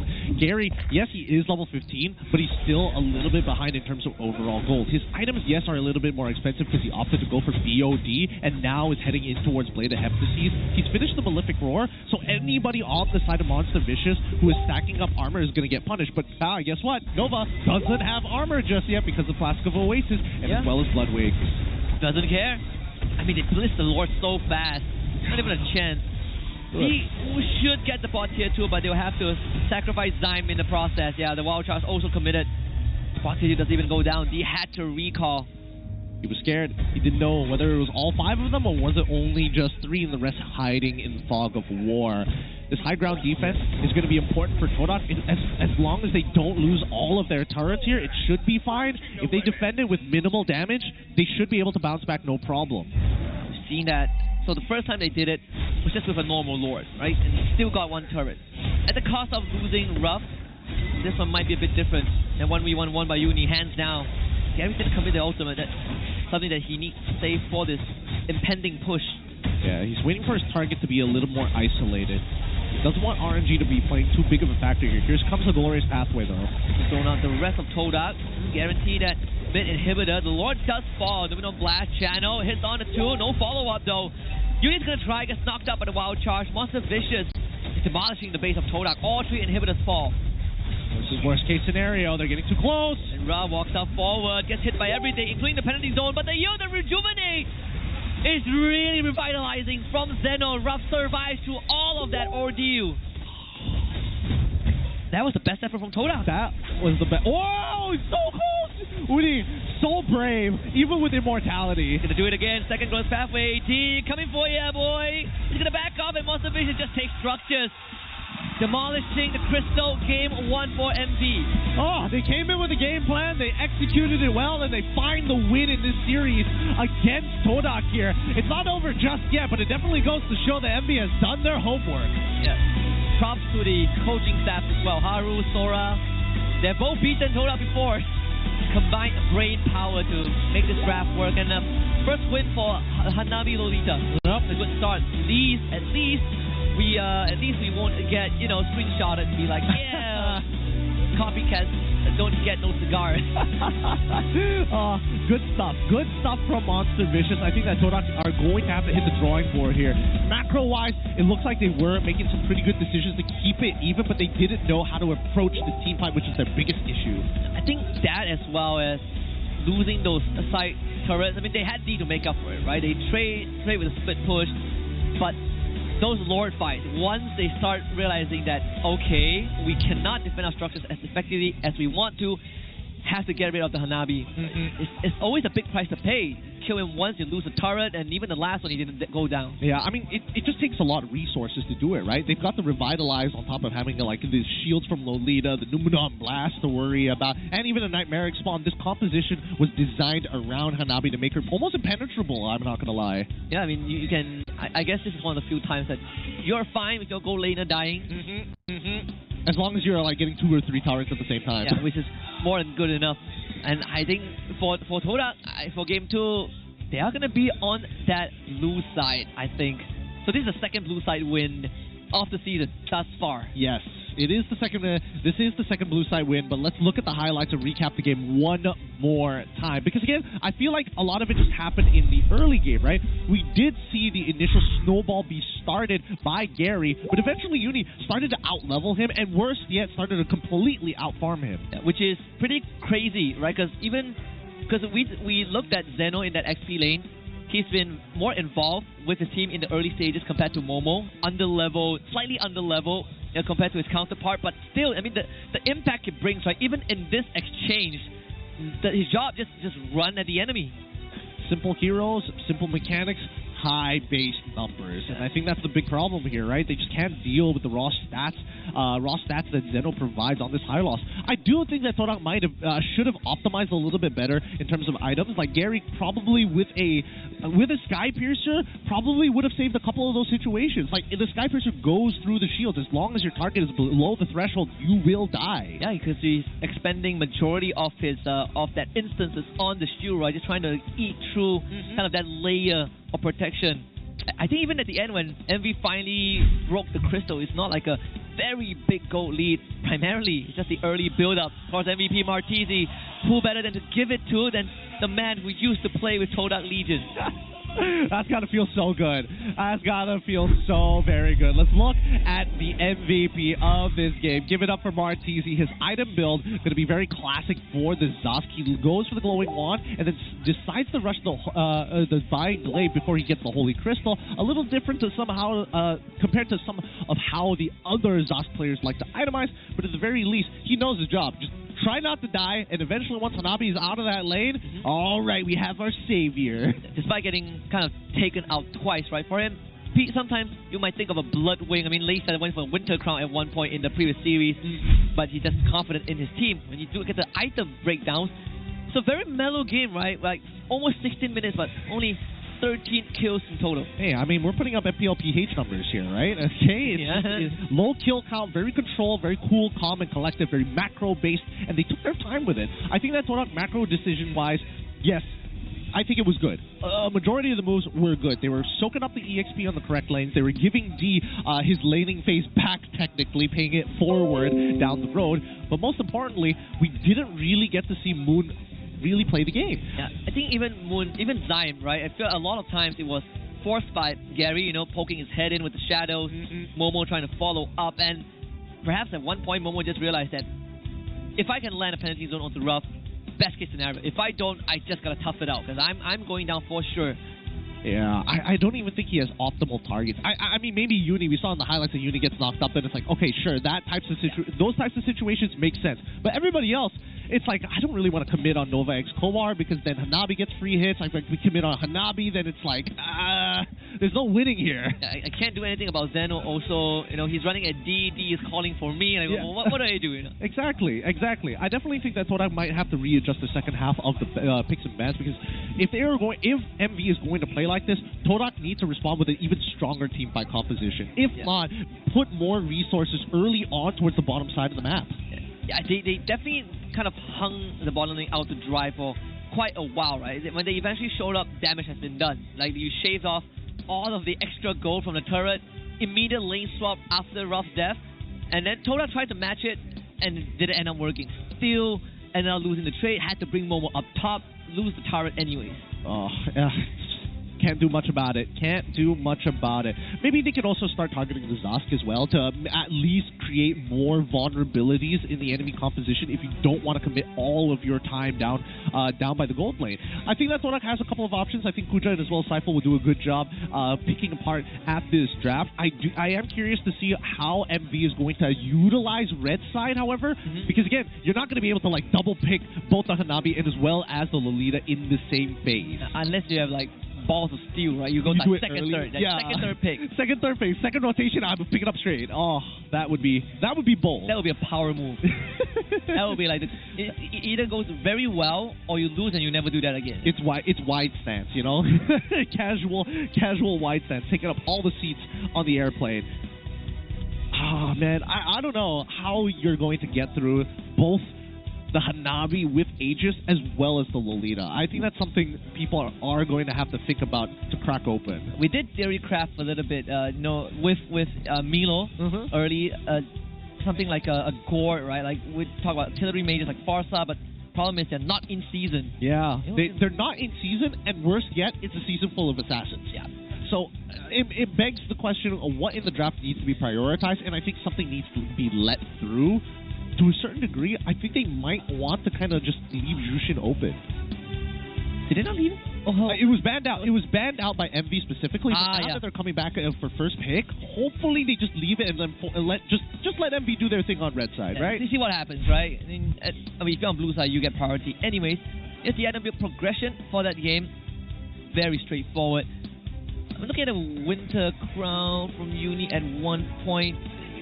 I think he did buy Winter Crown. He did buy Winter Crown pretty early on. Actually, his third item before the Endless Battle. And he was farming at such an absurd rate that by the time the third item was purchased by Gary, he's pretty much full build at that point. Gary actually went for BOD second. I mean, he did have a lead at that point, right? So he felt like he could really escalate it. But it's a very expensive item. You can see how expensive it is, man. Look at that. Look at how much time it took him to actually purchase from Hunter Strike. So after tier 2 boots, right? So that's roughly around 5 minutes, and then this is like closer to 9 minutes. So it took him a total of 4 minutes, roughly around 4 minutes to get the BOD. And in those 4 minutes, we see Uni be getting an item and a half ahead of him. And also that's when I start to realize that, man, these fights are not going well. They're pretty tough to utilize the BOD. I mean, you can't group up. You can't really like do much about it. Maybe I may have some ideas, but it looks like we might have a bit of an interview with Rose up on the stage. So let's go check out. Rose, what are you up to right now? Terima kasih kepada caster-caster kita, and yes, Rose nak cakap. Anyways, welcome back to the MPL Offstage brought to you by Hotlink. Dan sekarang ni, actually Rose bukan seorang, tapi, and bukan Rose sahaja yang nak cakap, tapi I'm actually with a parent daripada player Toda. Okay, now first of all, sebelah saya ni kita ada Uncle Jamal, which is the father of Momo. First guys, applause sikit. Bukan selalu kita nampak parent datang ke stadium untuk sokong anak. So first of all, Uncle Jamal, how are you? Baik, Rose. Okay, Uncle, kita actually ada satu soalan. Kita dekat MPL kan, kita nampak Momo ni satu player yang sangat-sangat pendiam. Dekat rumah, adakah dia bising ke sama je? Dia memang introvert? Basically sama je kot. Tapi itulah secret dia kot untuk dia. I see. So, dia tak cakap banyak so that dia boleh keep more struts and secret. Oh, okay. Uncle, apa rasa Uncle pasal Toda untuk musim ni? You rasa Toda boleh champion lagi ke? Excited nak tengok Momo ke M6 lagi ke? Okay. Saya amat confident. Kali ni dia orang underdog, so rasa less pressure kot. So, dia boleh perform. Oh, nothing to lose punya mindset lah kan untuk Toda. Okay, Uncle, I rasa ada satu soalan yang penting, which is usually kan parents tak selalunya support bila anak diorang cakap nak main game sebagai career. Apa perasaan Uncle masa Momo bagi tahu Uncle that dia nak jadi pro player? Tak sokong dan sokong juga. Dan bila dia dah menang tu, dah dapat duit lagi lah sokong kot. Apa nasihat Uncle kepada parents di luar sana untuk sokong anak diorang masuk team isukan kita? rasanya e-sport ni satu ada potential. So tak salah untuk parents bagi support. Dan rasanya dah terbukti kot dengan SRG dia punya kemenangan baru ni. Okay, Uncle, sebelum match bermula ataupun game kedua bermula, apa Uncle nak cakap dekat Momo? Dia tak pakai headphone sekarang ni, so mesti dia dengar apa Uncle cakap. Okay, kepada Momo dan kawan-kawan, rasanya tadi tak panas lagi kot. So, lepas ni bagi betul-betul. Alright, thank you so much kepada Uncle Jamal. I hope you enjoyed match ni. And of course, the season that's about to come. And with that, let us join back to the casters to start Game 2 of this Best of 3 series. Casters, silakan. Thank you very much, Rose and Uncle Jamal. Whoa, some extra pressure for Momo on stage. But shout out to all the parents that support the children's dream. You have no idea how much it means. It's just like my basketball dream. That one went down the drain. Yeah, it's like my dream. Oh, man. I'm not even going to get deeper into this. This is going to be a rabbit hole. It's going to be a big rabbit hole of fallen dreams. But yes, once again, Momo, at least with his parents around, giving the extra support, he's going to play a little bit harder. And I do agree that Todak didn't feel very warm that game. Hopefully this time around, it's going to be a little bit sharper, a little bit faster to deal with what MV has in store for them. Most likely going to be on the blue side once more for the side of MV, and Todak most likely going to take the red. Now, a couple of answers to maybe jumping on towards this Hanabi. I'm thinking like Lapu Lapu might even be able to do the work, because at least with the anti-CC, you don't get like disrupted midway by Lolita. Yuzong, I suppose, is also not bad. Well, I mean, you miss out on the Petrify, unfortunately. Oh yeah, that yeah. Yeah. Kind of blows. It does kind of blow. I mean, you need the damage to cut through the shields, but at the same time, you need to initiate so that somebody else can pick up the kill. You're just there to get rid of the shield and peel the apple. I suppose in that case, you will be relying on the roamer to get that done, right? So the dynamics can change a little. Maybe, but like most roamers don't have that type of damage. That's why I'm thinking early game level 4, like when you need to cut through an Aegis, what can actually get through it? All right, back to basics. Novara. Back to into the Lolita matchup as well, right? Yeah, why not? Why not? I think maybe if they focus more on banning out some of the heavy hitting assassins and then go back to playing, you know, your traditional fighter of Alpha, you might have access to better mid laners. You might have artillery mages available to use. So to be fair, we've seen, Todak managing to get 3-4 kills on Roughh, and it's not entirely impossible, right? It gets tough when the MV support system comes together in that final fight. Revitalized from the high loss, you have Lolita with the flash of the Oasis, and that's what makes it tough. But if you remove one of the components, it's definitely very manageable. Yeah. I think the biggest problem is going to be obviously the Lolita. But when you have that revitalized as well, it's just an unnecessary amount of health to get back. It's going to be tough, but at the same time, somebody needs to be able to break this open. If not, simple answer, just ban it. That's true. You ban it second phase, right? Ban it. Although I would say, if you are on blue side, do you try it? Do you try second, third rotation? No. That's like second phase. There's a high chance it doesn't get let through, but you know, if you make it to second phase. I don't think so. I feel like D is specifically going to be like, hey, it's either you ban out the Hanabi or the Lolita. I don't care which one, but I want an actual laning phase. I think just ban Lolita, because that's what's keeping Hanabi safe. Yeah. You just have a lot more value, I think, in terms of the priority.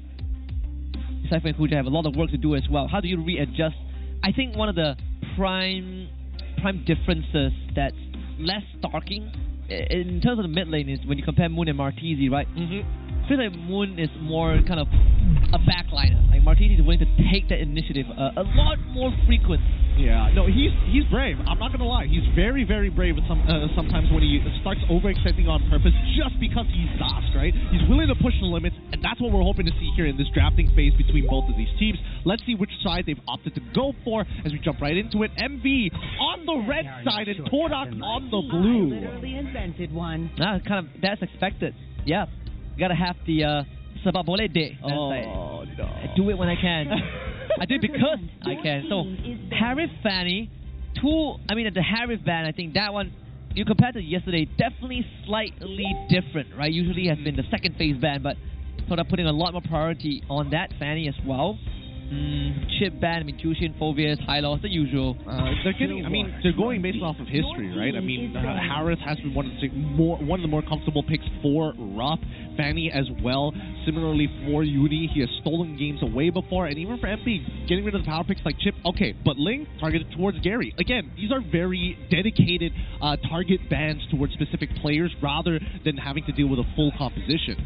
Do you ban a high loss if you are MV? I think you leave it open. You leave high loss open? Yeah, I think you leave high loss open. I think you go for like a Jushin ban here. Is to protect Roughh. Okay, Kodak is gonna do it themselves. I thought Momo is gonna be like, hey coach, coach, please. I used to be that guy. Please, I developed this better, coach. Please.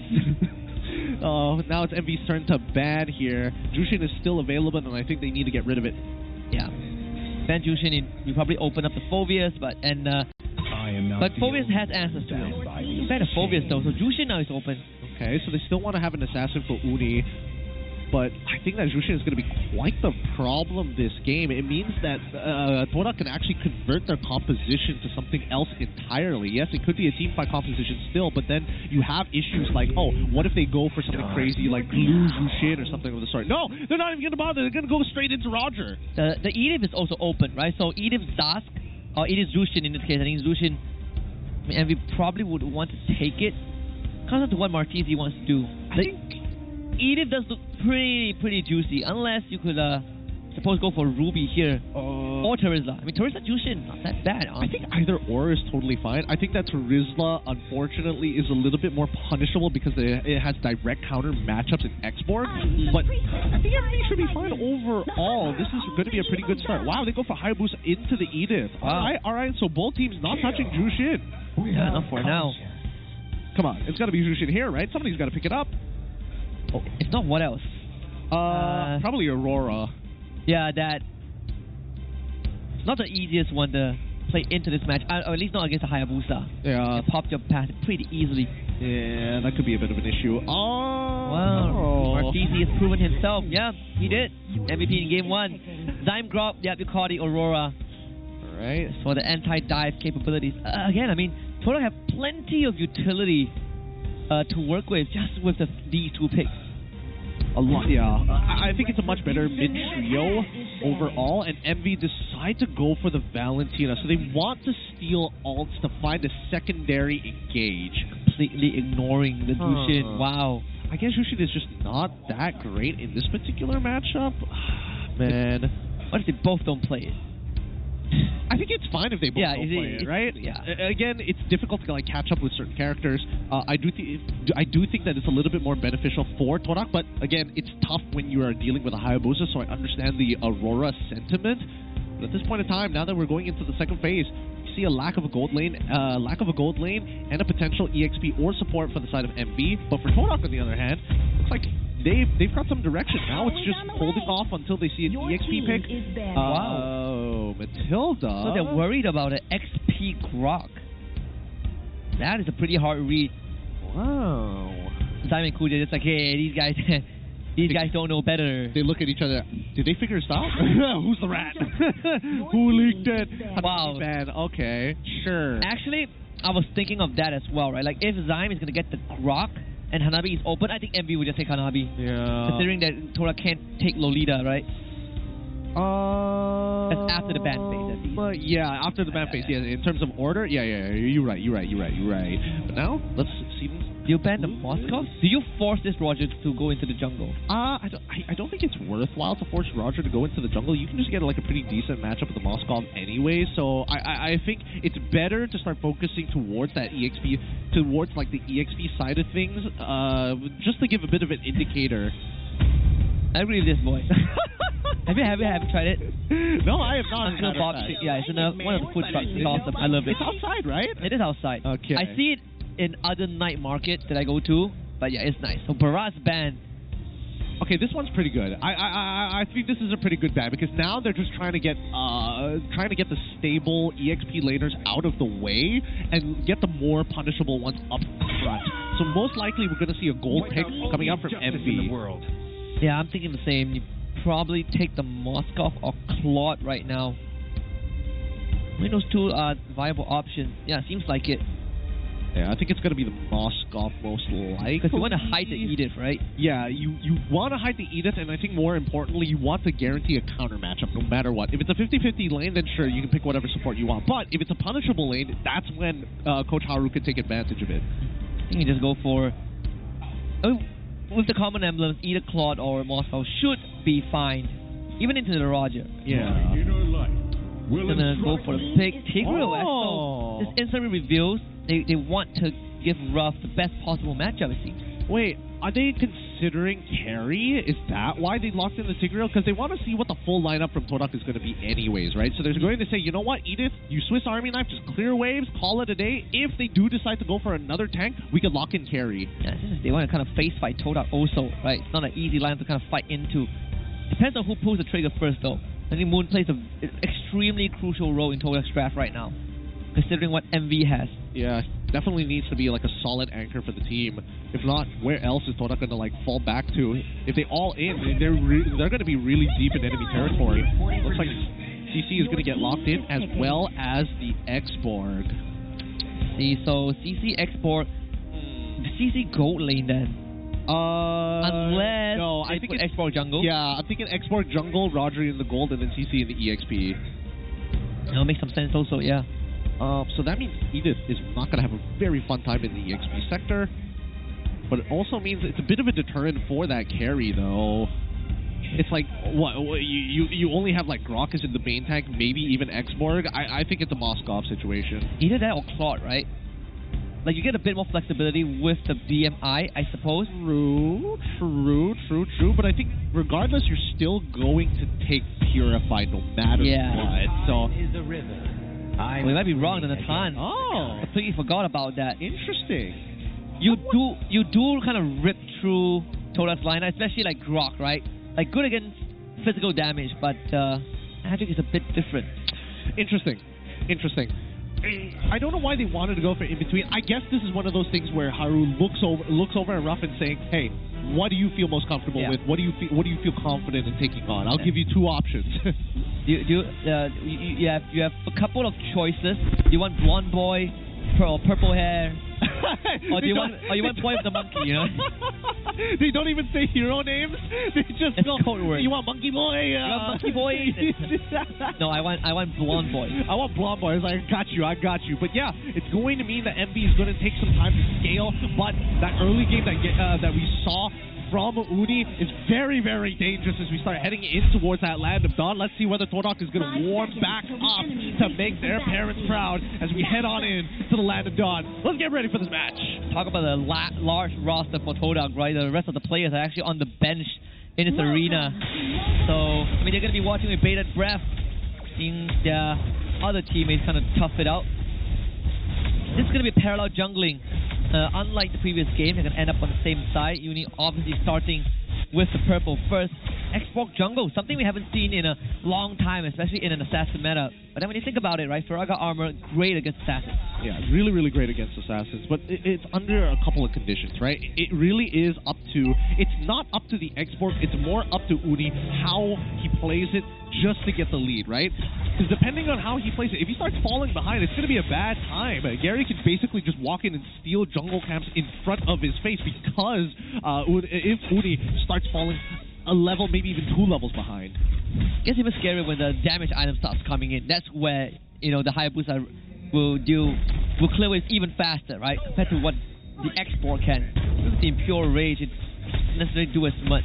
But this lane going exactly as predicted, Zeno will have to take a punishment, but gets advantage in terms of wave clear. Right? CC just does not have that capability. Yep, and that's why he's freezing the lane right in front of his tower. He needs to have some form of control. Ooh, okay. Very close from actually landing a couple of abilities here, but now that the junglers are going to be level 4, I'm expecting people to get a little more aggressive. I just love the movement of Marquise, right? You're just constantly walking up, you're trading with auto attacks, just wanting to get to that level 4 as fast as possible. Gary would try to stabilize state of the lane. So they're spawning bot side. Oh, they are patient with it, I'm not going to lie. Very, very patient. Both sides not finding many advantages in the lane, but at the same time, even gank angles have been thwarted. I know Escobar actually pushing Zyme Senpoi. Poke starting to hurt. Wild Charge, the one stolen by Martizi. You see Toda, they're the first one to work on the turtle first. Monster Vision ready to contest this. Nova Escobar in front, flicker Wild Charge onto Moon. Just great combo from Martizi. Turtle goes over to Gary. Moon somehow does survive, retains the passive. And meanwhile, First Blood goes over to Momo, who runs down Uni. Not exactly the result that MV was looking for. Momo will get out. Okay, not bad. They trade 1 for 1. Yes, they do end up losing the turtle, but at the very least, Torak now having a very clear lead of their own, finding that first blood. They could go for an instant invasion, but no. Torak gonna go with the safe play. Clear your own jungle first, because D is doing a good job keeping Roughh in check. Without having the use of Vengeance, and that is big win, right? You take out the enemy Hayabusa, you get the turtle. It's the win at every single front. So MV got to reset it, get Uni back up to speed, and top side as well. I mean, Roughh needs a bit of help. Roughh still, he's bleeding out. I think he's already lost like at least a wave and a half at this point. He's already a full level down and a little bit more against D. As long as he freezes it, wait, this could be a gank. Uni is coming up here. He can try. Very hard, yeah. I mean, the wave is just not in the right position for Uni to do anything. Zyme spots him out, thwarts him again, and D's gonna kill. Technically, D can kill Roughh here if he wanted to. Really waiting a lot. Wow, the Purify use, good timing. But no Escobar dies as a result of that, right? No, Flicker, Sacred Hammer. Really just teetering on the edge. But the top wave might be surrendered though. A lot of pressure on Kodak. Can they actually get the top side? I mean, they're gonna have to sit here for a while. Making it shoved out in the meantime, but Mortizi's gonna out the wave if he has to. See, yeah, it's gonna just use it. Yeah. 12 seconds left. Now with purple buff as well.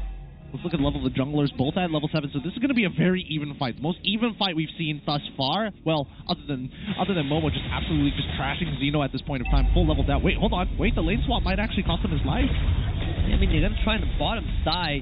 Momo just popped the Vengeance, knocked out by the Earth Shatter. Vengeance expires. Roughh and Zeno on top of him. Primal Wrap use. Momo trying to sidestep it, but Zeno, he's fully committed. This kill even given over to Roughh as well. Very much needed recovery. Stolen Wild Charge once more by Martizi.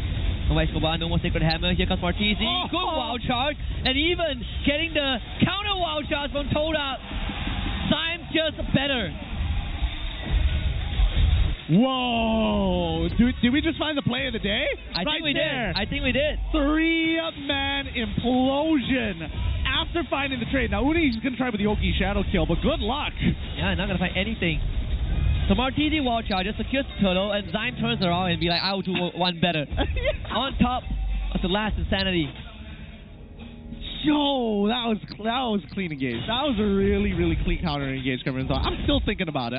Till now. In the meantime, though, the lane swaps have already gone through. D going to continue and break that tier 1 up top side. Well, the bottom needs to soak for as long as possible, but it's getting really, really low here, and Natan should be able to melt right through it. Yeah, I mean, they didn't even get to use the explosion in that fight. It's how fast they went down. That's the morale boost. Crazy. This Tigreal pick. It's a bit of a headache, right? You have to deal with Gary, Momo, Zyme. They all don't really care, I suppose. Oh, your crowd control. Don't want to bring them back into your team either. Let's have a look at the instant replay of just now. Just to see that play one more time. It's still, I can see it in my head, but just for you guys, let's watch that one more time, because we do see the Wild Charge initially come out. But Zyme Senpoi, he's extremely patient, right? He waits for that choke point, and honestly, he might have been able to knock up one extra person, but Uni getting dope. Oh! He's going to do it again, this time on the Zeno. They lose Uni again. Zeno also falls. The roars of Kodak fans starting to really rumble through the arena. I mean, perhaps what Uncle Jungle said was right? Kodak getting warmed up. This is the true form, at least what this roster can provide at this point of time. They should be able to do good, but... Oh, no. That's rough. Oh, he's trying. I mean, Zyme is just walking forward, man. Menacingly. Talk about aggressively taking space. Literally just charging up to the man. And I just man spread over everyone. Oh, terrified. Vengeance used. Needs to back off. Well, and Momo's going to turtle somehow. Gary does end up going down. D looks for a trade, but Roughh falls. Martizi, Nova Escobar. What do you left? Oh! Explosion, purified by D. Conceal to get them out. Todak losing 2, but they did get 2 in return. Man, Nova holding his ult for just one man. Really wanted him gone. I mean, I get it. There's not like a good angle. It's not worth hitting that one man, but if it's going to be D and it might save my teammate, might as well, right? Throw it out. Look at this gold lead that Moon is generating for himself. He's currently at 1,153 golds ahead of Martizi at this point of time. Already getting close to a completed second item. Probably going to need another scepter there. Momo getting a second item completed with the brute force breastplate. Martizi, unfortunately, he's been finding some really good ult angles, but he doesn't have like a lot of damage to back it up. Most of that is going to come from Roughh, who is still keeping up with D, all things considered. The Fed of Heaven, the Stalim Sight, going for a Holy Crystal next if they want to amp up the numbers a bit. And it's going to be a wild charge. Flicker again, Dime Senpoi just clean with the engage.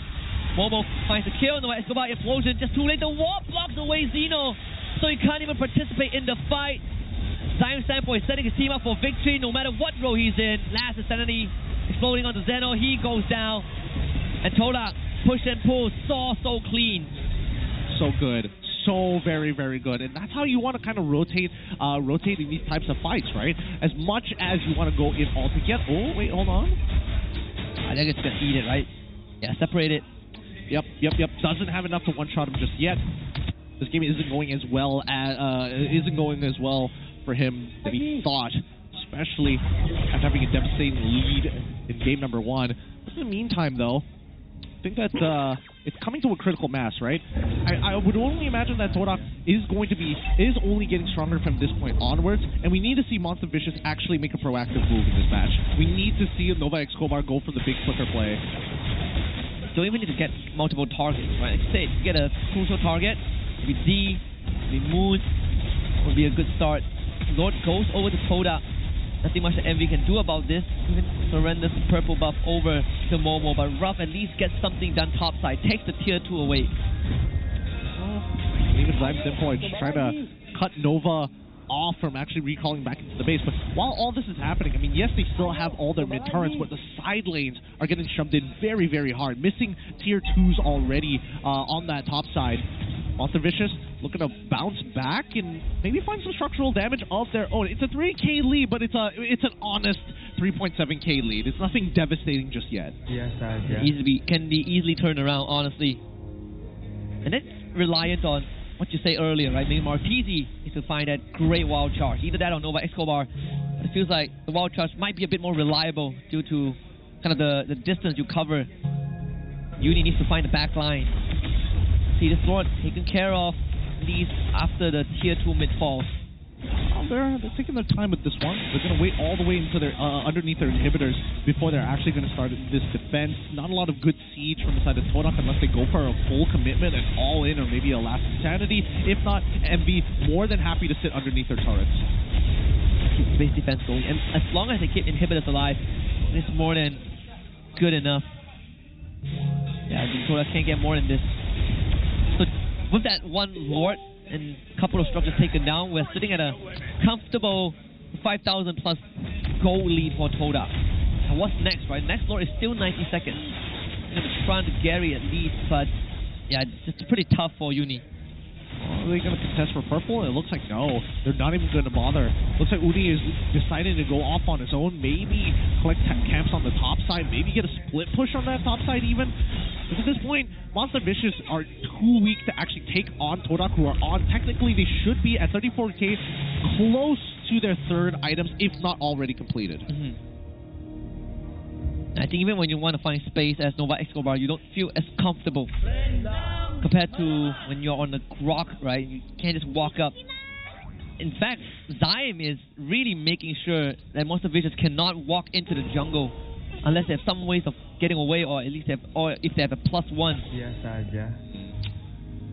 I think even with the man advantage, the execution is going to be really tough. Moon purchasing a crown. I think that Uni is already so weak in this game that he doesn't have much to worry about. And plus, they keep on denying him his purple buff as well. I guess it's good just in case if things go wrong. And plus, it's not like Moon is playing Purify as well. He has that flicker, so now he can consider actually getting aggressive in it.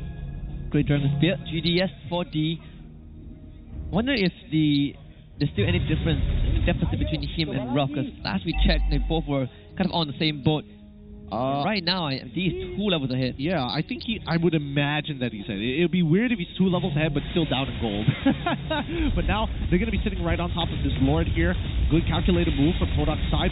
Looking to maybe open up an inhibitor against MV, who, at this point in time, really, they're too far behind to really get back into this. And it's difficult to find these engagements because the counter-engage from Todak is just so much worse. That's where we start to kind of go back to that conversation of what do you do when you are behind. The examples we've seen thus far has been teams that fall behind, they just start playing to not lose the game. But where's gotta find that headspace where you're willing to make that one move. I mean, it is going to be a gamble regardless, but if it's necessary to win the game, I think Monster Vicious will have to pull it off. Speaking of which, Lord now spawned. Zyme Senpai making sure that his presence is known while the rest of the Todak members are going to try and sync up that wave.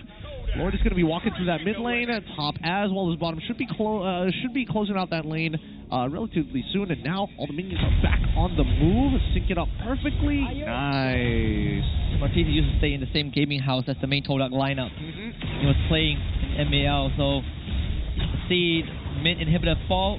Be for sure the Lord still 100% health. Monster Vicious will start working on it. You need to clear out the bottom wave, so at least you kind of stagger the minions. Even if they stolen Aurora out, attempt from Uni doesn't get Gary. Only the Faraga armor at best. Not too shabby, honestly. Only losing 1 inhibitor. Yeah, okay. I mean, it's the mid inhibitor, but at the same time, let's look at the second wave. Maybe they're actually going to do something. No, looks like they're not even going to try, right? These inhibitors are too dangerous to fight underneath the turret, especially against the Aurora, so I get the sentiment. But I don't think Monster Vicious is going to be walking out too far from their base anytime soon, other than for purple buff.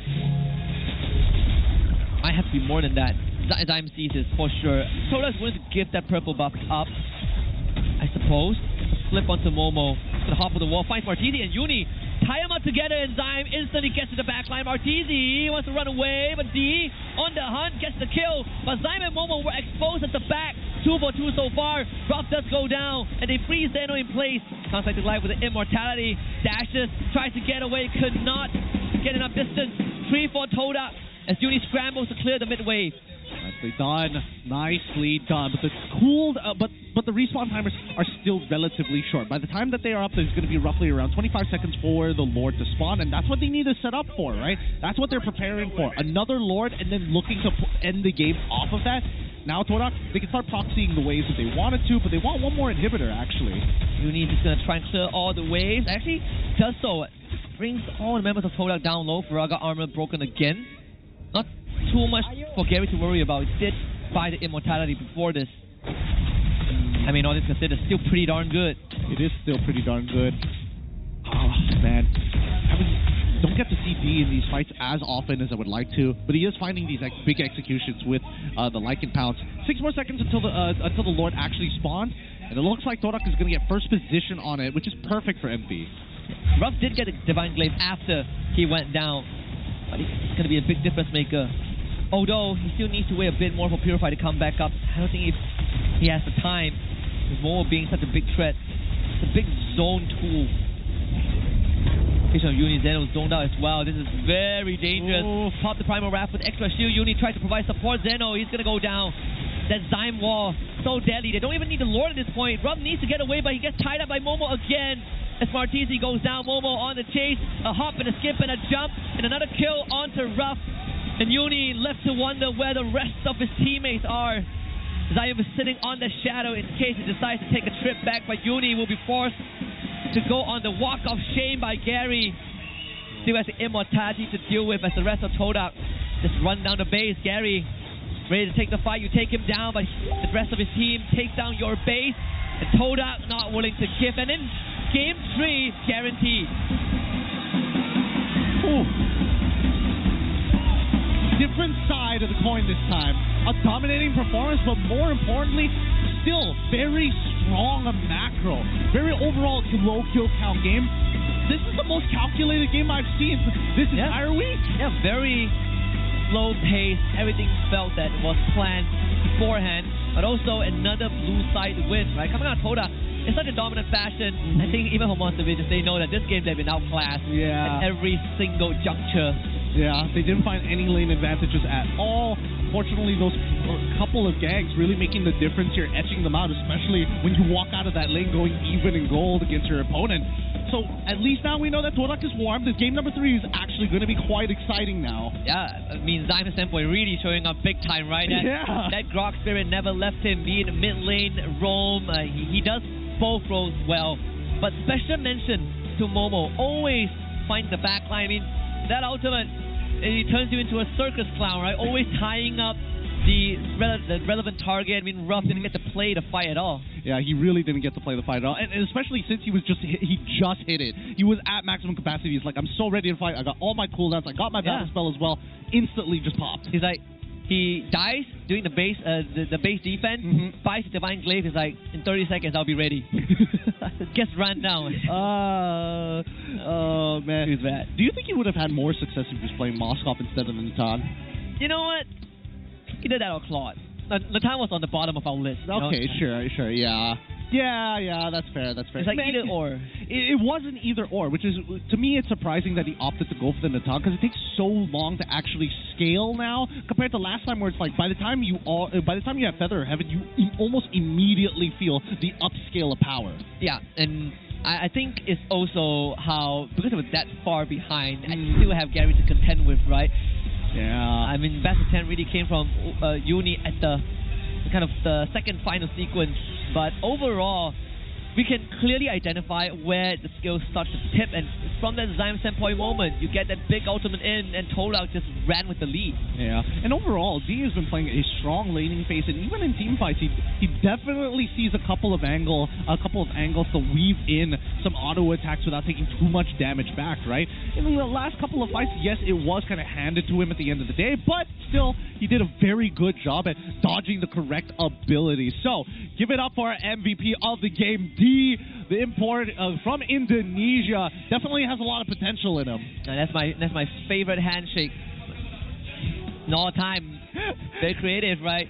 Of course, bit of a, good moon even on that Aurora, right? Again, pillar of the team, a good building block to allow D to get to 6-0 and 9 KD. I believe he went Thunderbelt first item, but it's one of the few games where he just has all the space he needs to stack it up. He's got all the situational items as well, right?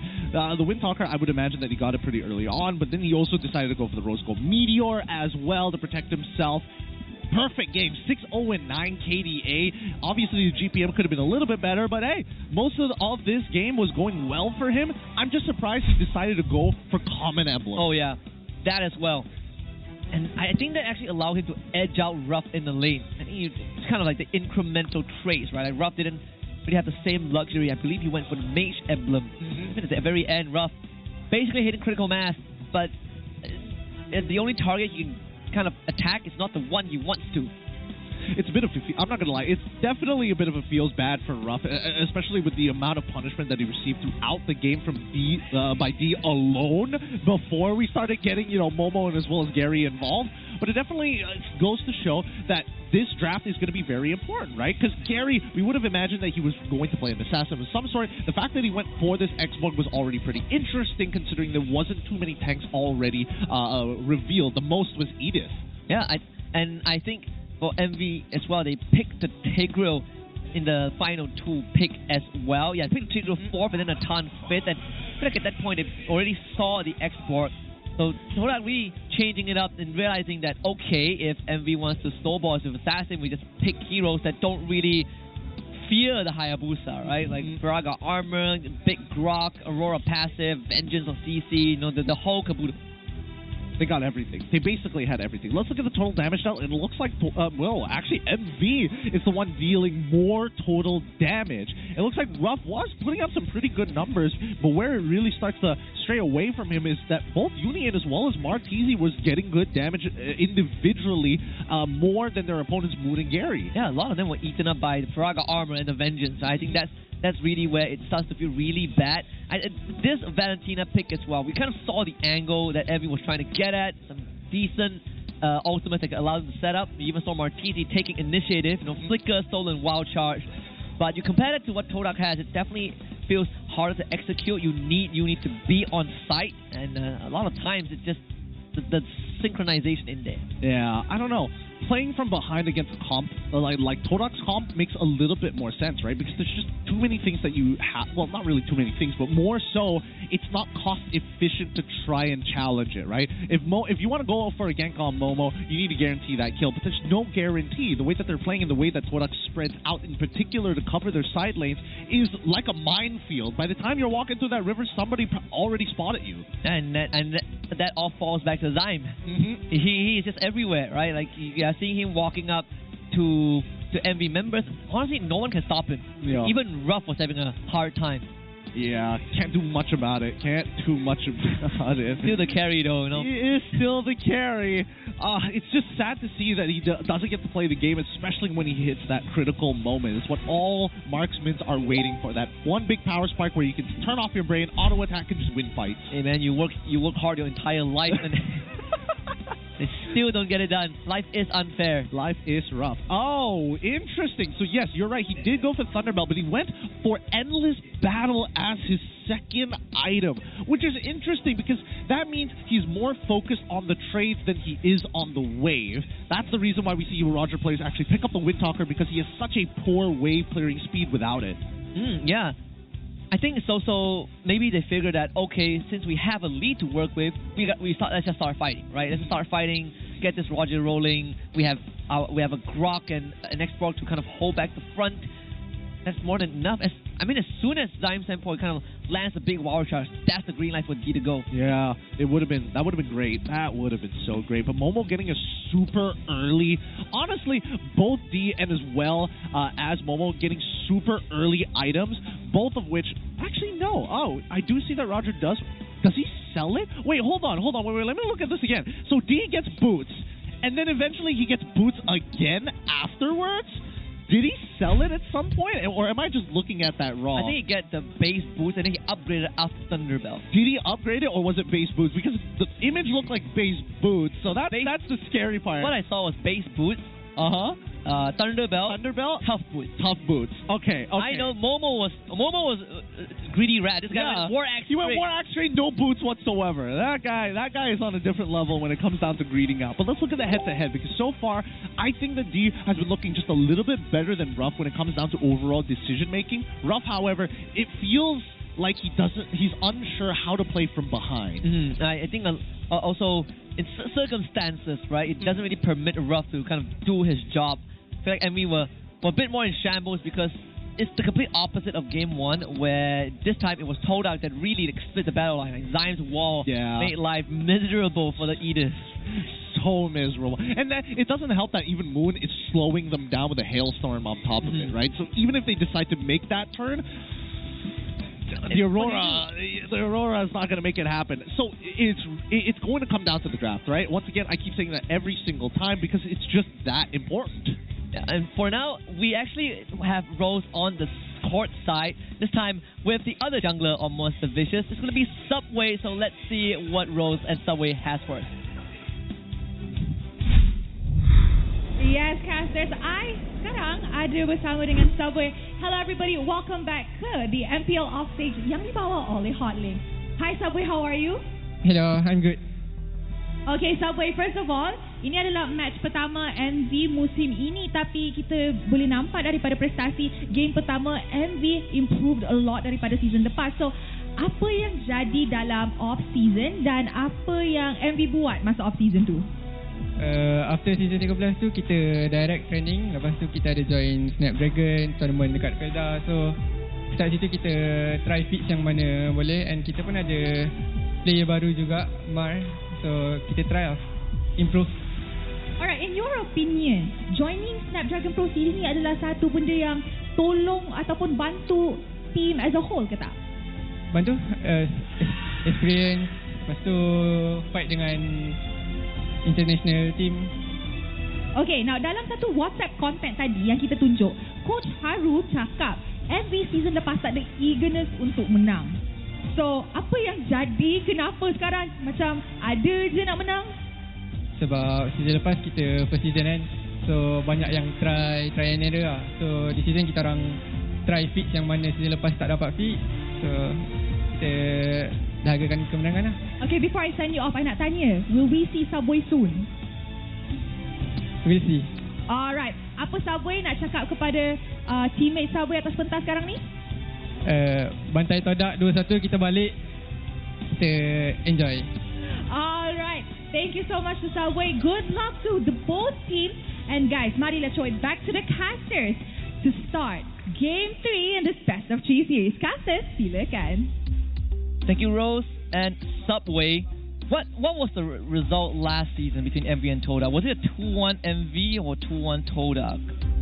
I gotta check my records. I gotta check my records too. Oh man, it's I know that it went the full I know that it went the full series. I just can't remember what the result was exactly, right? But hey, those are the words coming in from Subway himself. Glad to see that he's still sticking around in the professional scene. Hopefully he gets a chance to actually play. But maybe if the patch leads back in towards tanks, then we might see him. Yeah, man, it's come a long way, right? You look back at Subway's history, willing to go back down to that tier 2 pool and kind of build it up from scratch. It's not easy to do, It took a lot of time. Even when they were dominating tier 2, it's not like, oh, you instantly get a ticket into MPL. You gotta play your way through kind of the academy league to get here. Yeah, I mean, lots of games of Fredrin, lots of games of Baxia, that's all he got to play for the majority of it. But in MV, it feels like at least he's able to express himself a little bit better, rather compared to his time in the SMG, where, again, very quiet, very chilled, but most of the time still playing the tanks. Wow, I think, if I'm not mistaken, Todak actually 2-0 MV. 2-0 MV. This is a good improvement. So the process is a bit different, but the growth from MV definitely is shown here. Interesting. A bit of rough around the edges last season. The expectations were managed about MV. As long as they didn't kind of get relegated, I think that was good enough. So they were in the same boot as JP Niners. Yeah, definitely one of those Category 5 situations. But at the very least, I feel like MV are coming in with a new vibe, right?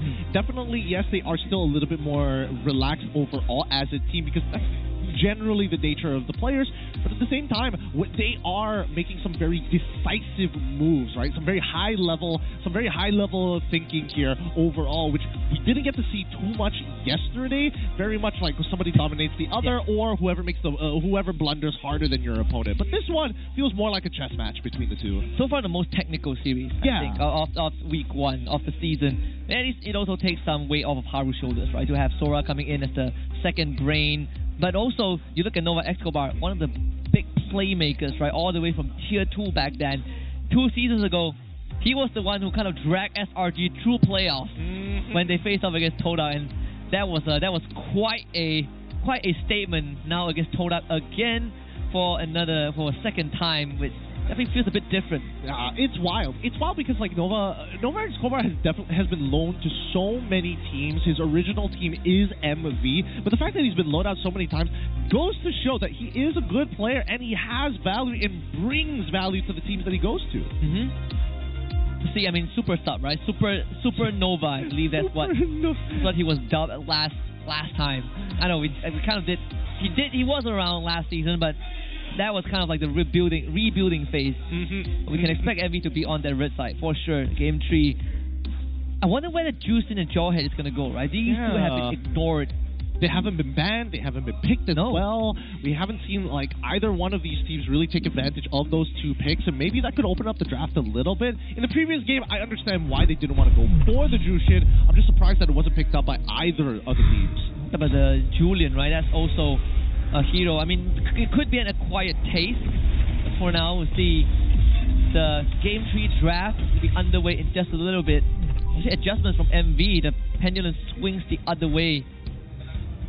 Well, let's find out. Wow, actually taking blue side. What? I am now. Dang, that's so wild. These are the only teams that are fighting for blue side. It's crazy. It feels like either they've cracked the code of what the draft needs to look like, or the only reason they want to do it again is to try and get Lolita Hanabi. I would. Now that you think about it, yeah, it's been red side, it's been blue side wins, right? Pretty much the yeah, it should be so far. Yeah. Let's just total reach this though.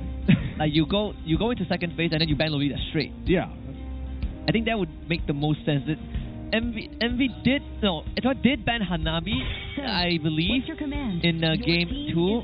Manny taken out. Jushin still left open. Jushin, Zaz, yeah, Hylos as well. It's first pick Hylos again for MV, right? Feels like it. I think you don't have to think too much. Yep.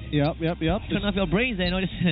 I know for a fact that Haru likes to keep it simple, right? There's no point overcomplicating a situation. As long as you are just following your plan, usually it's going to be fine. So with Hylos there, now we see...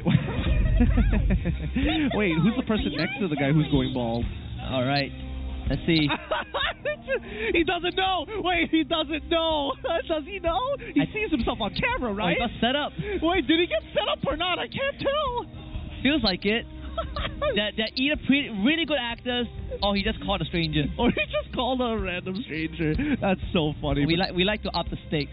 We do. Oh, interesting. Blind picks CC, and they also pick up the Grok straight away. I suppose. Okay, so it's still so far it's the same as the previous game, minus the Roger.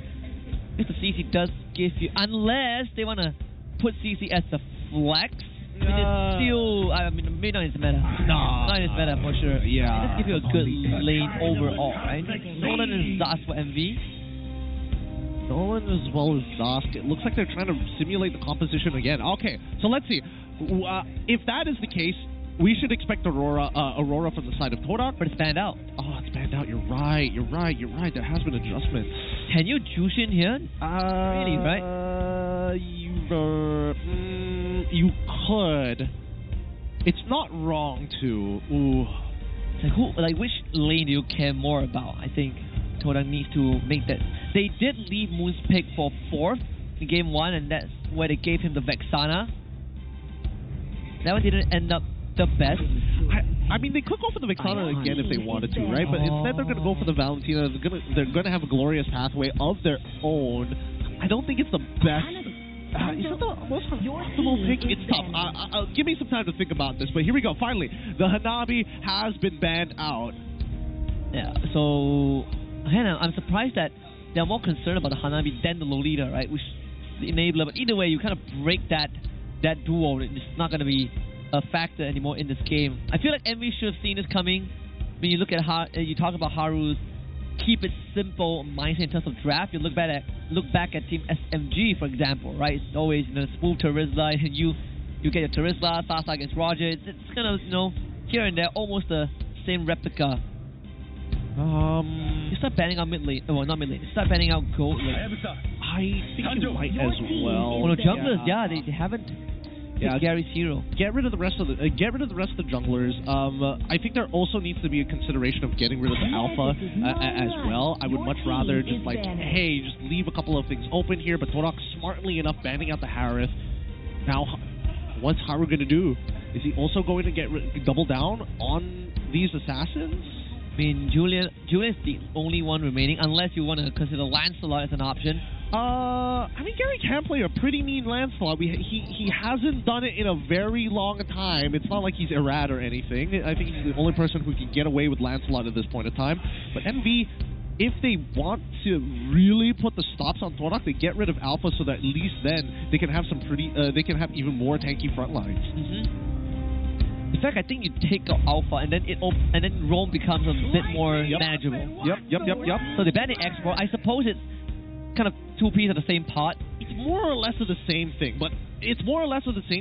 but Torak, when I look at their composition, especially when you have a CC, I wouldn't imagine you trying to go for all ins, more so to peel backwards to chunk people out. Talk about amping up the stakes. Now we have involved in marriage. Like if Torak wins, if person A loses weight. If Torak loses, person B gets married. I don't know. If I'm person B, I'll take my team losing because They put a ring on it. Fingers crossed. Fingers crossed they lose. Bloodlines on the line. It's a lot at stake. Generational heritage. Generational heritage. I'm looking around at the crowd to see who else is coming up with something wild to put up on screen. Well, here we go. MV looking to complete their composition. They're going to go with the traditional Terizla and putting Hylos into the support section. How are they going to finish this off with the gold? Is it going to be Moskov once again? Yeah, Moskov. Moskov, Terizla. Yeah, keep it simple. Back to basics. Which can be a pain for the Claude. Depending if they can catch the Claude. It's not like game 1 where, oh man, I have a Terizla, but my target is CC immune. If I land a penalty zone, Claude just gets knocked out. Yeah. I mean, with the knockups, they can cancel Blazing Duet. Let's not forget about Hylos as well. Just him showing up could force him to use his BMI. But at this stage, I mean, CC really needs to win hard. Like, Momo needs to do a lot of the heavy lifting in the laning phase to be able to stay relevant during the mid-game. I think it's also Hylos now in the roam role. You get to pressure the jungle a lot more, even if they go for an assassin or maybe not the alpha. I suppose early game you can still get away with it before alpha really kind of gets going. I think the concept is still the same, right? CC into Terizla. Terizla, you fear the CC a lot less. Yeah. Oh, I don't know. This one's a little more 50-50 in my opinion, right? I think this is by far the more even draft between the two. Yes, there are some pros and cons, but again, it's how you force these situations to be in your favor with the cards that you are given. See, does this look a lot more even compared to what we've kind of seen in the past 2 games? Personally, I think it's a little bit more even here. I do think that Todok's lineup is going to require a little bit more execution overall because MB, worst comes to worst, it's a one-button escape for majority of the heroes. Like, I have a bug, or I just leap away. Game 3 will be underway. Todak against Monster Vicious. And see if Monster Vicious can overcome Todak, right? Kind of right the wrongs in this series. The conclusion will be reached pretty soon.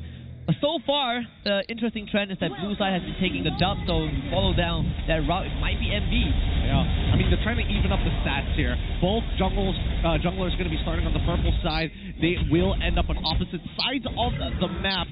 And I think it's pretty good because Alpha does want to actually gank Xeno as early as possible on this Terizla. He has the relevant passive to do so. And even on the bottom side, we expect that Nolan to try and kill this Claude. Bit of a flashback from the previous series. Wait, did Roughh lose it? Oh no, he did lose a minion. The minions was just one on top of each other. But this Hylos can pose a bit of problem for Zyme, right? Because you stick onto Zyme and you win the trade. Yeah, but just gotta make him bleed. Man-to-man defense here, not letting Zyme get to walk around however he wants. Just consistent pressure overall. Oh, Roughh walking up boldly to try and tell D, hey, maybe my jungler's here. Oh! Yeah, very bold, but he's forced to trade a little bit. Audit considered not too bad for D. Oh, he's gonna do it again. The gang that you talk about onto Zeno. Let's get him out of the way. But why? Why does he wanna trade? I mean, he already took a pretty awful trade by sitting in the BMI while D is auto attacking, and now he wants to do it again. I mean, you saw Zyme's tempo. He's not leaving anytime soon. And his confidence with the common emblem, you know. Yeah. I get that extra heal, a quantum charge. Zyme's tempo not forged yet. So the only thing that is really expanded is that flicker from Zeno. He'll get back in time to catch that cannon. Nice. Don't want to be losing out on cannons here. So far, again, very slow game from MV as well as Todok. We were only expecting blood to be spilt once the level 4s have been hit, which has been hit by both Garen as well as Moon. I can't say the same about MV at this point in time. Wow, they are blitzing this. Yeah, MV's going to be late to the hit. Steals it anyways. Thanks for the hard work. And Noah Escobar actually wants to jump in. Momo, prime target, penalty zone. As the vengeance will expire very soon. Spear of Destruction shows up. Roughh joins the fight. First blood for Monster Vicious. Good stuff from Uni. I mean, being able to find those kills would have been nice, but getting the turtle just puts the cherry on top. And now the rest of MV all warmed up. They're going to take full advantage. And Roughh even getting a double wave here. One catching through mid, and the next when he gets the back down to the bottom side of the map. Best red carpet ever laid out, right? Onto 3-4 people, or the movement speed slow. That's something that also can be a bit of a pain. And just like that, Roughh joins the fight. I'm surprised he didn't get any assist out of that, but still he ate that mid wave. still comes out on top with that experience and network lead. Now, real question is whether or not we're going to expect that gank again. Whether Gary is actually going to make his way to the bottom side of the map, because now we do see that Uni has figured it out. Alright, we've gone, there's a missing beetle here. I'm pretty sure the buff is also gone. We can safely assume that they're going to be on the bottom side. And it also helps that even the mid lane, Moon, is hiding towards the right side brush. Oh. He should notice. Wait. Hylos is about to walk up. He smelled it. The timing is so off. No! Just by a fraction of a second, Martizi couldn't get into his ult in time. That's just a miss. It's by a fraction of a second. Yeah, Moon has to flicker though. Nova X just sits on top of him. Dang, the timing of it, the timing! Hylos was just about to check the bush and then instant gang. Zyme flickers for it, and even Moon as well, wanting to make this quick. I should be able to get out of this.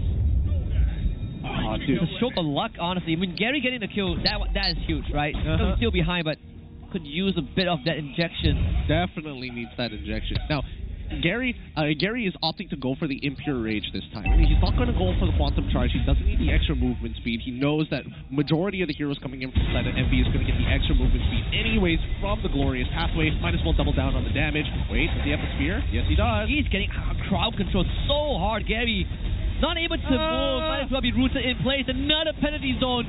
Patience from Zeno. And 3 kills. The turtle on top of Monster Vicious once more.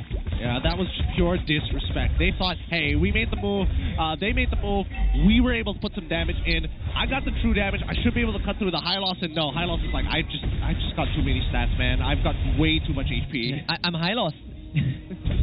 I am Horseman. I am Horseman. Without the Revitalize. Didn't even have it. Yeah, you didn't even have it. Ah, man, it's so annoying. It's so annoying how effective Hylos is for such a simple hero. It does the job very well. But now we do see that Roughh has opted to go towards the top side of the map. They're going for a little bit of a lane swap here. Yeah, Zeno to the bottom. I wonder why, though. Usually when you see a lane swap from gold laners, it's a swap with the EXP so that the EXP will be closer towards the turtle. So I'm surprised that they got him. Maybe he's there just to soak. He could be heading to the bottom side of the map after this very next wave. Or MV are just like, Roughh, we need you to super farm. Take all 3 of these waves. It does feel like it. Here's a golem. You take it. Little Wanderer, sorry, that's mine. Everything else is yours. Everything else is yours, but the Little Wanderer is special. That one is special. That one, people die for it. Oh, man. It's got to be a little frustrating for D, though. Wow, that actually hurts. That's a War Axe. War Axe for Zeno. He needs to sustain, man. The true damage is going to cut through him really, really quick, but if he's able to hit multiple people and get maximum stacks on that War Axe, it's a good amount of vamp. Wait. Oh, that's a huge movement. Monster Vicious wanting to go to the bottom side? He feels like the prime target. Find Zyme first. Power of Nature, CC immunity to get him away. Dang. Right now. Okay, they block up Nova Escobar. What's the plan, Nova? Are you going to survive this? Rejuvenate, not enough. Zyme Senpoi, good wild charge. Only hitting onto 1, but damage still done. Monster Vicious finding Gary. The rest of Toda not able to re-engage. Zyme Senpoi also isolated from his team. Yep, they trade 1 for 1. A jungler for a support, which is a little sad. Whoa, Wait, what? Wait, he flickered in for that? No. Got the read wrong, and he might end up going down. Momo skirting on the edges. Martizi here to save, but doesn't really have mana to work with. Where's the laser? D, BMIs, and Momo also juggles the aggro. Good stuff. Great juggle. Great juggle. Again, man, I wasn't expecting this game to be such a banger. Both sides highly technical with the way that they need to actually approach. Yes, there are still blunders being made, of course, but that's only natural when both sides are trying to force mistakes upon their opponents. You take that into consideration, and then you look at the net worth lead. Monster Vicious is 3,000 ahead. There's a minor goal swing, of course. They didn't lose Roughh, Nova Escobar, but all things considered, still Uni is ahead of Gary by 2 levels. They just swap Moscow back to the bottom side to take this tier 1. Yeah. I mean, so far so good, right? Because Roughh now a full level ahead of D, and probably I can only assume that he has more gold. The Spirit of Destruction is gonna. Oh, it actually connects on towards Roger's side. He can take it. He's gonna take it. Yeah, join the fight if needed. That also deters the commitment to Zeno. While he was throwing that Spear of Destruction, we did see a bit of an interaction with Uni trying to kill Moon, forcing him to flicker, and also got Zyme Senpoi's Wild Charge out of there. So at this point, there's a very big angle for MV to actually start this fight, but at the same time, Zeno has been the main initiator for the team, and if he's not there, I don't think MV is going to go for it. They're getting some sick penalty zones. Momo cannot stick onto Roughh as the Moskov is back. Keep knocking you back. Nova Escobar, he sees all of this happening. Look at the coverage, right? Martizi, 2 bushes all on his own. I think that Zyme is suspecting something. Like, Nova is walking up a little too far here. They block Martizi off. Oh! Again, the redirect with the flicker. Martizi goes down before using his ultimate. MV launch a counter engage, counter attack. Gary goes down. What a stun coming up from Roughh to take care of Moon in the process. Nova Escobar getting chased down. And now it's a retreat. Vengeance pop. Zyme another wall to block off Nova Escobar. They're going to jump on him. Zeno saves the day. Nova gets away. Roughh lands the ultimate, takes it, turns on to Momo, takes care of the structure in the process. MV dragging this out, but definitely got in the lead. Momo, he's going to proxy this wave. He's going to buy as much time as he possibly can here. Does he find it? He gets the execute! He gets the execute! Nicely done! Chanel recalled. Autoed! Not sure if he had the dash, but still. Oh boy, that's so sad. That's so sad. Everything worked out for Momo at the end of the day, but Gary's still taking a brutal beating from Uni, who seems to be absolutely he is just disgusting on this Nolan, man. 3 levels lead. It's gonna make this first Lord even more challenging to contest if you got Todak. And then they're not hesitating. Even Gary can't even get past Martizi. So far, D's got some very relevant damage here. He's chucking out Nova X Mobile like it's absolutely nothing. But at this point, no matter how much they rush, they still need Roughh to actually scale just a wee bit faster. Once he's in position, maybe they can actually like secure some of these fights rather than just trade 1-for-1. This is the stage of the game where a lot of teams kind of find themselves trapped in that stalemate, right? No one wants to get on the Lord and dance forever. Roughh trying to blitz on the Lord. Uni shows up. The commitment. See Todak. Lord's pathway used by Nova Escobar. Good secure by Uni. Nothing that Todak can do realistically. Momo even threw out his ultimate. Stunned up by Martizi. And this angle from Uni is extremely scary. Sees Moon isolated. Zito ignition. No! Field destruction. As the insurance policy. Yeah, the splash damage. Bulgari tried to block it, but it still splashes past him. Moon dies regardless. He should have used his flicker. But, what to do? What to do? It's a very short cooldown. At the very least, they should be able to high ground defense at this point in time. They're going to lose their tier 2s. But at the very least, they still live. And Roughh starting to get a bit chivious with that recall button. I mean, Monster Vicious just going to take all the tier 2s. Top 1, unable to be defended. Valentina, even as a hero, so far has had a 0% win rate. I think we've seen a win yet. Really? He did that on 1 game, right?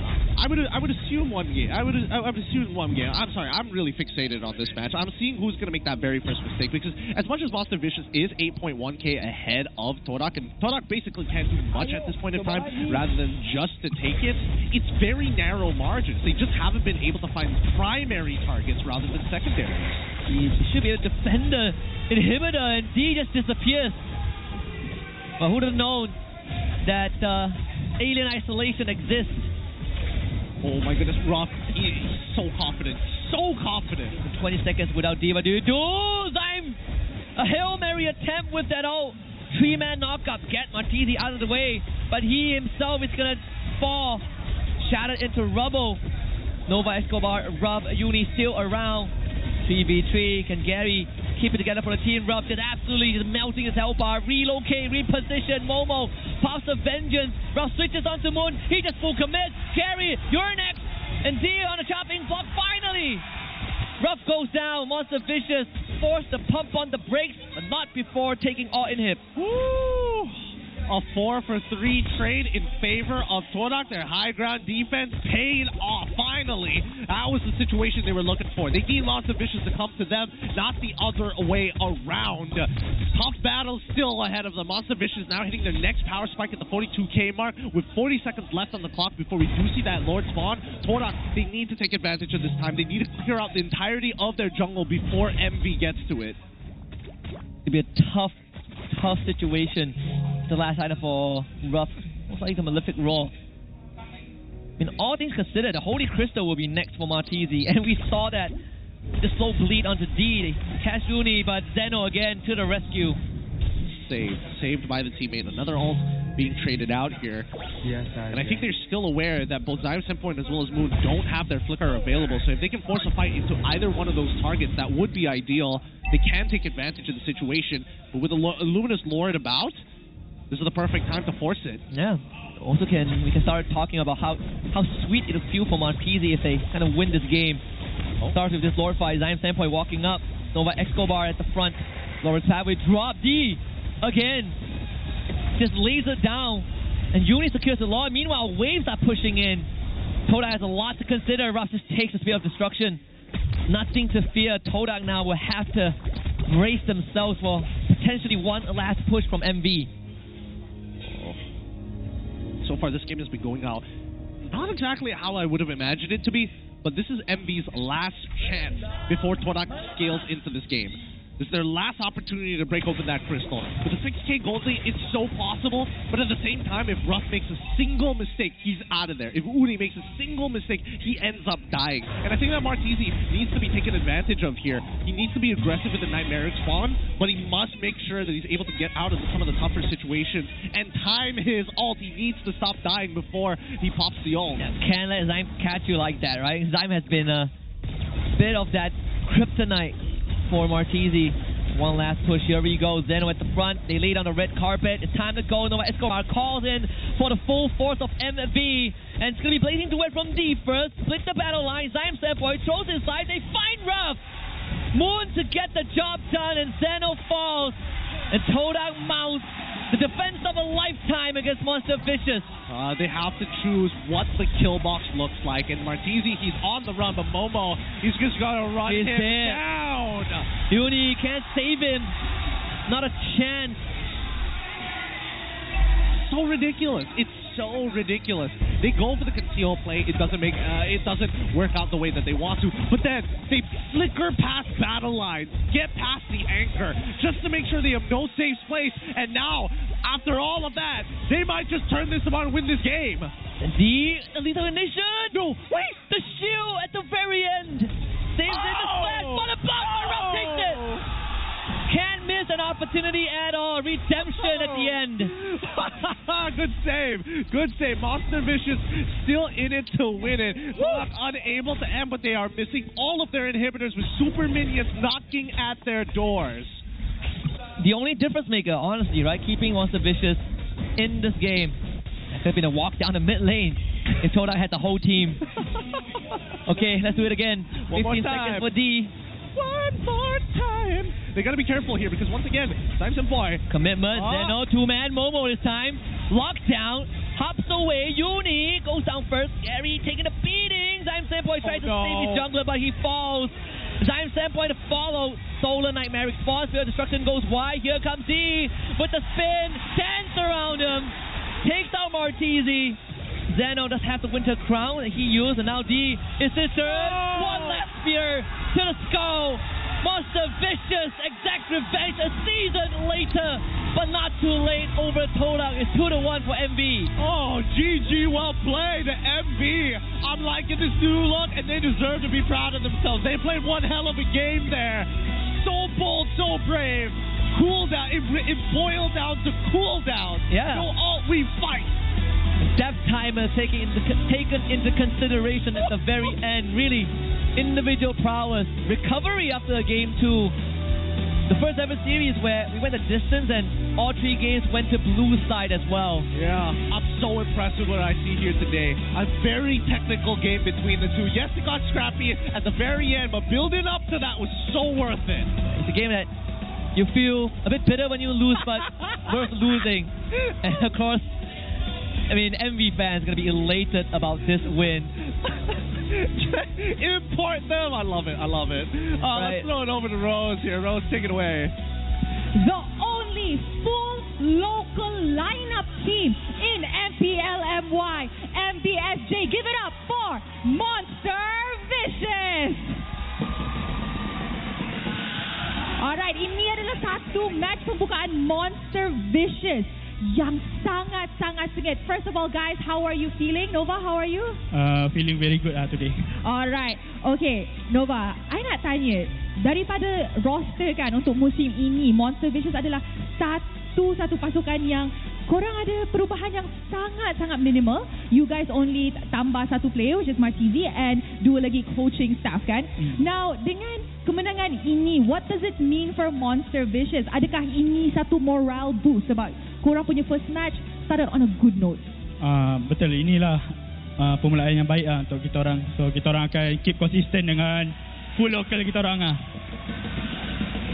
Alright, now can we please pass the mic to Martizi? Jangan pedas. Kenapa alamat terus? Okay, now Martizi, I nak tanya je, how does it feel like going up against your former team, Toda?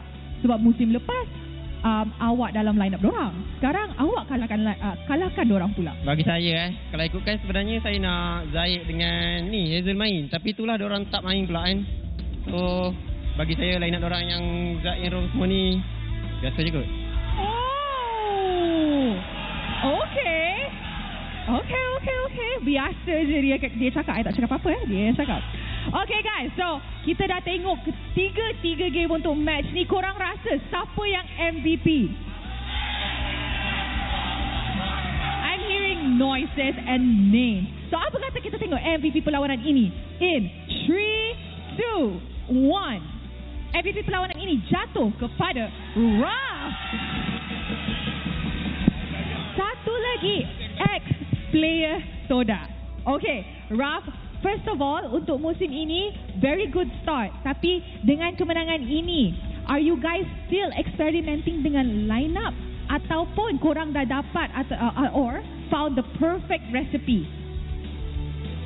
Rasanya belum lagi. Tapi untuk for a good start, regular season tu kita orang dah ready lah. Tapi kalau untuk ke playoff na tu, kita orang kena work hard lagi lah. Dengan ada benda lagi untuk kita orang kena betulkan lah.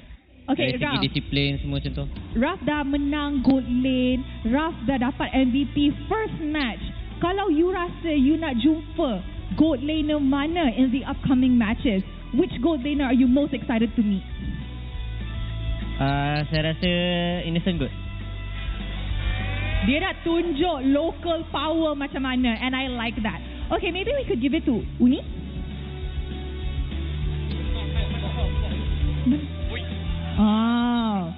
Okay, now kita nampak assassin awak mengganas hari ini. Adakah kita akan tengok assassin lain, or will you be swapping with Subway a lot, ataupun you je akan main all the way and keluarkan assassin yang lain juga? I think Fanny and Ling I will show to other team, but I think Toda ban the Fanny because they scared of my Fanny.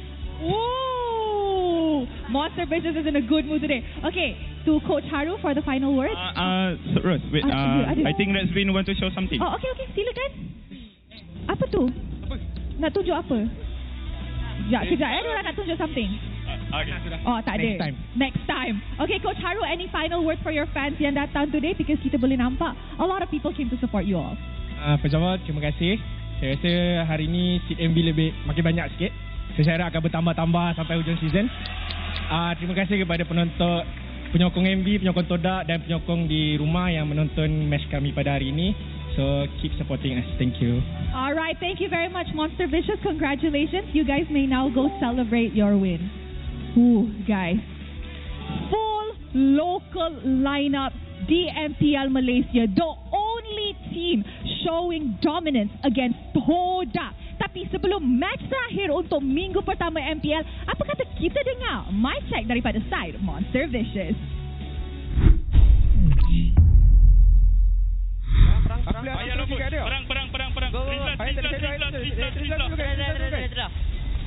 Okey, Aku pegang dua orang. Ya, okey, balik. Tak kena Moskow tombak. Ya. So datang balik atas. Aku atas kau atas. Dia masuk okey. Habis ni. Gerak. Ya, tengok ni botak.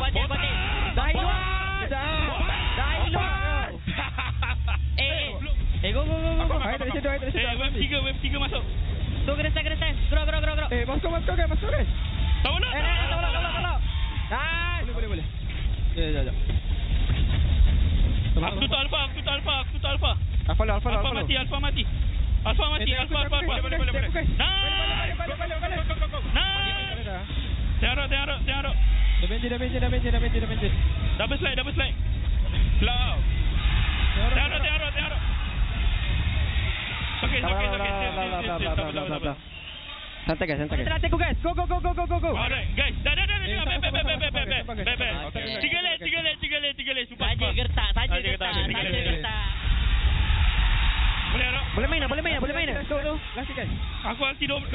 Kau terhati dulu. Boleh main. Round. There you have it. Monster Vicious 2-1 victory over Todak in just a difference of a season. The result is completely astounding from the only full local team we have. Very impressed with what they've showed here today. Very impressed with the mechanics that we've seen, but the decision making is really what puts a smile on my face, man. Great stuff coming in from the team. Let's look at the highlights one more time, and you'll notice that both Todak and as well as MV put some really high, some high IQ decisions based on the information that they got. One of the motions coming in from Todak that I was very impressed by is the fact that they knew that they were moving down to the bottom side. It was Zyme Senpoi and as well as D. And Zyme Senpoi left D to go for the 1v1 to slow down the rest of the reinforcements. Again, motions like this is what we should expect as the highest tier of play. And even in these moments, right, readjustment from Todak, they anticipate the Moskov ultimate. Of course, Roughh made his own play at the very end, but for a game that's this technical, it definitely felt longer than it actually is. Yep. I mean, there's 16 long minutes of war and combat. Like, both sides just playing footsies with each other, maximizing their distances. But give it up for the MVP of the match, going over to Roughh. Played Hanabi in game number 2 and Amin Moskov in game number 3.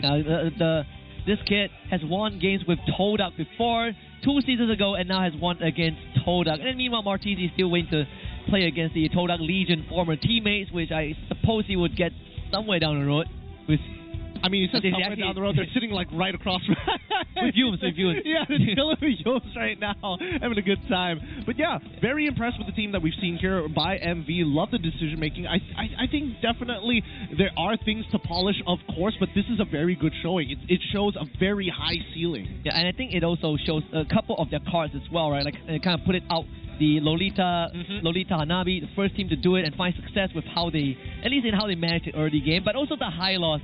Big impact on the high loss, right? You can see MV played it in both XP and Romero, and of course, special mention to Zeno's Terisla. That also was a sight to behold. Yeah, I mean, I don't think Zeno is one of the stronger laners, but he definitely has an eye of landing his engages. He doesn't miss very often. Very high hit rate overall, but Uni on this Nolan is something else. He is diffing Gary really, really hard with his insane clear speed. Yeah, that and also supported by Nova Escobar on his high lows, right? We saw this early turtle engages. Even in the mic check, Nova was saying, Gary's dead. I got him all on my own. I did it, boy. Dad, I did it all by myself. Are you proud? It's difficult because, again, I do think that unfortunately for Todak, they might have to hit the drawing board one more time. They made all the correct decisions, but I think it's like really tough to actually pull this off with the composition that they had. I mentioned it at the very beginning of the draft that, like, yes, I do like where Todak, how Todak is going to play this game, but it's going to require them to work a little bit harder, to execute harder than their opponents, MV. Yeah, and just to clear the air, it's not SRG against Team Rey. It's still MV against Todak. MV won that. You know, for the viewers who just tuned in, they're like, oh my goodness, did I miss SRG game? No, you didn't. They're coming up next. They are coming up next. Fun game. Oh, my mood has changed. I'm pretty happy with that. The first series of the day, I was definitely like, it's kind of a burn now, right? It's like, man. I got mud on my Air Force Ones, and I'm like, dude. And then the next thing is, you're getting a different pair of Air Jordans, and I'm like, you know what? I'll take it. That's pretty good. I mean, it's a Christmas game early for everyone, right? Yeah, especially for MV. I mean, probably one of the most feels good win thus far in the league. It does. Hopefully, it's not specifically against Todak. It could just be a downward trajectory from this point onwards. I don't know, but I'm hoping that it goes upwards and they eventually hit a new plateau. I think at the end of the day, for me, very simple, right? As long as it makes it a lot more competitive, as long as we get a leaderboard that ends up like what MPL PH has in mid-season, I'm good with that. You know, everyone else is competing for the top spot. Dang, look at that damage Roughh is pumping out. 50,000, 54,000 more than D. I thought D was doing a pretty good job overall, but I guess I was wrong. And even Martizi, right, he is... That's ridiculous. How much was that? 40,000, 40 plus thousand. So ridiculous. I mean, he's so strong that he walks up and dies. He explodes. Literally explodes. I think that...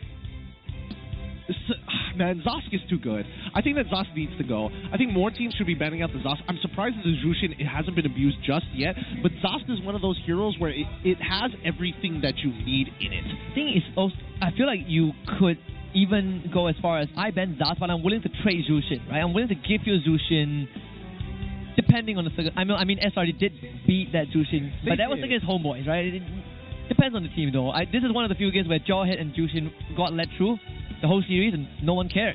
Yeah, it really is just like a completely different side of the MPL here at MPLMY. If MPLMY is like a coin, we have teams that are like, oh, we're willing to do anything to win, and there are other teams where it's like, no, I'll stick to my identity no matter what, even if the meta demands me to whip out a Jushin every once in a while. But I do want to see how Todak is going to develop. There's definitely a lot of potential there as well. I've been singing the praises of MV, but even for Todak, I think this is not too bad of a showing. Yeah, I mean, Todak is one of those few teams that are willing to just stick with what they are comfortable with, right? Like some people may say that, okay, this is a very stubborn team that refuse to kind of adapt. But I think at least in this game, you can see the Grok, all 3 games for Zyme Senpai, even though they lost 2 of the games, he has landed some incredible ults. He has been extremely consistent. And another person who's been extremely consistent is D, their import. I feel like as a player individually is solid through and through. He doesn't make rash decisions. And the times that he did eventually get caught out, it's just, wow, MV just played it a little bit better. Yeah, it's like, oh, it's a full team fight. This is only so much I can do, right? Hall of Famers, though, all from the side of MV. Like, Uni, 907 GPM. He was deathless this game, but still to hit that high of a GPM is something else. Dang, that's kind of crazy, though. That's kind of crazy. It feels like 900 GPM is starting to become the norm these days. It's not an easy number to hit, but in this assassin meta, I think we should set our expectations. I mean, we got to break the record. I think the highest GPM in the world record has been broken. What was it? It was like 937, right? It was like 1,000 plus by Chibi last season on Nolan, but then it got broken afterwards, but I don't remember by who. If I remember correctly, it got broken. Either it was broken or someone else got pretty close. We'll double check that in just a little bit. Let's have a look at the item build comparison because, yes, this is a pretty long game, 2 minutes all the way until the 18-minute mark, but we are noticing a couple of things. Number one, Zeno's build, full tank, right? Yeah. He's not designed to actually try and actually go for these big fights every single time. That's why you're seeing that, yes, he does get the War Axe, but then he goes straight into the Apocalypse. It's all about that sustain. We're looking at the members of the side of Todak, and you notice that majority of them are not that tanky. And yes, you want to be, I want to have some extra max HP when I'm facing off against true damage. No, you want sustain. Yeah, and it's not like the previous game where Momo can just run around, right? This game has a lot more damage that they got to deal with. And with that being said, the standings will be updated with Vamos still leading the chart. The only team to get a 2-0 so far. JP Niners, Monster Vicious, Selangor Red Giants, and Team Huck all tied with 2 points. Followed by Homeboys, RGMY, Team Rey, and Todak tied at 1 point. Ready Sports at the bottom with none. Now keep in mind, this isn't the final standings. We still have another game to go between SRG up against Team Rey, and we'll see how that one is going to provide. Because again, yesterday not exactly the best showing for the side of Team Rey. They had a really good concept overall. SRG is being SRG yesterday, so today I would only assume that they're going to do their thing. Yeah, and I mean, if Team Rey can even take a game of SRG, that would definitely reset expectations overall, right? we've gotten a good taste test of every single team, and now we're going to start diving into the appetizers and eventually the entrees, and at least for SRG, we get to see them in action again and see what adjustments they made from yesterday. Same for Team Rey. Yeah, I mean, I just want to go back to the fact, if Team Rey does take off a game off of SRG, the real question is whether or not SRG has fallen off of grace, or whether the game state is so volatile that anything can happen. I don't know which one I prefer. I think I prefer the second one. I think I prefer the latter, yeah. Makes it more competitive, but it doesn't take away the fact that, you know, SRG is still one of the top premier teams, the teams to beat, right? If people can crack the code of we are no longer fighting for second place, that would be great, but it's a story for the future. For now, we'll go on a short break. When we come back, it's going to be Selangor Red Giants up against Team Rey for our final best of 3 of the day.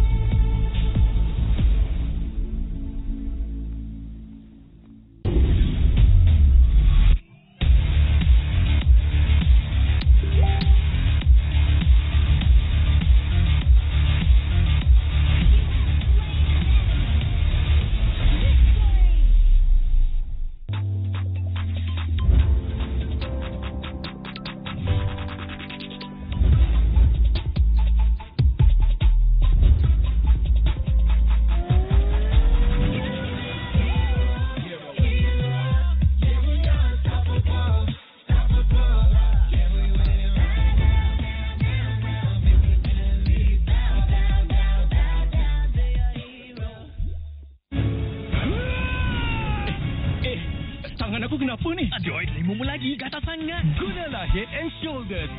100% keyakinan, keluarmu dan kegatalan. White out. All I hear, go get the money. So I go get it. Hate means I do something right.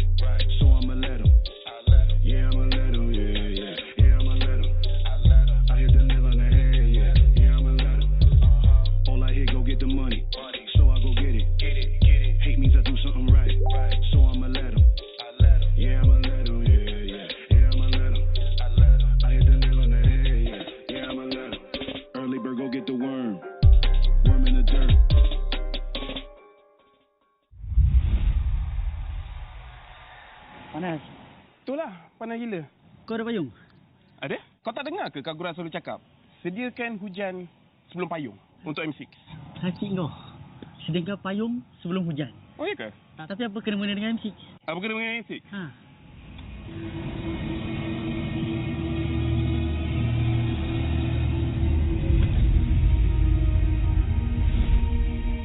Apa itu hujan emas? Hujan emas adalah satu matlamat, satu impian terunggul untuk setiap pasukan. Setiap musim, apakah kenangan yang istimewa? Ia adalah ketika juara menjulang piala di bawah hujan emas. Ia juga menjulang dan membanggakan nama Malaysia di persada dunia. Seperti cuaca, musim baru datang dan pergi. Ia persis dengan MPLMY. Setiap pasukan dan pemain yang pernah menjejak kaki di MPLMY, mereka tidak pernah berputus asa. Setiap musim ada permulaannya, juga permulaan baru untuk matlamat dan impian bagi pemain kita. Musim cuaca datang dan pergi, tapi ia tidak akan mengubah sejarah pemain kita. Dengan harapan musim hadapan yang cerah adalah satu pemangkin semangat bagi pasukan yang bertarung. Komposisi musim lalu tidak penting. Yang penting adalah kesetiaan kepada permainan. Tiada guna mengerti hujan emas dan berjuang demi Malaysia kalau kita tidak dapat merealisasikannya di M6.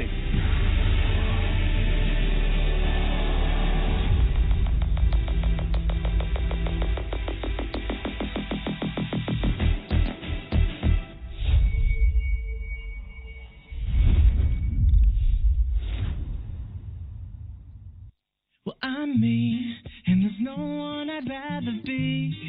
You can sit around and wait and see. For a moment, I'll be standing free. So hurry up and wait for me. Got a bag of chips by the sea. The sun is blazing down. I've got my smile now. Here's the thing. Your chips will really make me sing. Come on, relax and have some chips with me. Chill out, lay back, I'm right where I wanna be. We've got time to take it easy.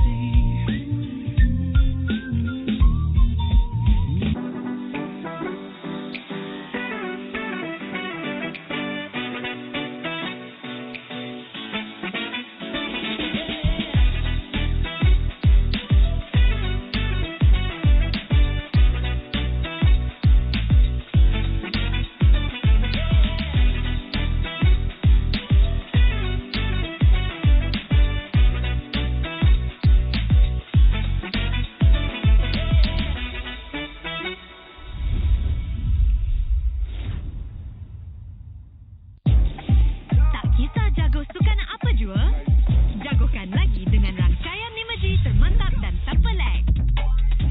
Gaming sepantas kilat. Menang di Land of Dawn. Tukar ke Holling Prepaid 5G sekarang.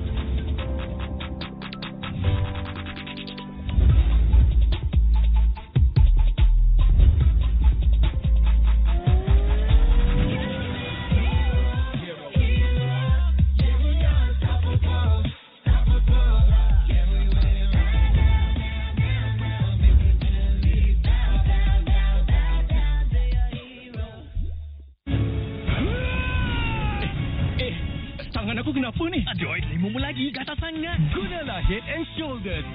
100% keyakinan, kelomomo dan kegatalan. Wipe out. All I hear, go get the money. So I go get it. Hate means I do something right. So I'ma let 'em. Yeah, I'ma let 'em. Yeah. Yeah, I'ma let 'em. I hit the nail on the head. Yeah, I'ma let 'em. All I hear, go get the money. So I go get it. Hate means I do something right. So I'ma let 'em. Yeah, I'ma let 'em. Yeah, I'ma let 'em. I hit the nail on the head. Yeah, I'ma let 'em. Early bird, go get the worm. Worm in the dirt.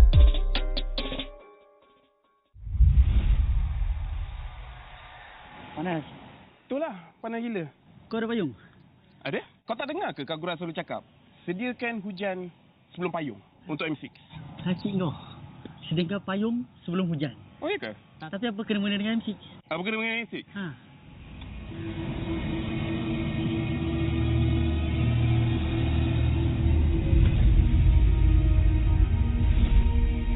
Apa itu hujan emas? Hujan emas adalah satu matlamat, satu impian terunggul untuk setiap pasukan. Setiap musim, apakah kenangan yang istimewa? Ia adalah ketika juara menjulang piala di bawah hujan emas. Ia juga menjulang dan membanggakan nama Malaysia di persada dunia. Seperti cuaca, musim baru datang dan pergi. Ia persis dengan MPLMY.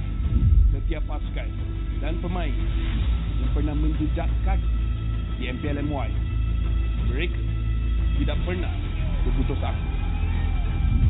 Setiap musim ada permulaannya, juga permulaan baru untuk matlamat dan impian bagi pemain kita. Musim cuaca datang dan pergi, tapi ia tidak akan mengubah sejarah pemain kita. Dengan harapan musim hadapan yang cerah adalah satu pemangkin semangat bagi pasukan yang bertarung.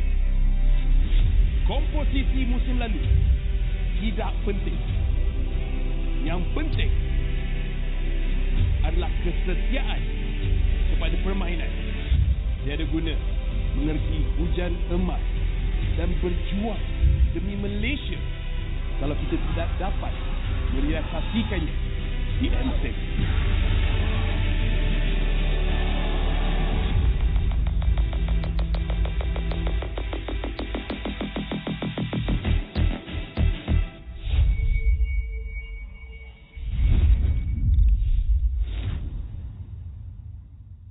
Well, I'm me, and there's no one I'd rather be.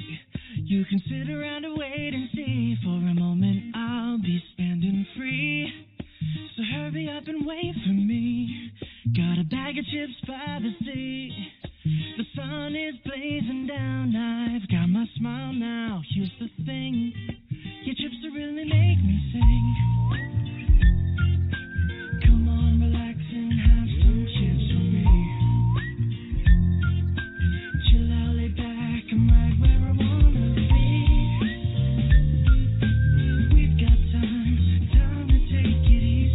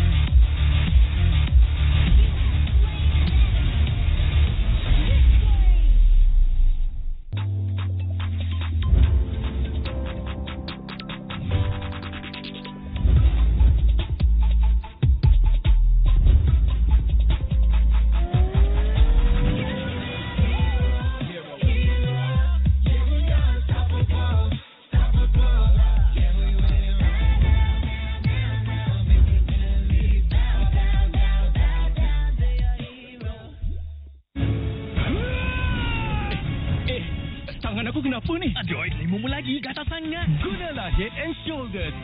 100% keyakinan, kelumamu dan kegatalan. Wipe out. All I hear, go get the money. So I go get it. Hate means I do something right. So I'ma let 'em. Yeah, I'ma let 'em. Yeah. Yeah, I'ma let 'em. I hit the nail on the head. Yeah, I'ma let 'em. All I hear, go get the money. So I go get it. Hate means I do something right. So I'ma let 'em. Yeah, I'ma let 'em. Yeah, I'ma let 'em. I hit the nail on the head. Yeah, I'ma let 'em. Early bird, go get the worm. Worm in the dirt.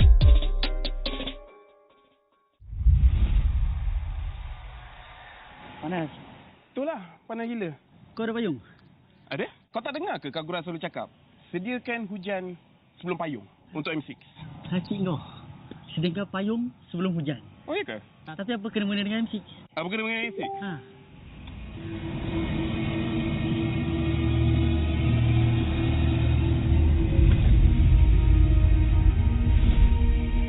Apa itu hujan emas? Hujan emas adalah satu matlamat, satu impian terunggul untuk setiap pasukan. Setiap musim, apakah kenangan yang istimewa? Ia adalah ketika juara menjulang piala di bawah hujan emas. Ia juga menjulang dan membanggakan nama Malaysia di persada dunia. Seperti cuaca, musim baru datang dan pergi. Ia persis dengan MPLMY. Setiap pasukan dan pemain yang pernah menjejak kaki di MPLMY, mereka tidak pernah berputus asa. Setiap musim ada permulaannya, juga permulaan baru untuk matlamat dan impian bagi pemain kita. Musim cuaca datang dan pergi, tapi ia tidak akan mengubah sejarah pemain kita. Dengan harapan musim hadapan yang cerah adalah satu pemangkin semangat bagi pasukan yang bertarung. Komposisi musim lalu tidak penting. Yang penting adalah kesetiaan kepada permainan. Tiada guna mengerti hujan emas dan berjuang demi Malaysia kalau kita tidak dapat merealisasikannya di M6.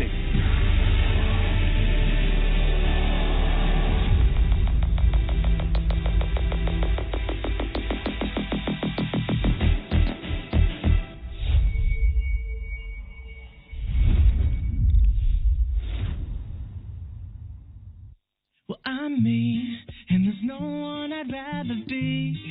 You can sit around and wait and see. For a moment, I'll be standing free. So hurry up and wait for me. Got a bag of chips by the sea. The sun is blazing down. I've got my smile now. Here's the thing. Your chips will really make me sing. Come on, relax and have some chips with me. Chill out, lay back, I'm right where I wanna be. We've got time to take it easy.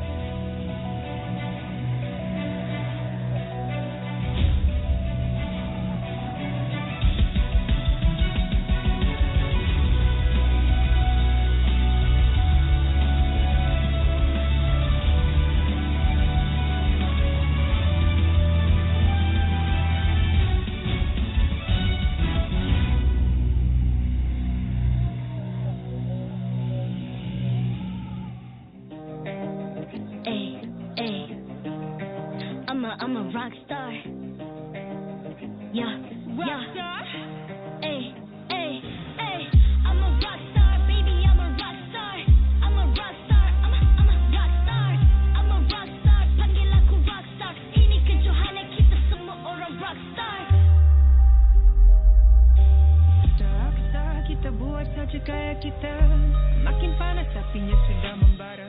Macam mana pun kau menempuh segala. Demi negara kau buat semua bangga. Step into my world, you know I'm always in my zone. You know I got my team, know I'm never alone. Bring out my best, buat yang terbaik. Jadi juara perlahan kita naik. Aku nak push, naik-naik jadi lebih bagus. Jadi hero, ku ada skill. Berapa banyak musuh aku dah kill. Ramai cuba mencapai, cause they envy me. Tiap game aku pasti jadi MVP. I'm a rockstar, baby, I'm a rockstar. I'm a rockstar, I'm a rockstar. I'm a rockstar, panggil aku rockstar. Ini kejohanan kita semua orang rockstar. I'm a rockstar, baby, I'm a rockstar. I'm a rockstar, I'm a rockstar. I'm a rockstar, panggil aku rockstar. Ini kejohanan kita semua orang rockstar. Tengok nanti siapa yang juara. Ni peluang kita bawa pulang piala. This is my game, this is my time. Menang semua, everything will be mine. Kalau jatuh kau pasti kembali. Bangun balik ku tegak berdiri. Kuatkanlah tenaga, ganjaran diperoleh. Ni kejohanan kita, Malaysia memang boleh. Rise up to the top, kita buat bersama. Semangat kita kuat di bawah satu bendera. Ay. I'ma go hard for the win. Win. On the battlefield till the end. I'm trying to beat the greatest anyone has ever seen. Stand by, I'm coming in for the win. I'm a rockstar, baby, I'm a rockstar. I'm a rockstar, I'm a rockstar. I'm a rockstar, panggil aku rockstar. Ini kejohanan kita semua orang rockstar. I'm a rockstar, baby, I'm a rockstar. I'm a rockstar, I'm a rockstar. I'm a rockstar, panggil aku rockstar. Ini kejohanan kita semua orang rockstar.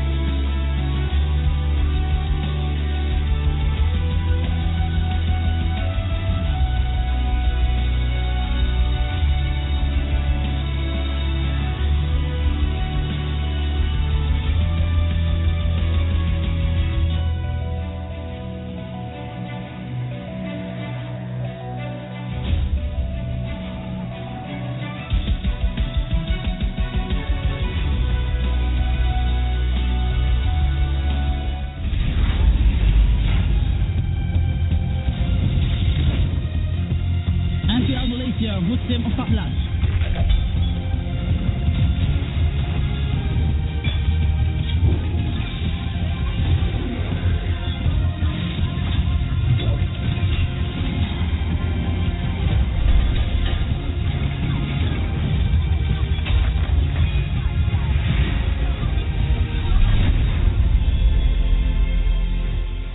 MPLMY Season 14 is powered by Moonton and KPRJ.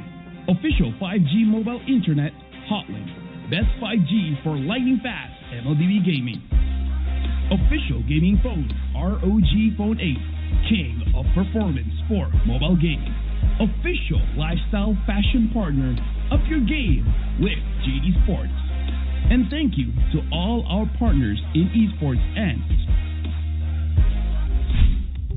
Welcome back to the MPL Malaysia Season 14. It's week 1, day 2, and we are about to witness the final best of 3 of the day. It's our defending champion, Selangor Red Giants, taking on Team Rey. And you're with us. My name's Husky, alongside Getting Q. Yep, it's going to be an exciting one this time. We're going to try to end today with a bang. We'll see whether Team Rey actually has a chance against SRG after yesterday's performance.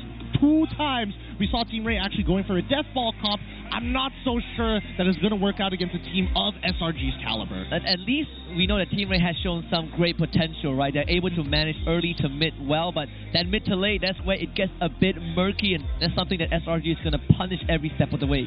Yeah, it's just a very phase thing, right? They don't really carry that momentum all the way to the very end unless the team really slips up hard as their opponents, but up until that point, SRG, previously in the last season, worst comes to worst, bad draft will just outplay you. Nowadays, I think it's a lot harder to do so. And it's just like when it comes to fashion, right? We want the best kicks.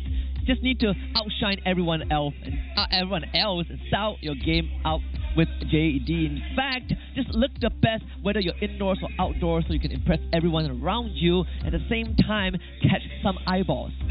Catch all the eyeballs, man. Make sure that you're walking away and all they are thinking about is style. Let's have a look at the standings so far. If you're just tuning in to check out this match, Team Vamos is the only team this week who is able to earn themselves a 2-0 victory, sitting themselves on top with 3 points, followed by JP Niners, Monster Vicious, Selangor Red Giants, Team Hawk, Homeboys, RSGMY, Team Rey, Todak, and as well as Red Esports. And of course, we're looking at Selangor Red Giants and Team Rey. Very important series coming to this, because that means that at the start of the season, first week, these two teams would have already played 2 out of their 9 available series, and that does say a lot, especially for Team Rey, who are still looking for their first win. They need this bad, and if they're, I mean, I'll be impressed if they actually take a game off of SRG, and in what fashion they do so, because again, we didn't get to see the full breadth, the full width of the hero pool that we see from Team Rey. We only got the same compositions multiple times. Maybe against SRG, it could be a completely different plan.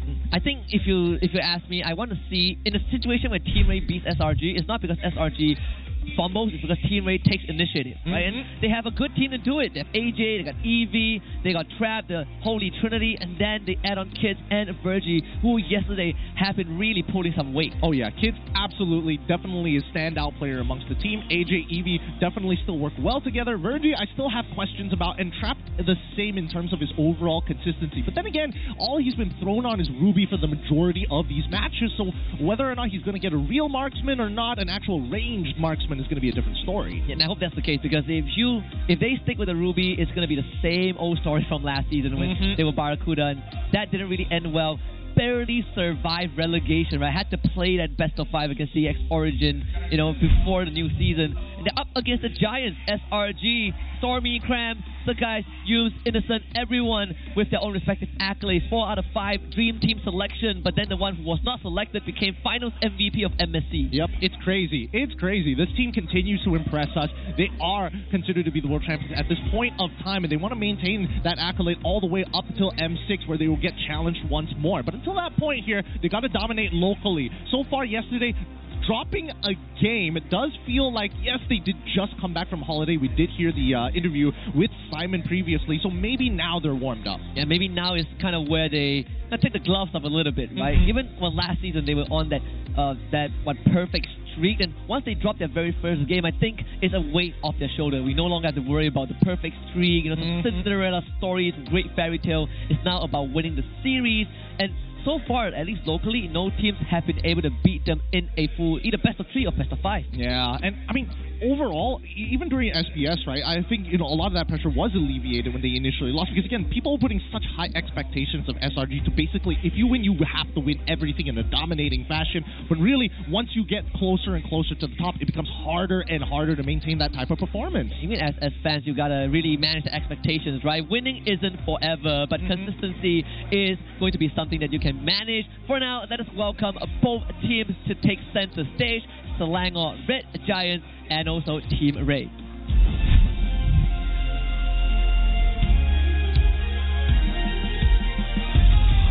Team Rey. Yesterday, they battled hard and claimed a crucial point. Today, they charge in with one mission to try and conquer the mighty Red Giants. Can Coach Art unleash a new lethal strategy to seize the upset of the season? Get ready for war, Team Rey!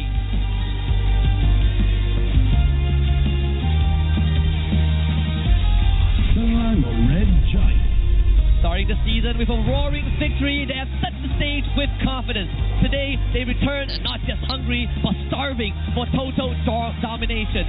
Will the Stingrays fall beneath the crushing force of the Red Giants? Ladies and gentlemen, your defending champions, Selangor Red Giants!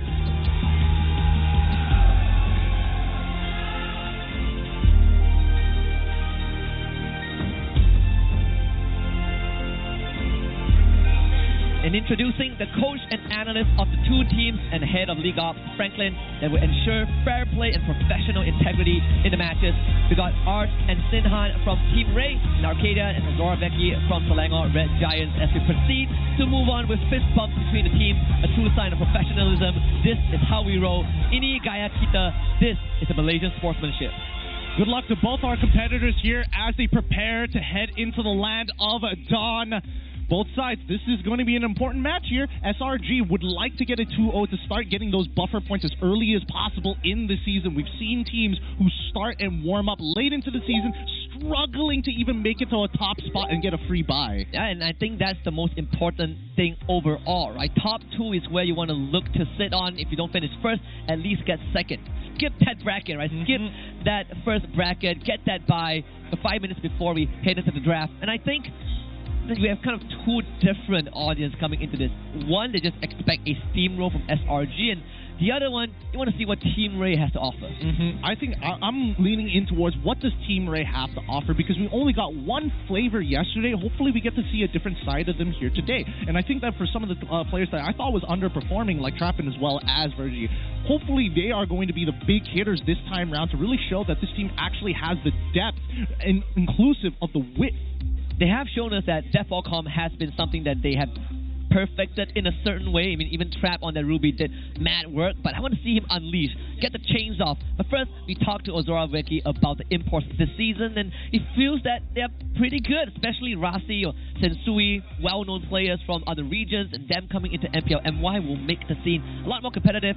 So even for SRG, defending world champions, gotta prepare well because they are the only team that did not make any roster changes. A very realistic approach to the MPL, right? I can only agree with the sentiment. When you are expecting to see more imports, especially those with big names coming over to the local league, that's when you know that that team is powering up. Man, we still haven't moved past the Pargoy, but if SRG wins 2-0, he'll do it. Camera guy, get ready. Oh boy, let's see if the stakes are going to get just don't rush the stage, you know. We got safety protocols. Don't rush the stage, do it off stage, upload it on TikTok. But yes, do go for it. If you want to get bodied by a security guard, you know what to do. I'm telling you, that security guard will body you. I'm 6 foot, and that man is terrifying. And we got close last season. Hopefully, we don't have to deal with that. Hopefully, we don't have to. But honestly, looking at the game, looking back at the game, I'm interested to see. Wait. Okay. You're quoting Anja. This one's a low-hanging fruit, right?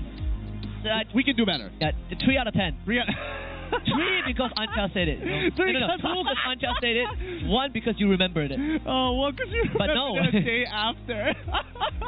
That's good. I mean, you put it into context. It wasn't even the cleanest win by Niners, so yeah, get that out of the way. Get that out of the way. But yeah, no, coming back to it, I would like to see Team Rey actually break out of that shell, or maybe even if SRG is going to get a little creative here, right? That's what I'm most worried about. I would assume that they are going to take this seriously like they did in the last season, where there are no throwaway games. We are just going to go at it. But after the SPS, where he saw Chang'e Gold Lane coming out from Innocent, anything is possible. Yeah, well, that one was supposedly a throwaway game, but they won. Well, to be fair, I've heard whispers behind the scene. I'm not happy with that. Not happy with that? I mean, Innocent just went Chang'e without telling anyone. So, no. Arcadia brings out the whip.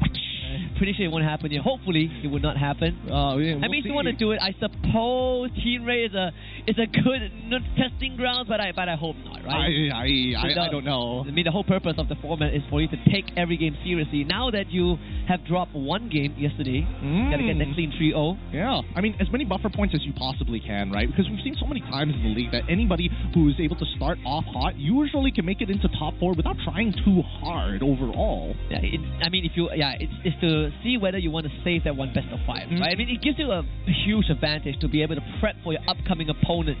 And I think that's what SRG really enjoyed last season, right? Just a full upper bracket run all the way towards the trophy.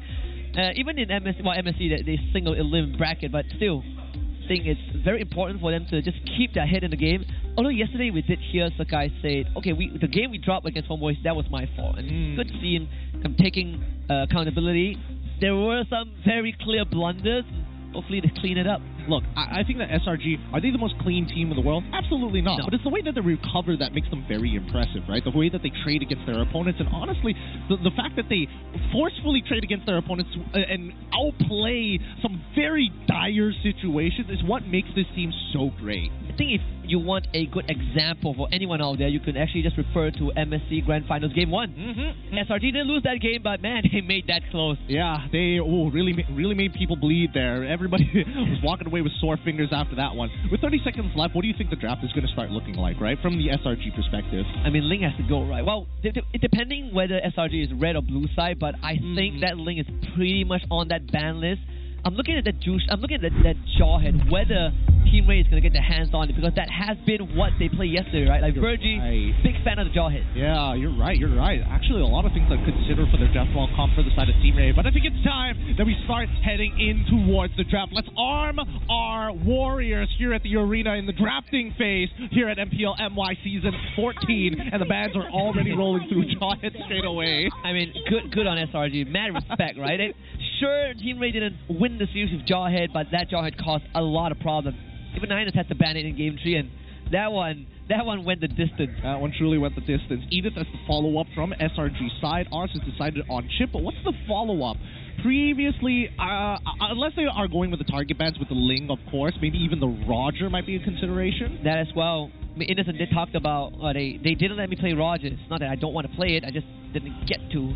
I'm lucky. I think you have to ban it. All teams have respected Roger when it comes to SRG. I think this one is no exception. You just gotta take it, right? And play other heroes. Yeah, no choice. I don't know, maybe Innocent is gonna get known for like a different hero by the end of the season. That would be something, right? He gets MVP of the season, and then he just stops choosing Roger. What if because he chose Roger, now Roger just gets banned? Like Muntan just sees this and then he chooses Roger, let's make him stronger.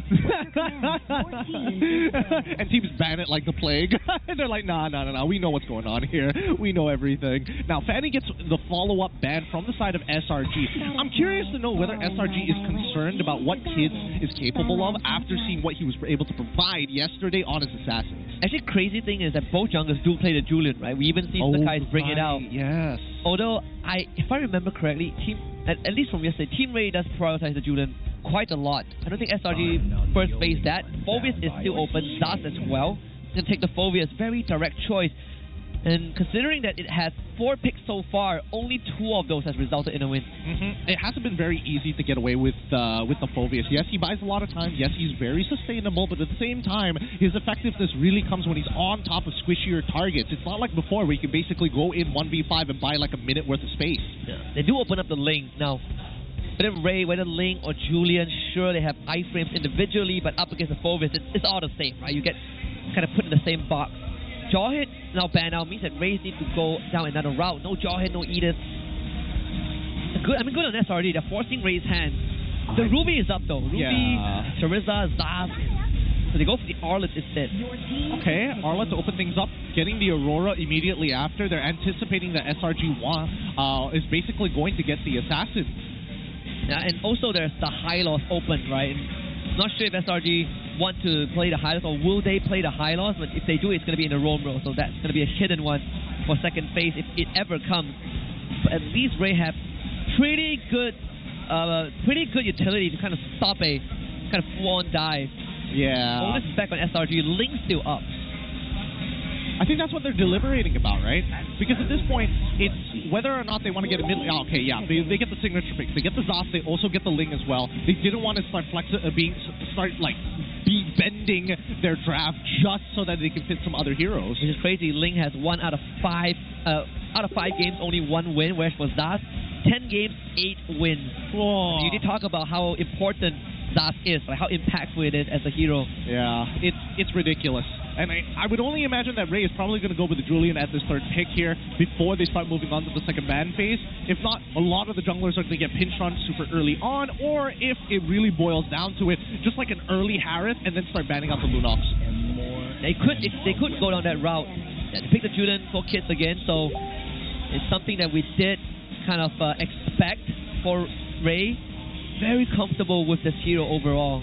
Okay, so now Team Rey on the red side, first ban on the second phase here. I suppose if they want the Harith, they can ban Lunox right now, right? Because they get the first pick priority anyways. I don't think they have to do it right now. I would say their final ban is probably going to be a Lunox to give that information, that final chance for SRG to decide to let it go. Yep, getting rid of the Tigreal, I think, is a little bit better in this particular case, considering how good Yums is during the team fights, and not to mention that Arlet generally likes to group people up.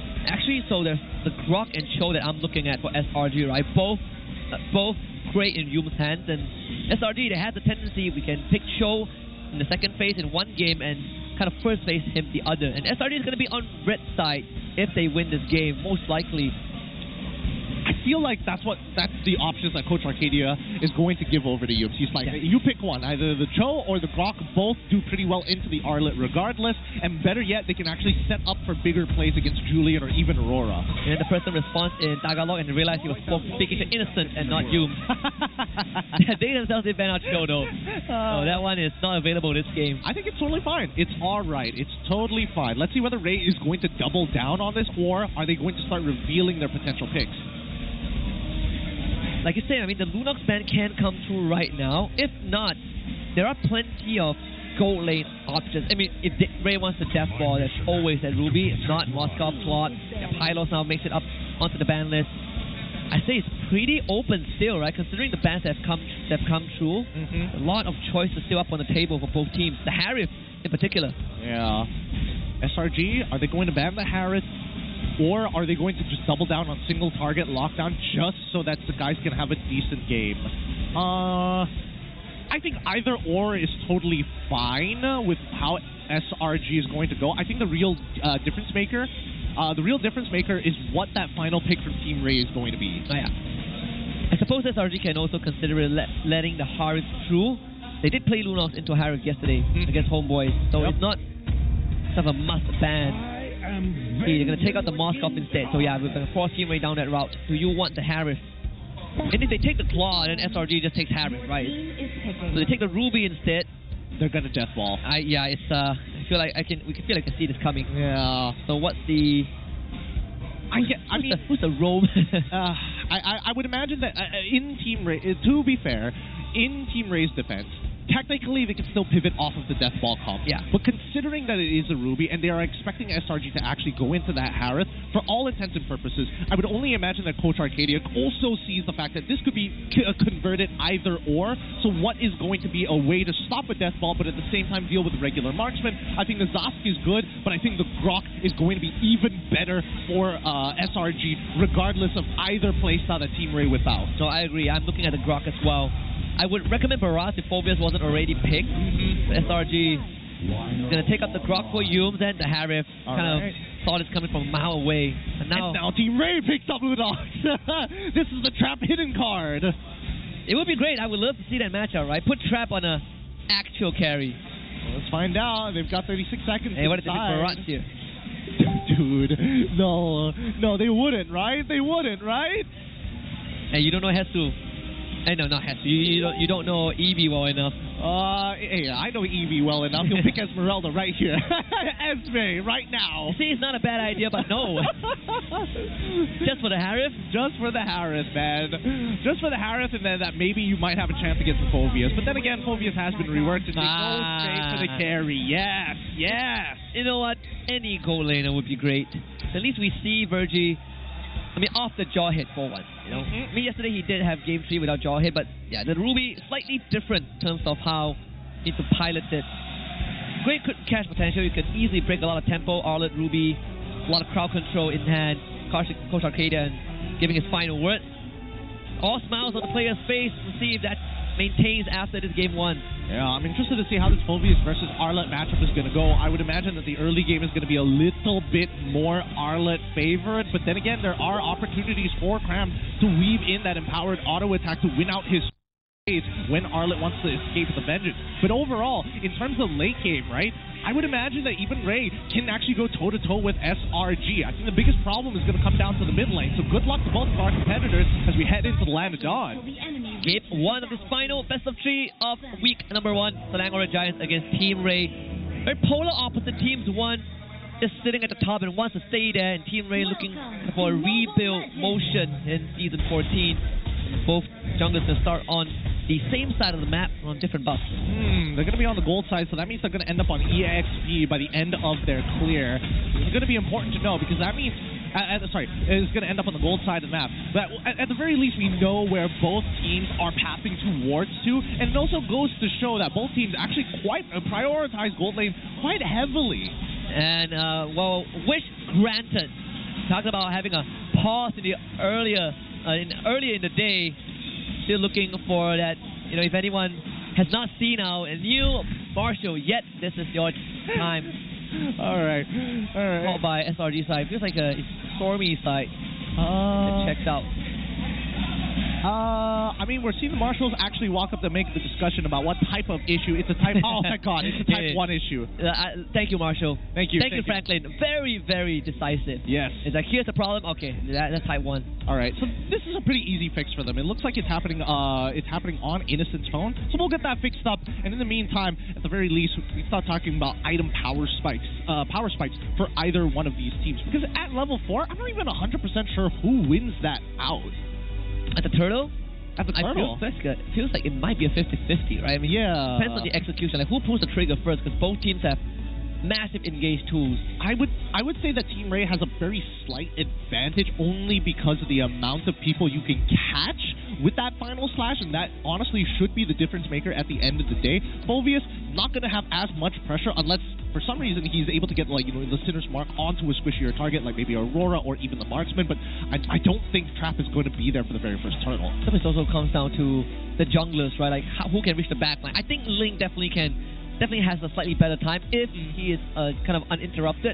But we've seen kids really kind of push that lead, really extend the lead on this Julian. Yeah. Given an inch, it takes a mile. We've seen Team Rey attempted to make movements. You clear the first 2 waves, bring the Aurora to the side lane, try to make a move. It's not going to be as easy against SRG. They tried it against JP9ers, didn't really result in a kill, but the concept is there, right? They're willing to make that move, then you can be sure that Team Rey will be ready to fight SRG, at least in these early objectives. Well, that really begs the question, like, what's the mindset of SRG coming into this? And I think specifically for Eunice, because even yesterday, the biggest problem that I saw was that there was a lack of information and they didn't go for the man-to-man defense. This time around, I think that SRG, for Eunice specifically, he quite commonly goes for the man-to-man defense, but his coverage is twice the amount. Yeah, especially with the ground, right? You get the delay movement. I love this. One of the best moments. That's for you guys at home. That's for you guys out there. Not smiling as much today, but everyone has their own day. It's been a long one. It's been a long one. Yeah, we appreciate it. Cheers. Thank you very much. We're back in the game, and just as expected, Cram having Cram being able to just park the wave under Eevee's turret, something that I didn't expect as much. Right? I agree with you. I thought that Eevee's gonna have an easier time, but then again, you look at the trade patterns of Phoveus. Doesn't need mana. That's something that always gives you a minor itch. Yeah, and Cram, he knows how to zone, especially when he knows what makes his opponents tick. And this time, it's that empowered auto attack that has a little bit of a knockback. It really breaks the flow for an Arlet. Because it's weird, it's a hard thing to time for that auto attack to go through while simultaneously getting your dash off. Now, Gibson as well as Virgie trying to make sure that they're keeping track of where Sakai's is. Yeah, I don't want to get a monolith slammed on your head. Cram actually is locking Eevee out. A majority of the laning phase, Stormy like a Kondo, very good engage. We talked about Team Rey making these early movements, and it resulted in a first blood for Kid. Yep, they laid out the net, and unfortunately Stormy was the catch. And now this is going to be a very easy turtle for them unless we see Sakai try to go for the big steal, which I don't think he's going to do. He's going to get his purple buff, but let's see where he pitch poisons afterwards. Even Virgie has already locked down that angle, right? Team Rey decided to not blitz the turtle. There's no point doing it right now. They need Eevee to hit forward, which he just did after clearing that top wave. Now it's a re-engage. Innocent even taking a bit of a punishment from Trap and missing out a couple of minions in the process. Yeah. But once Virgie hits level 4, yep, they're going to start making their way back in towards this turtle fight. Let's see how much Eevee and Cram can participate. Stormy just commits the ult. That's the zoning. Whoa! Flicker wild charge. That's what you want to look for from Yumes. And all of them are sinners. Cram takes out both of them. It's going to be Sukai to collect the kill. Third one goes to Stormy. SRG strikes when it's least expected. Oh, 3 for nothing. Great angle of engagement from Yumes, making sure that he makes no contacts with the wall, but perfectly knocks up all 3 while still colliding with the back wall closest to it. That being said, SRG with a huge lead on their side. With the turtle, 3 kills in the pocket, the guy now has the money that he needs to really start snowballing. I mean, the follow-up from Cram as well, right? He went for the flicker pull and instantly slams the totem on the 2 people.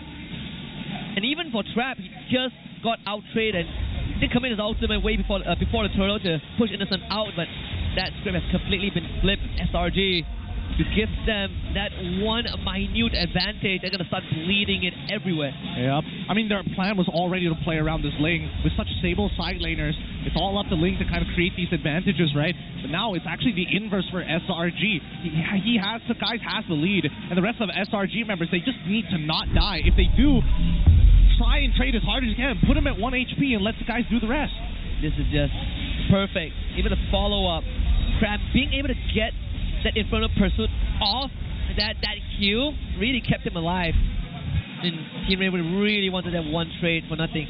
Today's play of the game has mostly been Grok wild charges. Yeah, everybody is just picking up Grok whenever they can. Right? I mean, they're doing a very good job. These are staple Grok players, and it goes to show there's just so much value in the Grok. The anti-CC in this meta is so good. Wait, Virgin Kiss? Wait, AJ is there too. I mean, you just ease it up. So guys, another wild charge, another 2-man knockup. So guys goes to work. Aurora Blanket, not fast enough. So guys gets one, gets out. All right, not bad. They find the kill onto Kids. Guys is going to continue getting ahead, and it comes at 0 cost to the mid laner and as well as the gold laner. Cram's having the time of his life as an EXP. And with the Thunder Belt just purchased right on time, just shy of 5 minutes, and also a second turtle coming up in a bit. In Infernal Pursuit, right onto Eevee. And it's so obnoxious to be able to just unlock your ultimate without much, much downtime in between. Yeah, it's when you look at the hero, and especially when you start looking at his numbers, he has a 0 cooldown for his ult. Yeah, literally 0. Can't do much about that.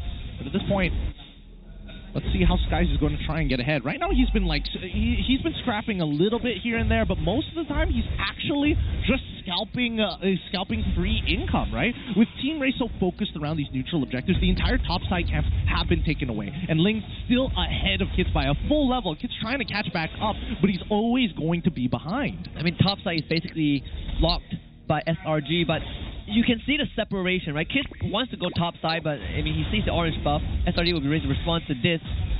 Even Eevee is isolated thanks to Cram. It's just going to make life hard. He will get the buff eventually. Man had to work for it. Yeah. Just wondering if Team Rey would consider trying to unlock Eevee from the lane, but then again, it's into a phobia. I feel like it's not even worthwhile, right? It's not like Eevee has like the strongest wave clear on this Harlot, but at the same time, this is an unwinning matchup for him. Both of them are going to sandbag each other till the end of time. Here comes the conceal though. I saw that. Yeah, he did. Calls it out very early on, but also still pretty precautious with the way that he moves around the map. At the same time, we do see Stormy make his way down to the bot side and forcing Trap out of there, getting that first tower of the game. This would be the start, the beginning of the end. The SRD trying to draw the conclusion just shy of that late game. With Trap out of the lane, and Eevee is going to have to just suck it up, right? Yeah. They need to give it to Trap. Yeah, they're doing, honestly, SRG is doing really, really good work. They know, even without the gold lead, as long as they go even, if they just play the map properly, when Team Rey decides to group up as 5, you can punish them. You can get free gold everywhere. Now the attention is going to be on Trap. Would they just ask Eevee to, you're going to soak out the bottom wave, there's nothing much we can do, we got to give everything to Trap. A lot of babysitting. Look at the fast movement. Eevee finds him. The guys, no energy. Tempest of Blaze, try to get away. Still finds it, but Eevee follows up with a flicker, and now SRG looks for a return. Trap caught out. Cram flickers forward. Cyclone Eye not in time, and Cram fully healthy. Jumping onto Virgie, slams the totem, Astro's Eye, here and there. Eevee needs to get out. Still being pursued. Oh. And here's the wall from you. A bit of a displacement. Final slash, Cram not underneath the turret. Still willing to fight this. Tanks 2 shots. And still has the capacity to stay ahead. He's so strong, dude. He's literally manhandling them. Okay, somebody's got to hit the tower, right? Okay. Thank God. They watched the JP9ers. They watched the JP9ers game. All right, last turtle of the game here. Already in set. 7 kills total, 5 for SRG and 2 for Team Rey. Unfortunately, Team Rey is falling further and further behind. They were able to get a shutdown on Sakai. A huge bounty being secured by Eevee, but that doesn't mean he's going to recover, right? At this point, he's looking to scale. He's looking to trade as many times with that Thunderbelt to build as many stacks as possible. Yeah. Timing might be off a little bit. We'll see the catch on the crabs. They use the Infernal Pursuit. Flicker. What a wow charge from Yumes. 4 of them knocked out like bowling pins and all fall like dominoes, one by one. Innocent finds a double kill. Sakai chases down the Ruby. Is the wipeout. SRG set up for success by Yumes. Oh my goodness. That was literally call an ambulance, but not for me. That was one hell of a savior play coming in from Yumes. Coming and saving your boy and getting a full wipeout in the meantime. So efficient with their time. They're going to be shoving away just to break the magic barrier and also secure the Lord at the same time. Incredible. This is what we expect. Clean gameplay. And just look at the instant replay brought to you by JD. What a wild shot. Wow, all 4 of them. And like Eevee legitimately tried to stop him. It just wasn't enough, and Sakai goes for the re-engage. They weren't prepared for it. As soon as that conceal got popped out, SRG had enough movement speed to catch up quick. But again, it just goes to show why Phoveus is so meta. He buys so much time, and he's on top of the damage dealt rankings. Man, Yum saw what Zyme did and just said, I can do better. Here's my version. I am the role main. Check this out, old man. Check this out, Zyme. Oh boy, with this Lord now starting to push in, they're going to sync it up perfectly. That tier 2 is going to collapse. If they get an inhibitor, that would be huge for SRG. There's a chance for them to do that. How do you defend a Team Rey? They use the carry and they just catch the Julian. Kiss just evaporates and Sakai sees to the back. He's on his own. He do everything by himself, finds the kill. Wanting to give his life up. Tries to get 8, they couldn't find it, but SRG is just a playtime for them. Innocent flips Eevee with the synchro-fission tree down for Team Rey. SRG looking to end this as fast as possible. Playtime is over. It's the crystal that they're after. Virgie tries to stop it. Flickers to buy time. Innocent on the crystal, but the minute wave cleared out at the very end. And SRG, they get a team wipe nonetheless. And that's the second wipeout here. Now Trappin as well as Kids are going to come back up, and SRG are like, we're done. We've done more than enough damage. We've got 2 inhibitors off the very first Lord, and there's only 1 inhibitor remaining. No more towers, no more structures to fight for. SRG walk away with an 8.8 gold lead against them. This seems pretty unwinnable because the checkmate angle is almost there. Kiss even itemized, right? Yesterday we saw him playing greedy. Oh my God! What is Innocent investing in? It's 10 minutes and he's almost full build. He's 3.8k ahead. And he has 7 kills. Jeez. To back it up. Concentrated energy for Kids. I mean, yesterday he would have went Holy Crystal straight, but he realized that he really needs that extra sustain. Came too late though. I felt like that would just missed the timing, honestly. Yeah, can't do much about it right now.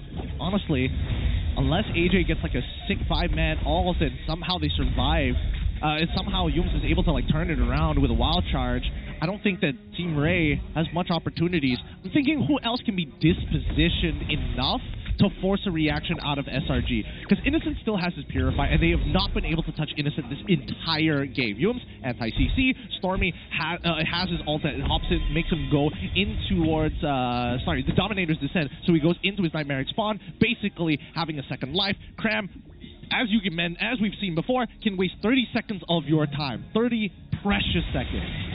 You might have to just start throwing bodies, right? Get Virgie in, get Eevee involved. AJ might have to flick a follow-up. Whatever it is, whatever it takes, honestly, to buy that bit of time. They're so far away from having Trap to be even remotely online. Yeah, I think the only way they Unless they take out Stormy super early on, like they somehow CC him before he gets into the Dominator's Descent. But now, with the next Lord already set up, 8,000 gold lead, about to be a 10k, Selangor Red Giants just taking their time with this as they know that they've got this game in the bag if they just play it well. It's an unlosable game in their hands. Divine Glaive for Innocent, I believe that's 4 out of 5 core items. He's got everything set up. Painful. Whoa, now they're seeing so much damage in the middle of that Synchro Fissure as well. Now, they sync up all the way. Side waves, actually, they're holding the midway for a little bit longer for the side of Team Rey, which isn't a good idea right now because they need to start staggering. I mean, it goes both ways, but we'll see how SRG responds. I don't even need to stagger if they get a full wipeout again. Team Rey might have this inhibitor. My goodness, the damage from Innocent. Unbearable. Like, who can stand in front of the Lord? I suppose Eevee, you gotta start juggling. But you know it's a futile attempt. SRG, they know that the win is inside. Yoon throws his body and the rest of his team cleans it up. Game 1, as clean as it gets for Selangor Red Giants. Man, it must be hard to lose when your Harris is dealing 60% of your HP in a single empowered auto attack. Ridiculous stuff coming out from SRG. A very, very clean game. But that early game still a bit of a 50-50 when you're up against Team Rey. They did set up the net and they did catch Stormy that first time, but Yums turning it around in so many of these team fights. Yeah, started with the turtle contest that Team Rey let that guard down a little bit. Yums took full advantage of that, and the rest is just SRG. We saw them extend a team fight win of 3 kills, less than 1,000 goal lead, and they ballooned it to 4,000 under 5 minutes. Invest in this team now before they go to the moon. Good game coming up for the side of SRG, but it does mean that Team Rey have to hit the drawing board. What were the major issues in their picks and bans? Where could they have done better? Because I feel like in overall game they lost during the draft. Their laning phase was already really difficult, and now with a little bit of new information, at least we know that Cram is very confident on this Phoveus even when he's up against the Arlet. Yesterday they did it against Homeways as well, right? Yes. Yeah, again, Waff was playing Hylos. Cram did the exact same thing. You don't necessarily have to kill your lane opponent, but you shaft them underneath the turret. That has been a major issue that Homeways dealt with, and I think Team Rey is also experiencing that right now. Something that actually adjusted in their draft. But let's look at the highlights and recap the game in case you just tuned in, brought to you by the Republic of Gamers. From the get-go, immediately we are seeing that Yums is getting these insane wild charges, right? But unfortunately, I would have imagined that AJ might have been able to kind of either slow them down or, more importantly, stop that engagement or the follow-up from the engagement from SRG. Actually, he did with his ult, but it was too late. Damage was done. And I say that Yums' MVP highlight reel is all slow-mo. That's how good it is. This is the third one. He just kept doing it again and again and again. And Team Rey was like, it's the Tigreal that's the problem. We should ban that one out and not the Grok. Either way, it would have been a highlight reel. Yums is feeling himself today. Is this a slow-mo? Let's find out. Okay, this one. It's not the slow-mo. He only caught one guy. That didn't count. Okay. It's got to be 3 or more. That's the way to go. But yeah, huge leads. And unfortunately, Team Rey are not able to find some actually winning lanes. And with the help of Yums, even if they go even, it feels like that's just not enough. I suppose yesterday was day of the junglers. Today, day of the roamers, right? Day of the Groks, in fact. MVP Yums 1014, almost 100% kill participation, 83%, but he's just unstoppable. Even took the adaptive attack, adaptive damage, common emblem. He's ready to fight you head to head. That was nuts. That is nuts. And he didn't even bother going, even though he went for a setup where it's like, oh yeah, I just want to be able to charge my power of nature. You know, maybe I could go for a Thunderbelt and stack it up really, really early on because I have the damage, I have the movement speed, and I have plenty of mana to do so. No, he's like full tank. I just want to trade and then afterwards keep tanking. Yeah, so like last wall charge, I'm going to die, so immortality. Immortality, yeah. Gotta preserve that KDA because, you know, before the end of the game, he did get taken out by the crystal, but came back to life. Guy thinks ahead every single time. Always got to be thinking ahead here, right? Oh man, like what can I even say about just pure domination from the side of SRG? Rey had a couple of good early game ideas, but it's still same problem. The transition from like early game kills and turning them into momentum for mid and late, still not there for Team Rey. We're seeing the reliance on kids as well. I think a lot of the draft, a lot of the idea is centered around we get kids ahead, we set up the gang squad, we get Stormy, we get the Turtle if we can, and then Kid is going to carry us through the early phases of the game, but once he gets shut down, you see Eevee not able to leave his lane at all. Virgie struggling to keep up with Yums, and the goal lane is basically a wash at that point. Innocent just running down trap. Yep, can't really do much about it. They've got 2 losing lanes already. Mid lane is about a 50-50. Jungle matchup is a little bit more favored towards Kids in the earlier stages and better for Sakai's in the later stages, but still, it is not the best draft in the world for the side of Team Rey. I think it's pretty bold that Team Rey didn't see the link open, but I mean they decided to go for comfort, right? Still going for the Julian, the Aurora opening and then the Julian, but that Ling, that's why people ban Ling overall. Most importantly against SRG, just gotta give Sakai the respect. Gotta put some respect on this man's name. 13 minutes, such a fast game here for the side of SRG. We'll see whether or not they're going to be able to break that in the upcoming game, but hopefully, I mean, Rey need to learn from the mistakes here. Unfortunately, you can't have 2 out of the 3 lanes as a losing matchup. So that's something to consider. And the sacrifice, I think, has to be onto Virgie's side because his hero pool technically is the widest amongst the roles. Yeah, I think so too. I mean, the Arlet Ruby has kind of been a staple back in Barracuda, but of course in this case they felt like it was the better option. You get the double flex. I do feel like that Ruby, if the Cho was banned in second phase, right? But if that Cho was revealed early on, maybe Team Rey could have made a slightly more adjustment.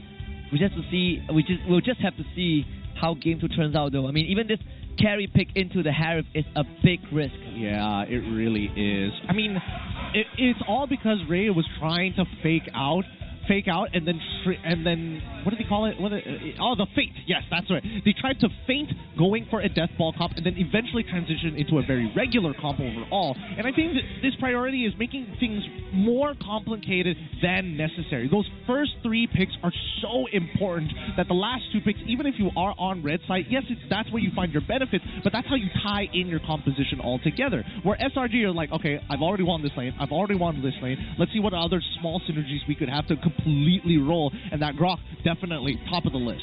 I think the Ruby first phase pick definitely kind of locked them in a bit of a confinement, right, in what they can run. So for Team Rey, in second game, they're going to get that red side. Hopefully, they do get side selection after losing. But again, blue side win, but this time it's a dominant one. Look at total healing. Sakai somehow edged out everyone else. So ridiculous. All this because of a Haas Claw. Yeah, that too. Innocent has 30,000, right? The man did not have a concentrated energy, but still, it's the fact that he's so high up is already ridiculous in comparison to like Cram, who's been consistently fighting throughout the game. Yeah, he went down once, but that's pretty much it. Hall of Famous, Innocent, highest GPM for today, 975, and unfortunately, he's also the carry, which is bad news for Team Rey. 14 assists, best wingman goes to Yums, and Eevee just got to be the sandbag, the Arlet. It's tough. It's really, really tough. He took so much damage this game. He got harassed a lot, had a weak laning phase, but then even afterwards, he was still able to take down some guys when it mattered. It's just that it's difficult to do consistently when you're on a negative rate when it comes to the gold. And I think I did see Team Rey try to call reinforcement to try and help Eevee, but at one point they just decided it's not worth it, right? Like you said, it's not worth it, trying to stay in from the lane, focus the efforts on the trap and kids, but when that fell through, it's just nothing that they can do to recover. I want to look at Innocent. How fast did he get his items? Innocent got it at 4 minutes, just before 4 minutes he gets his boots. Starlium Scythe just before 6 minutes or around 5 minutes. So he gets an item roughly every single like 3.5 to 4 minutes. So I mean, you look at the difference between him and Trap. Trap, he by the time he gets the golden staff, just a while after that, Holy Crystal comes up for Innocent, then follows up with the Blood Wings. 2 full items, 2 of the most expensive items, in fact. Hey, talk about acceleration, am I right? Talk about acceleration. It's something to think about here. Hopefully, it's not going to get them down low to their feet. Hopefully, they're not all up in their head. Yeah, and when you kind of feel a bit itchy, or feel angsty, you gotta look at head and shoulders, right? Could be those dandruff. So gain 100% confidence with head and shoulder and wipe out all your dandruff and itches. Now all I'm just imagining is Evie is just like, hey, goes in, uses head and shoulders, comes back out, yo, coach, give me Benedetta or Esme. I would love the Benedetta pick, honestly. Honestly, funny enough, I have a bit of a theory here, because I do think that EXP is pretty important, but I do think that wave-clearing EXP laners are a little underrated. Yeah, I think we haven't seen it. I mean, even Paquito, right? Paquito, haven't seen any of that. Even X-Borg XP lane hasn't really been a thing. Though, I would say, if you do use that head and shoulders, you see that advertisement that rolls before each series, each pre-show. You know, like if you have itchy scalp, you just kind of freeze in the air. You got it, so. The casual freeze frame. Why am I freezing in the air? Is this how Winter Crown feels like? I think who was that guy? Was it Virgie? I think one of them knows the answer. Yeah, I think it's Virgie. Yeah, he knows the answer. Minoan Fury, Winter Crown. the classics yesterday. The classics. Look, Team Rey, they're still in high spirits. They understand, okay, we got rolled in that game. That's not so bad, right? It's like, okay, GG, move on, next game, flush out the rest, learn from it, and move on. SRG, even more chill than ever. Like, they rolled, now it's game number 2, and they're expected to be on that blue side once more. Man, did Becky not prepare a meme for today? He did one boy yesterday. He was prepared for the Homeboys matchup. I don't know. Is this not significant enough, huh? Or maybe he only makes memes to people he respects. I can't wait for Vamos then. Can't wait for that matchup. Yo! We gotta talk to him afterwards. I'm sure he's got it saved on his phone ready to go. A new team, same result? New team, same result! No! Oh, didn't hear it from me. I didn't say that. Hey, it's a hard prediction. It's a hard prediction. SRG now heading back up into the stage. Looks like they're ready to get back to gaming here, but Team Rey on the other hand, okay. Looks like they're ready to go as well. Yeah, keeping the spirits up, it's utmost important. I think it's also a job for the technical staff, right? I mean, Sinan has been with them since last season as well. So to adding on Coach R does take it off his shoulders a little bit. So I would say, if people look at Team Rey and we're like, how the heck did you lose that poorly? And then they look on the other side, oh, it's SRG, I'm sorry. It makes sense. You did your best. Yeah. At this point, I think that Team Rey, what they need is a secondary win condition. And unfortunately, I don't think it's in AJ. So far, he's been playing consistently on the Aurora, but I think maybe Eevee could make the difference. And we asked him about his opinion on this current meta as an XP laner. And he said that the meta for XP now is all about tanky heroes. And the problem is that the hero pool is very small in this meta. So whoever gets the primary pick first is his, which, at least based off of what we have so far in the league, I can agree with that, right? Phobias, Hylos, Terizla. No, it's because people are not brave. People are not brave to be like, you know what? I'm going to pick up Thamos. If you want to play an early game, pick up the Thamos. You win every early game trade in your lane, especially if you're going to give the Phobias once more. I think that should be a consideration. Yeah, we've seen Ruby as well. I think yesterday by Ripple. Yes. And you know what? Mr. Move, it's time to bring out the Benedetta again. Last season, it was almost permanently banned. This season, he gets to play it, and you don't let him play it. What are you thinking, boy? Coach Jeff, come on. I'm sorry, that one caught me off guard. 1 minute 30 seconds left before we start heading into the game. Last couple of preparations. Oh my goodness! Hey yo, the Fenar! Stormy gets his. Last season he was innocent, and now he's Stormy. Can't wait for. Is there more? Okay, I can't be too greedy, right? Maybe next week. We'll get more every single week. I love these fans. Dude, I can't with Stormy. Every time you give him a compliment, he does that exact same face. I don't know if he's taking it well or he just doesn't know what to say. I think it's the latter. Really? I don't know. He is a bit of a troll. I've seen him chatting on stream sometimes. I mean, that's true, but you know, when you're not used to taking compliments, right? I mean, it's one thing when people tell you you did a good job, and it's another thing when people start drawing you. You're a world champ. You deserve to be drawn. Yeah. No, man, no, I'm not worthy. The GBR, portrait. Portraits are good as well. Portraits are always great.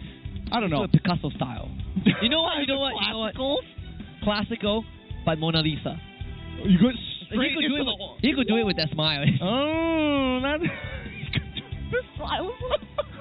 I would take a screenshot of that. The most beautiful smile in history, modern history. We have outlived the Mona Lisa. Hey, I can't wait. If somebody's able to whip out the oil paint to do a good job, like good luck. Looks like we got word from Zipper. Technical issues are currently happening right now, and we are looking to resolve them as quickly as possible. Thank God it happened before the game and not afterwards. I want my Amoy. Hey, you never. Hey, don't say. I can't be greedy. I can't be greedy. You know? If you see it too many times, next thing you know, she might not want to come out. It's like, I'm sorry. Too many people want me. Like, it's weird. My social battery ran out. My social battery. Can't do my job. Being the Amoy of MPLMY, but a heavy introvert. This one is dirty. SRDCs are full, but it's okay. You can sit on the side, Team Rey. Yeah, you can sit on the side. Hey, don't say that. I mean, hey, wait a second. Wait. From Singapore, who came to see SRG. What? Oh. That's the Singaporean I like. Yeah, that's my Singaporean now. That's my Singaporean. You get the pump 95. We subsidize it for you. Don't worry. We'll pay for your petrol this time. You don't have to push the back of your car down when you feel petrol.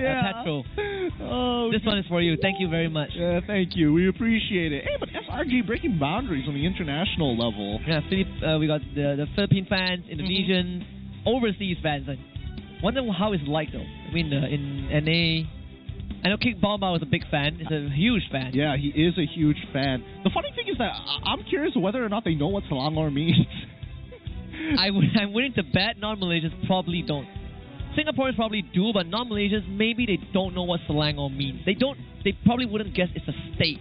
Well, that's a good point. They'll think that it has some deeper meaning. It's like oh, it's just like the name if I ask you out of the blue, what is Boracay? You'd be like, is it a food? Like, no, it's a place. It's a place in the Philippines. I know. Hey, I know my spots. I know my Southeast Asian spots at the very least. But do you know what Madagascar is? Oh no! Oh no! It's an island off Africa or something like that. That's what the textbooks tell me.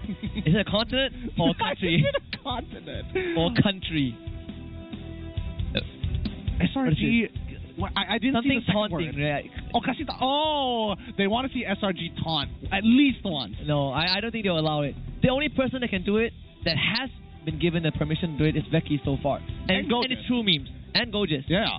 But he's the spokesperson now. Oh, that's true. He is. So the closest we get to people on the stage is Zeki. True memes, gotta be subtle. Gotta be subtle. Print it out on an A4 piece of paper. It's just like, yeah, very, very subtle. Some people were calling him childish for making the one boy joke, and I'm like, I mean, to each their own, he is a world champion. Admittedly, very funny. It's childish, but it's funny, It is. But I think at the end of the day, it's all fun and games, right? For all these players, all fun and games. Man, this tech boss is taking a while. We didn't get to see what type of issue it was, so I have no idea about the duration. I mean, sometimes I think we as fans take it a lot more seriously than the players. We're very invested. RQ, I'm talking about you. Don't get me banned though. Hey, you better watch out. Take me off IG. I just got to 1.6k. We're still growing. What is this one? Please don't lose. If not, I will have to go bald. That's on the phone. The other one, something about you. Pick Johnson. Pick Johnson, please. I mean, either pick Chang'e. He could make it work. No, not like this. We discussed about this, right? The Transformer comp. The Transformer comp. The idea of the composition is basically to have a whole bunch of heroes that all have the transform keyword in some of their abilities. Actually, I thought of one. There's actually Lapu Lapu also, right? It's considered transform when he ults. Man, where are we going to draw the line with this one? Is it the Metamorph comp or is it the Transformer comp? We got to pick one on this. If the keyword is transformed, then yes. All right. Okay, I'll take it. That means there's a lot of meta things you can play, like the Roger in the goal. Roger in the jump or in the jump. Is that a marksman that transforms now that I'm thinking about it? Wait, give me a Roger. sec. I mean, Yishun Shin melee range. I mean, is that considered transform? He just picks his weapons. I don't think if Valentina turns into Yishin Shin that you get that pat. Wait, I gotta try it out now.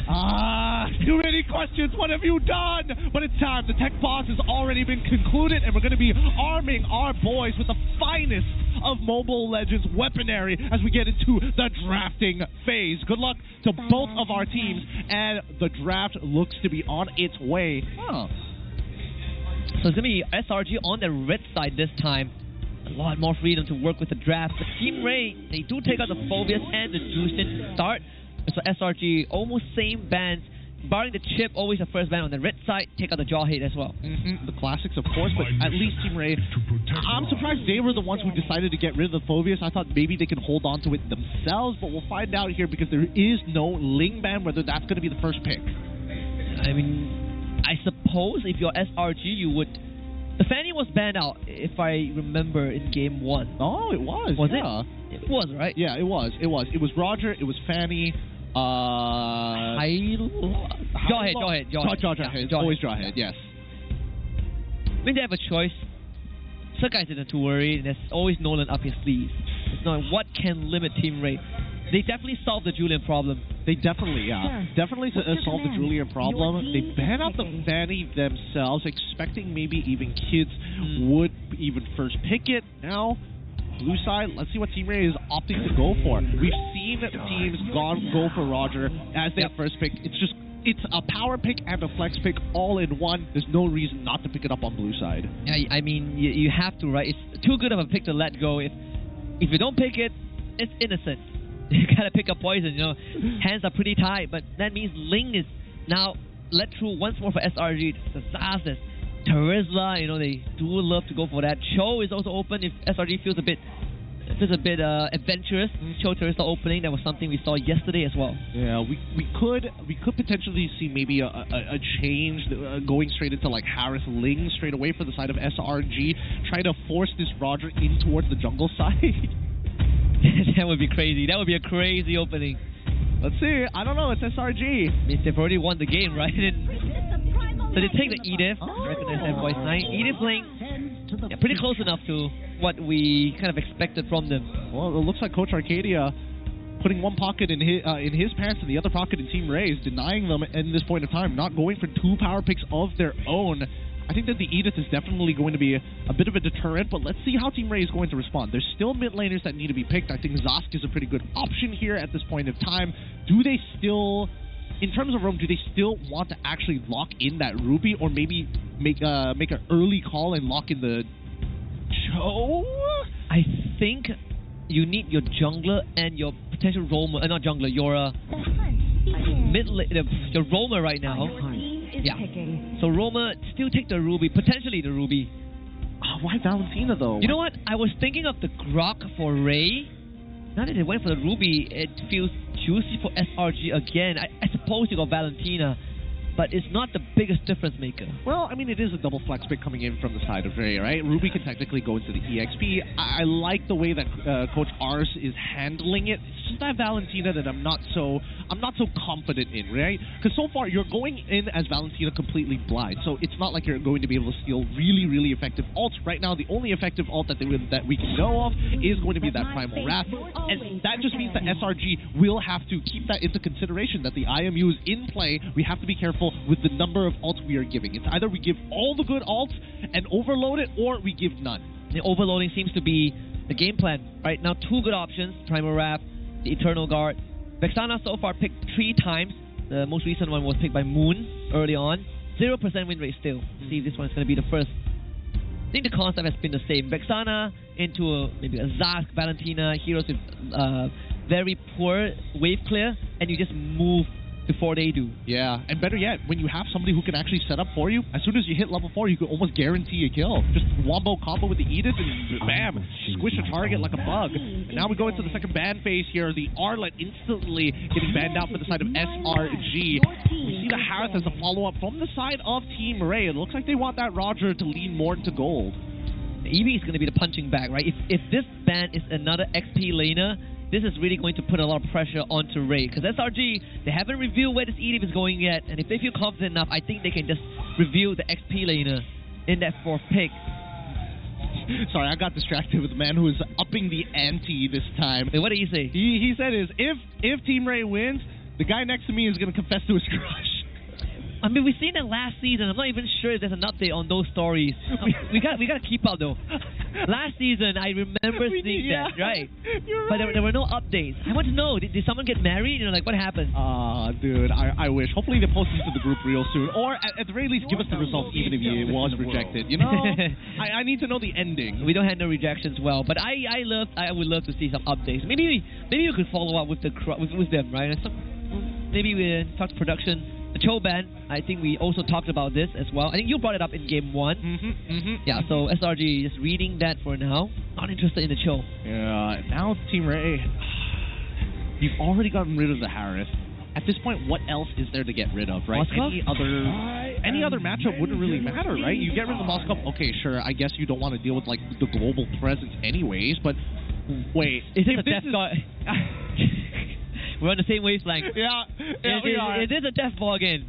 I feel like this is gonna be a death ball. This is gonna be a death ball. Roger's gonna go into the jungle, and then Ruby's gonna go back into the gold. We'll see in just a little bit. But I think that after game at number 1, I wouldn't be too surprised if they do lean into it. SRG being very cautious with it, taking the Turisla off.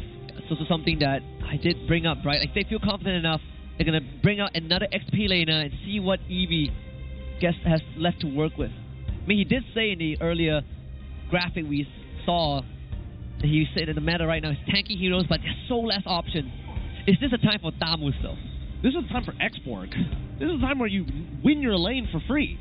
That's what you need to do at this point, right? If Team Rey is going to invest a lot of resources on the opposite side of the map, you better be winning your lane, if not just holding it down. Grok going to be the lock-in here for the side of Team Rey. Come on, give it to us. Tell us whether this is a death ball composition or whether it's just a regular composition. Shoot it. 4 seconds. 3, 2, 1. So it's a Barat. Oh. So it is a death ball composition with a bit of an alteration. You know, Barat's XP. Get the Ruby into the roam. Wait. Ruby go. Yeah, Ruby go, Grok roam. Okay. Let's see what the matchup is first, right? Because now SRG, they see this and they're like, what can I do against this, right? I can play Claude. I don't have the Moskov for the heavy wave clear. Natan is okay, but I think Beatrix is kind of beast. I was thinking about the Beatrix. They might not have found success yesterday, but it doesn't feel too bad. Though you would ideally want to melt through your targets fast. Rey have pretty bulky frontline. They could go for, I mean, the safest one would be Carry. The safest one would be Carry. The most comfortable one would be Claude. The troll pick would have been Chang'e. But out of those 3 picks, I feel like it seems likely that even Beatrix might even be picked up, especially with the wombo combos. But no, he goes into comfort, says, I'm do the Claude thing. Don't worry. Yeah. Them back. They're holding them back. They're keeping them under the gun. Looking at the composition one more time. Team Rey opting to go for a death ball composition. Similar to yesterday, except this time they have a lot of CC to make it work. Kids going to be a scaling jungler as well up against SRG, who have a very even curve, but their team fighting is dangerous. So the idea hasn't really changed as much. The main concept still relying on kids as the focal point. We'll see if that works out. Team Rey needs to get 1 game to make it to game 3. This is game number 2. The Langora Giants getting red side, Team Rey getting blue side.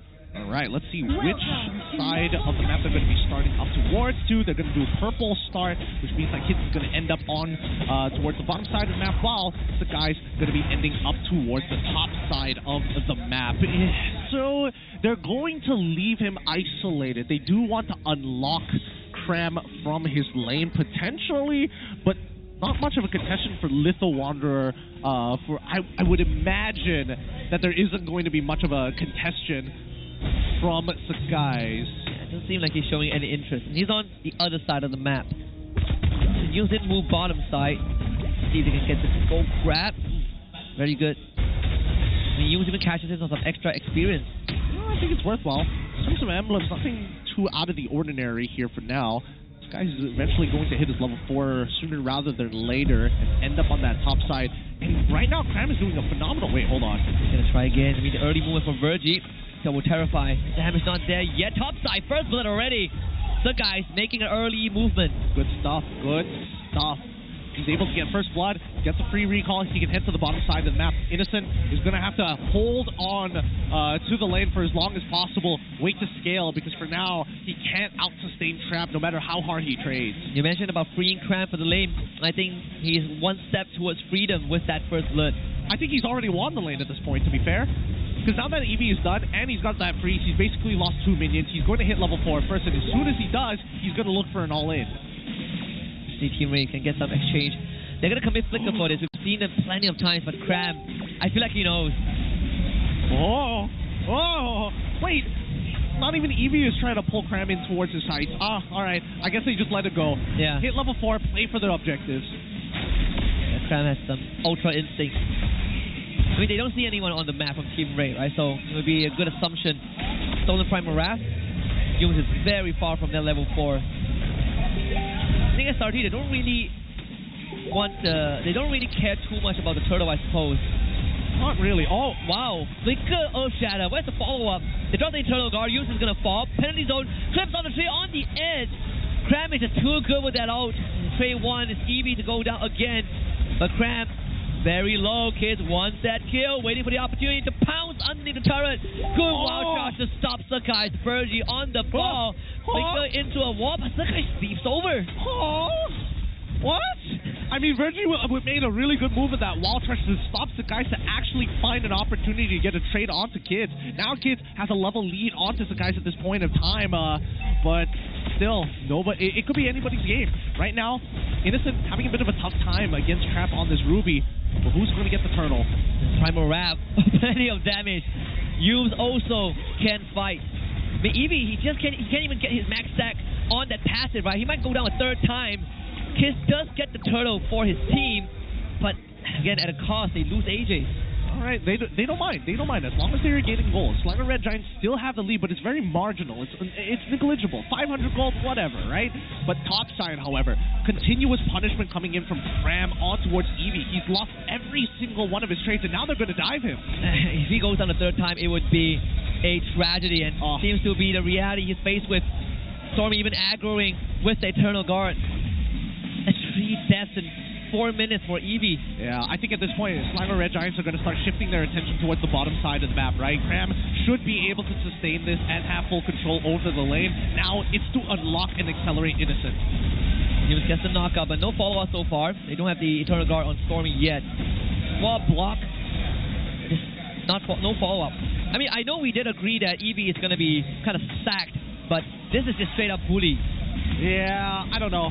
He probably played the lane bad at level 1 or something like that. Oh, good pull. Actually catch Stormy on the way out. Even through the flicker. The Team Rey still making movement to keep the game under control. Now his purple buff. Can they take it away before the guys arrive? It's not even contested. Yep, he's already stolen the purple buff before, so Kids taking it, it's like, whatever, fine. We don't need to mind him, because now they're pulling a lot of resources to make it happen. They got Trap to actually start moving up. He lost 2 minions because of it. Innocent was able to get a hard shove at the same time, so that's a good amount of gold for him and alleviate that pressure for the time being. All things considered, right? Team Rey, as much as Eevee is really taking that beating for his team, they're still not behind. It's a neutral as it gets. Team Rey bottom side, wild charge, flicker, Virgie setting it up. And they will get Yums. It doesn't get the way, but Team Rey unlocks bottom. Alright, that's going to be the first tower down already for Team Rey. A much better early game compared to just now. Let's see if they can accelerate this even further, because now Cram waiting for the opportunity to pounce. He's going to be surrounded, locked up by the wall again. Hasn't really gone into the super tanky phase, but at least Team Rey can go on the turtle and secure it without some guys coming in for a steal. He's going to try though. They've got the whole squad here. They're probably not going to get this turtle, but at the very least, how many kills can they get? Even gets pulled back. Crab, penalty zone actually catches the Ruby again. The Trap goes down. Eevee also in the red. Tempers the place. The guys jumps there, darts in and out. Double kill for the link. Oh, they want a little bit more. They even pop the conceal to try and close the distance, but they make it out just in time. Good Shadow Strike coming from AJ to cancel it out. But look at bot side. They find their own trade, and Sakai will be able to crack open tier 1 here, and he doesn't even need to be around for it. To the fall to the cannon. Yep, Virgie will let it go. won't make it there in time. So SRG get both side lanes.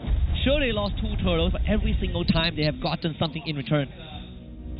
Margins are still pretty thin, despite still, besides missing 2 tier 1 turrets on their side lanes. But I think SRG, this is a really great adaptation. They see that Team Rey, they like to regroup a lot. They like to sit as 5 in these deathball comps. So as long as they're hyper mobile, they can just wait. Catch Eevee this time. Oh, so much damage, and the follow-up penalty zone. Good, Daytona's welcome to negate it, but still goes down. Virgin blocked up by his own wall as he attempts to go for the wild charge counter engage. SRG to get one, just one. That's death number 5 for Eevee. The trap needs to get out. Knocked up by the Earth Shatter. No follow-up from SRG. The trigger fingers, not disciplined enough. I think Eevee honestly could have gotten out of it if he just channeled Daytona's welcome early and hopped over the wall, to be perfectly honest. We haven't seen that Daytona's welcome be used as an escape tool, and considering that Eevee is already 0-5, I think he needs to consider it now. He might even go for Guardian Helmet straight, right? It's not the most optimal build. You gotta somehow survive. Mid-tier 1's gonna be the focus. Yoon preempts the knockup. That's the flip onto AJ. Primal Rap, he gets dragged back, flickers to safety, needs assistance right now. Healing up with the Primal Rap, surviving longer than he should have as Kiss shows up for the collection. Cram now pulled back, penalty zone, finds 2, Innocent with the slazing duet, and Suckguys joins. Team Rey looking to disengage. What a knockup! Daytona's welcome, catch Suckguys. Team Rey pulling up all the stop and finds 3 kills. The guys could not react in time. He still has the Blade of Tempest. Was not able to get it off in time. Nicely played by Eevee. He's 0-5, but he still sees the eye of opportunity. Great Daytona's welcome. Yeah. It's a full reset on the state of the game. It's at the Lord spawn. Innocent hasn't had enough damage just yet, but SRG getting pretty close to that. AJ's been having a pretty solid game. He's 4-1-3 so far. Being a pretty big deterrent for Slanger Red Giants in these big engagements. Oh, and just a full combo. Trap goes down again. Wild charge from Virgie. They pull Cram back. Cram will get out stolen. Primal Rap, the wall block. Cram surely will be giving him up. Sacrifices his life here. Oh, Earth's even very early on. They're trying to blitz this now. Stormy, good terrifies. Gonna buy time. Yep, just enough for Suckguys to get the Lord and get out SRG. They want to wrestle back control. They're going to have to play it through the mid lane, though. Stormy has been a little late sometimes on these pushes, even though he's playing Vixana. But at the same time, I think that Young needs to start opening up the map a little bit more. They can't just be responding to how Team Rey plays. That way kids can maybe fall behind, because honestly, the gold lead has never broken 5,000, or arguably even 2,000 this match alone. And so Team Rey is doing something right. Trying to get a punish onto Yums again. And even the Kiss damage is, pretty significant, right? Cram can't just stand there and take the Thunderbelt. The Thunderbelt 2 damage. SRG will get the mid-tier 1 nonetheless. Eevee is looking to max out his passive so that he could be more of a brick wall, but if you got to play with your team that often, it's pretty tough to achieve. It is, especially when the Lord is knocking down on your tier 2s with SRG just nearby. Oh, it's going to be engaged from Yums. Follow up with Eternal God. 2-man knockout. Virgie cannot move at all. AJ needs to disengage. The guys to the back. Everyone is free picking. The guys only gets 1. Couldn't reach a Virgie. Not in range. But Eevee might just pop. And yes, he does. Pops the Crab. SRG. In the blink of an eye, commits 2 flickers to make this happen. And they're going to leave that last wave as they take out everything else, all the tier 2s. And SRG finally finding the lead that they were looking for. 4.7k.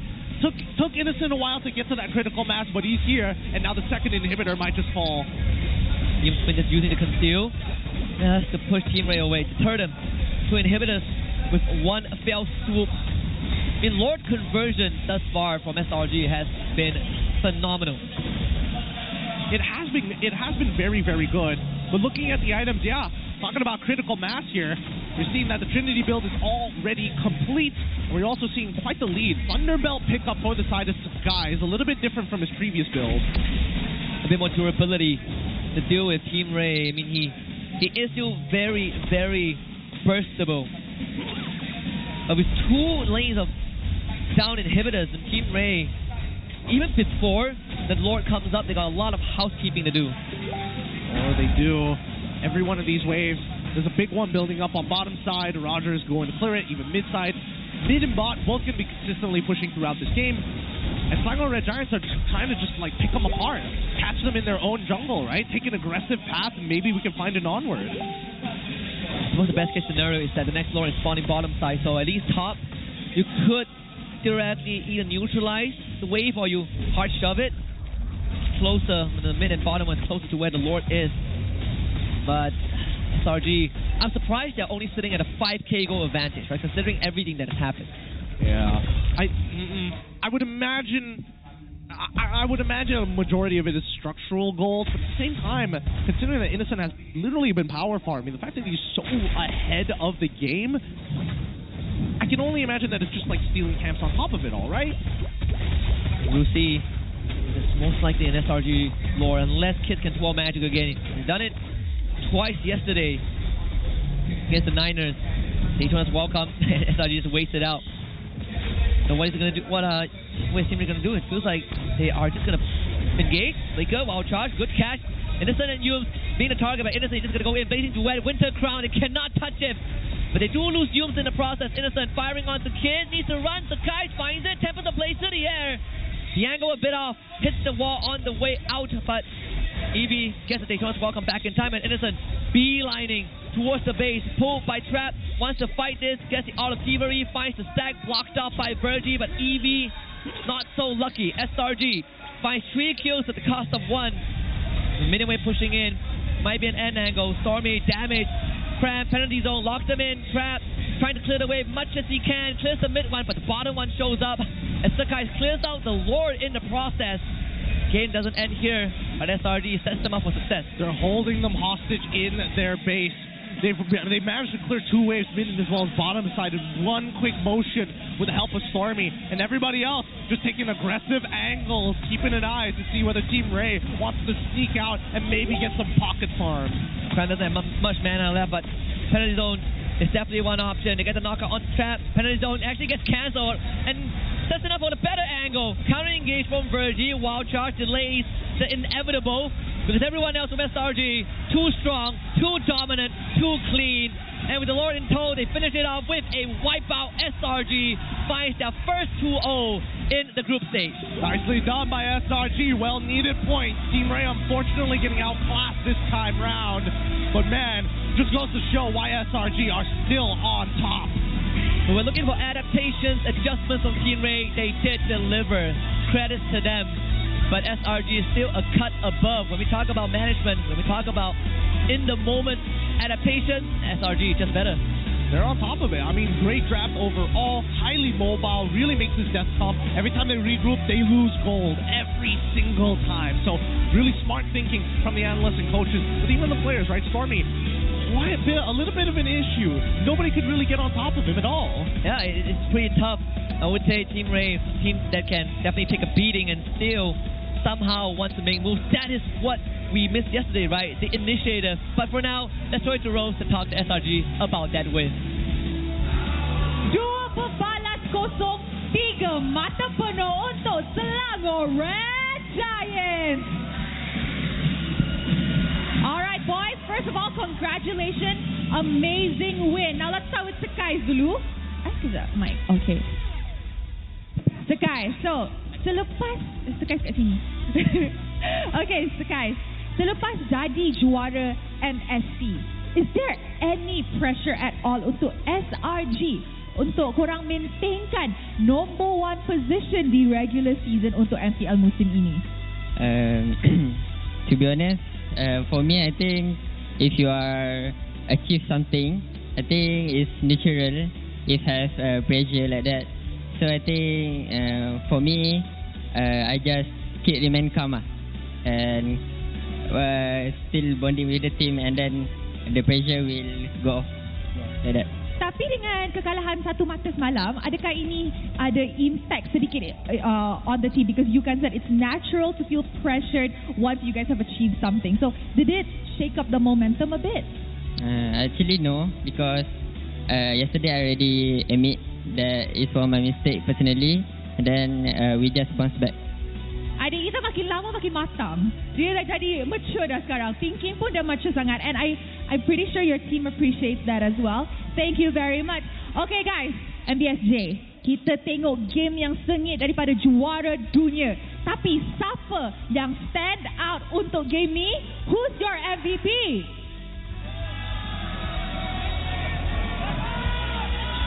Alright, mari kita tengok MVP perlawanan ini in 3, 2, 1. MVP goes to Innocent, the one and only half Roger, half human of MPLMY. Okay, first of all, Innocent, amazing play today. Although we are yet to still see Roger, I have a witty question for you.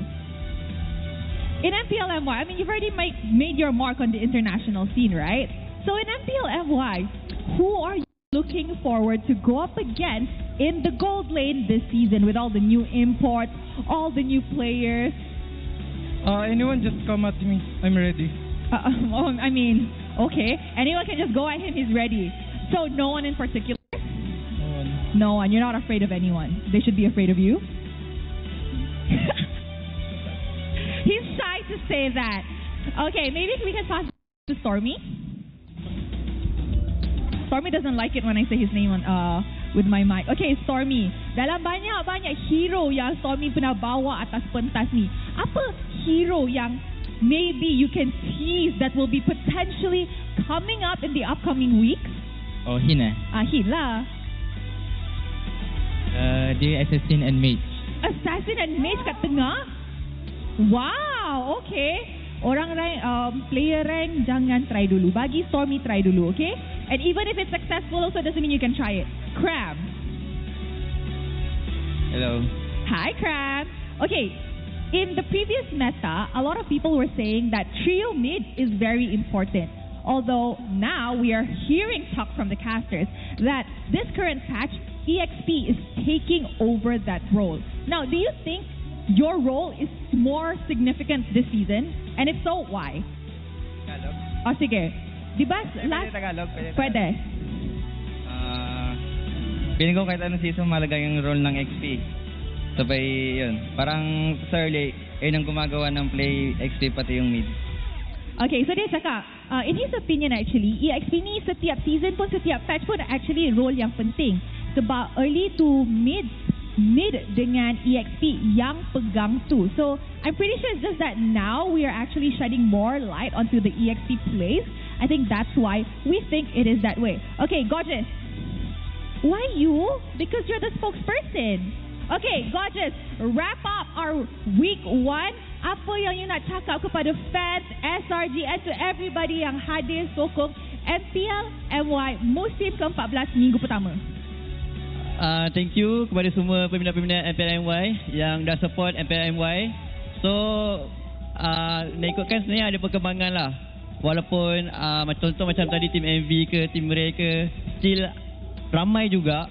So, berikan tepukan lah untuk diri masing-masing kerana support MPLMY. And thank you juga kepada fan-fan SIG yang selalu support kami. Kami minta maaf sebab performance minggu ni memanglah baik, tapi ada juga mistake. Kami akan betulkan mistake kami. And yeah, tu je. Alright, terima kasih Gorgeous. And of course, congratulations to Selangor Red Giants. You guys may now go celebrate your victory. Alright, itu dia perlawanan terakhir untuk minggu pertama MPL Malaysia musim ke-14. Minggu depan kita ada lagi banyak game yang akan jadi sengit dan seru. Tapi sebelum tu, mari kita dengar mic check daripada pasukan Selangor Red Giants.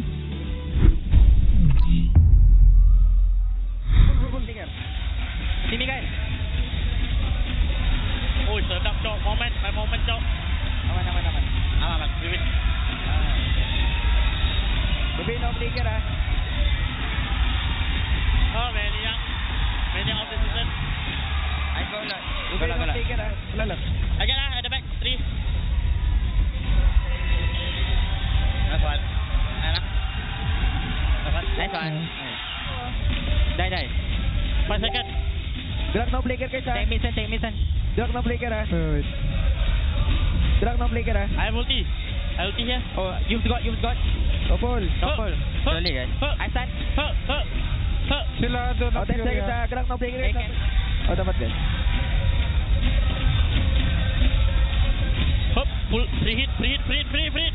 I'm free. GG bang.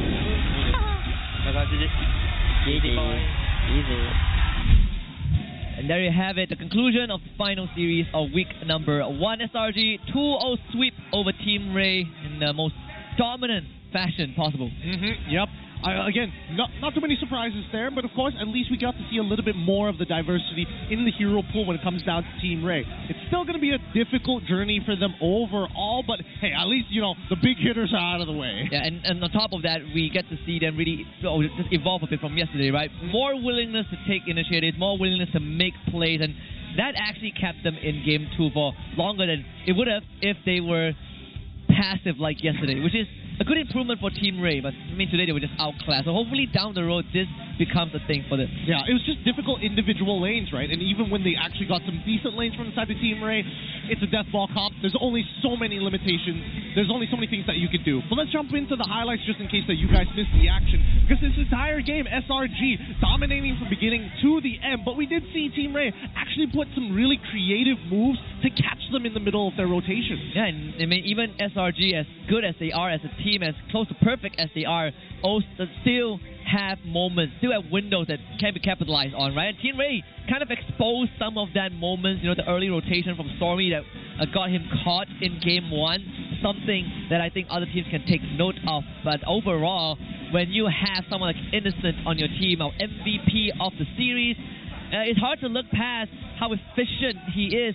Even this moment, right, we finally got to witness a Plot Blazing Duet Winter Crown combo that really closed out the team fight. Yeah, blew them to smithereens. Innocent going really, really hard this game. But I have to admit that the early game, like Cram, not only is he winning out his lane, but he sets an entire domain and tells Skies, hey, everything here is yours. Yeah, take whatever you want. That's domain expansion.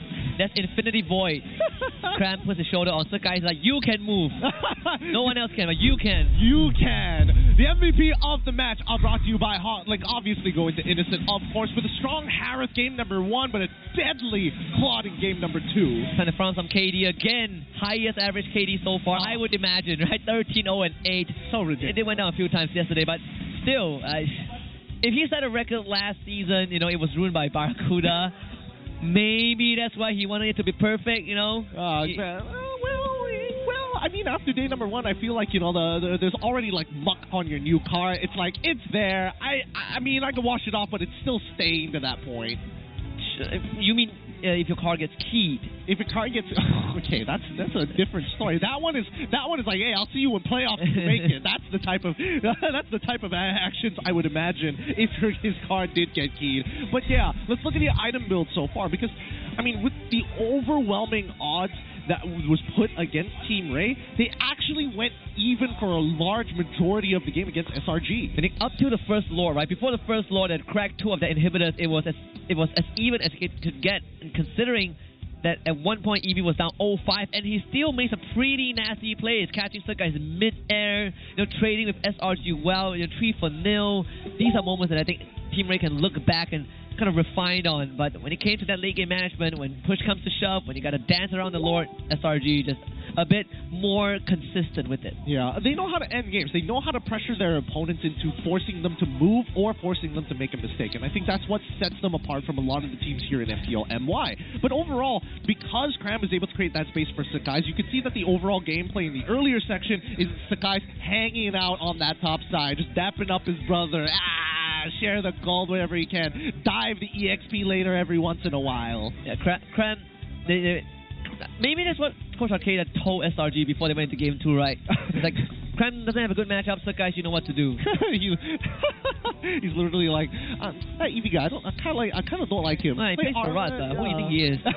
He plays Barat, he played Arlet, and despite being 0-5, managed to get a kill onto Sakai. He's like, no, this is vengeance. It's pretty crazy that Team Rey has found a bit more success with a death ball comp, right? It really does show that they are really comfortable with this. But again, it can't be one-dimensional. They still have to start exploring, well, I wouldn't say exploring, but going back to just a more common gold laners. We'll see if that will be what they opt for next week. So far, I mean, Deathball comps, even in losing games, they have definitely shown promises. Here's the thing about Deathball comps, right? I don't mind teams trying out Deathball comps, but my biggest issue is that if your team is already struggling, don't use Deathball comps as a crutch for a lack of hero pool or a lack of winning matchups mechanically in individual lanes.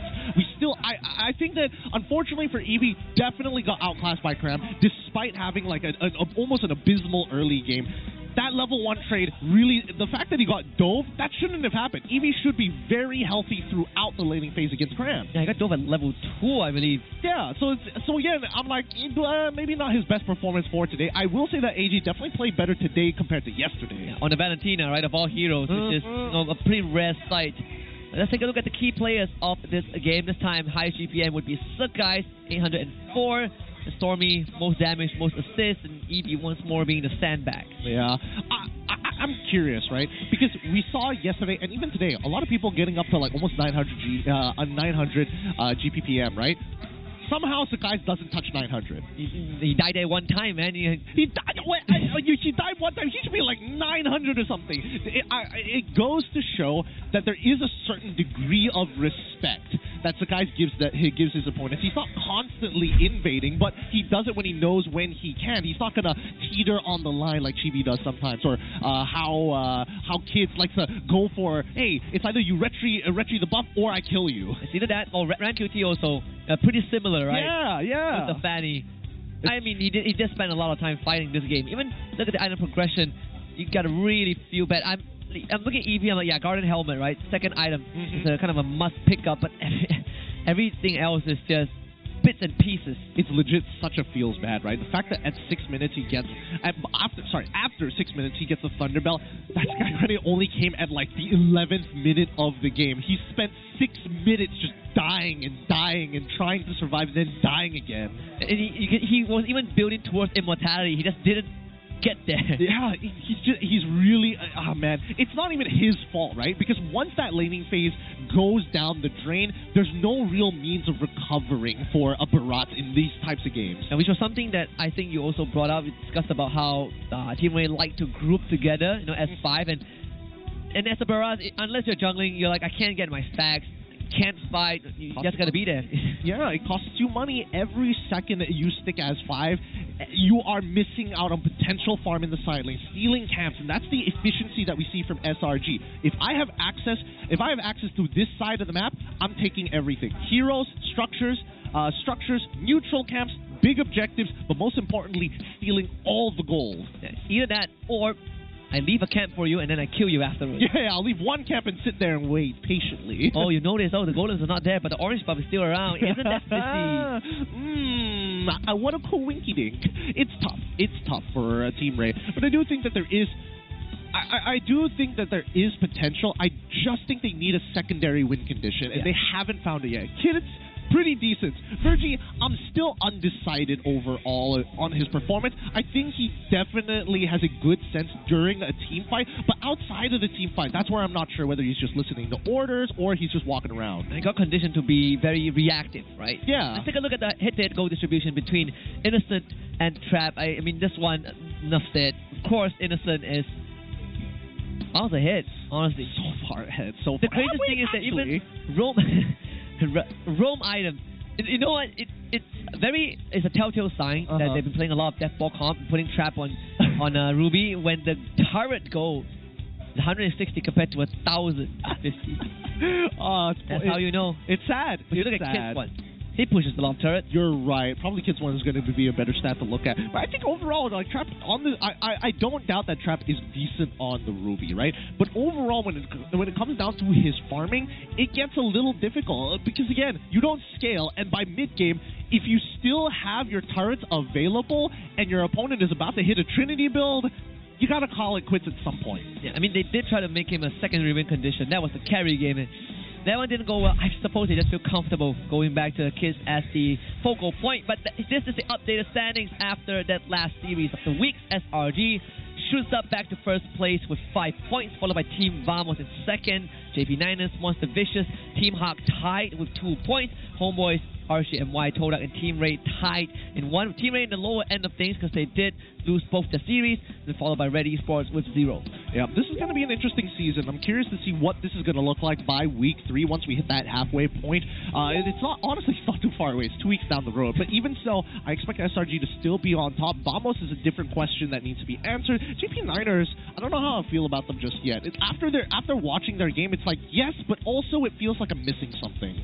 Yeah, it's a very good example when you look back at them against Team Rey, right? And as much as Antagonist has some very confident speech at the end, when you look at the actual series, yeah, sometimes, you're talking tough, but you're kind of also wetting your own pants. For sure. I think by far the teams that I am impressed with, Monster Vicious for sure on the top of the list of teams that I'm very happy about. Todak, I definitely think there's a lot of potential there, but we didn't get to see enough of it today. And the problem is, I might not even see that same iteration again. Yeah, this could be just a one and done, right? For me, it's Homeboys, right? We know Vamos, they played great, but Homeboys, they did take one game off of SRG, so we'll see how they perform. Next week's schedule on your screen, starting from Friday, we got JP Niners versus Team Vamos, followed by RGMY versus Todak. Then on Saturday, Team Vamos takes on Team Huck, SRG takes on Todak, Ready Sports takes on Team Rey, and then on Sunday, we'll close it out with RGMY with JP Niners, Monster Vicious with Team Red, and Homeboys taking on Team Rey. Oh, so Homeboys are only going to be playing on Saturday. SRG only going to be... Homeboys on Sunday.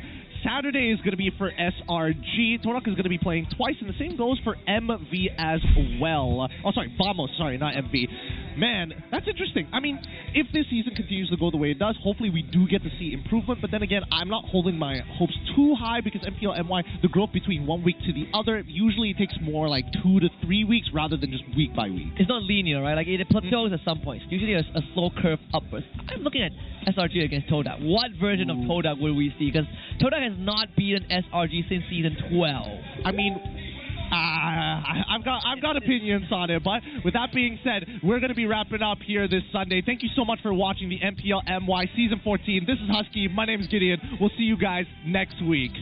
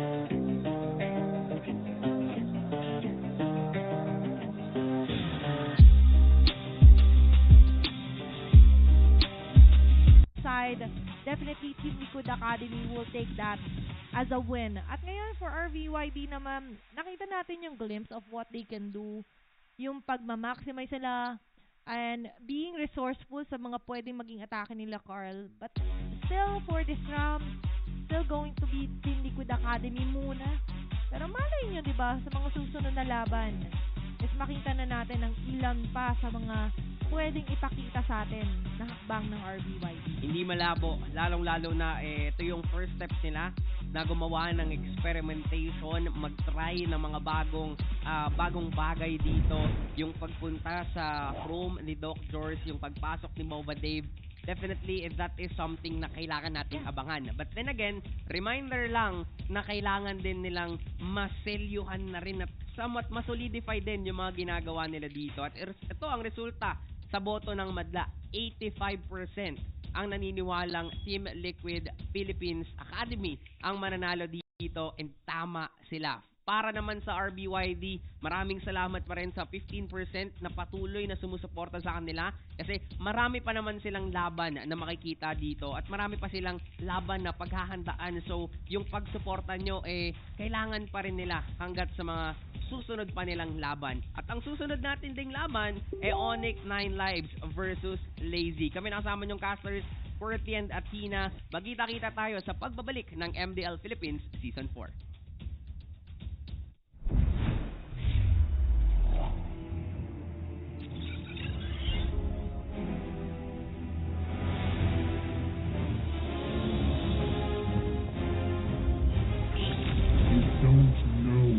Power of the dark side.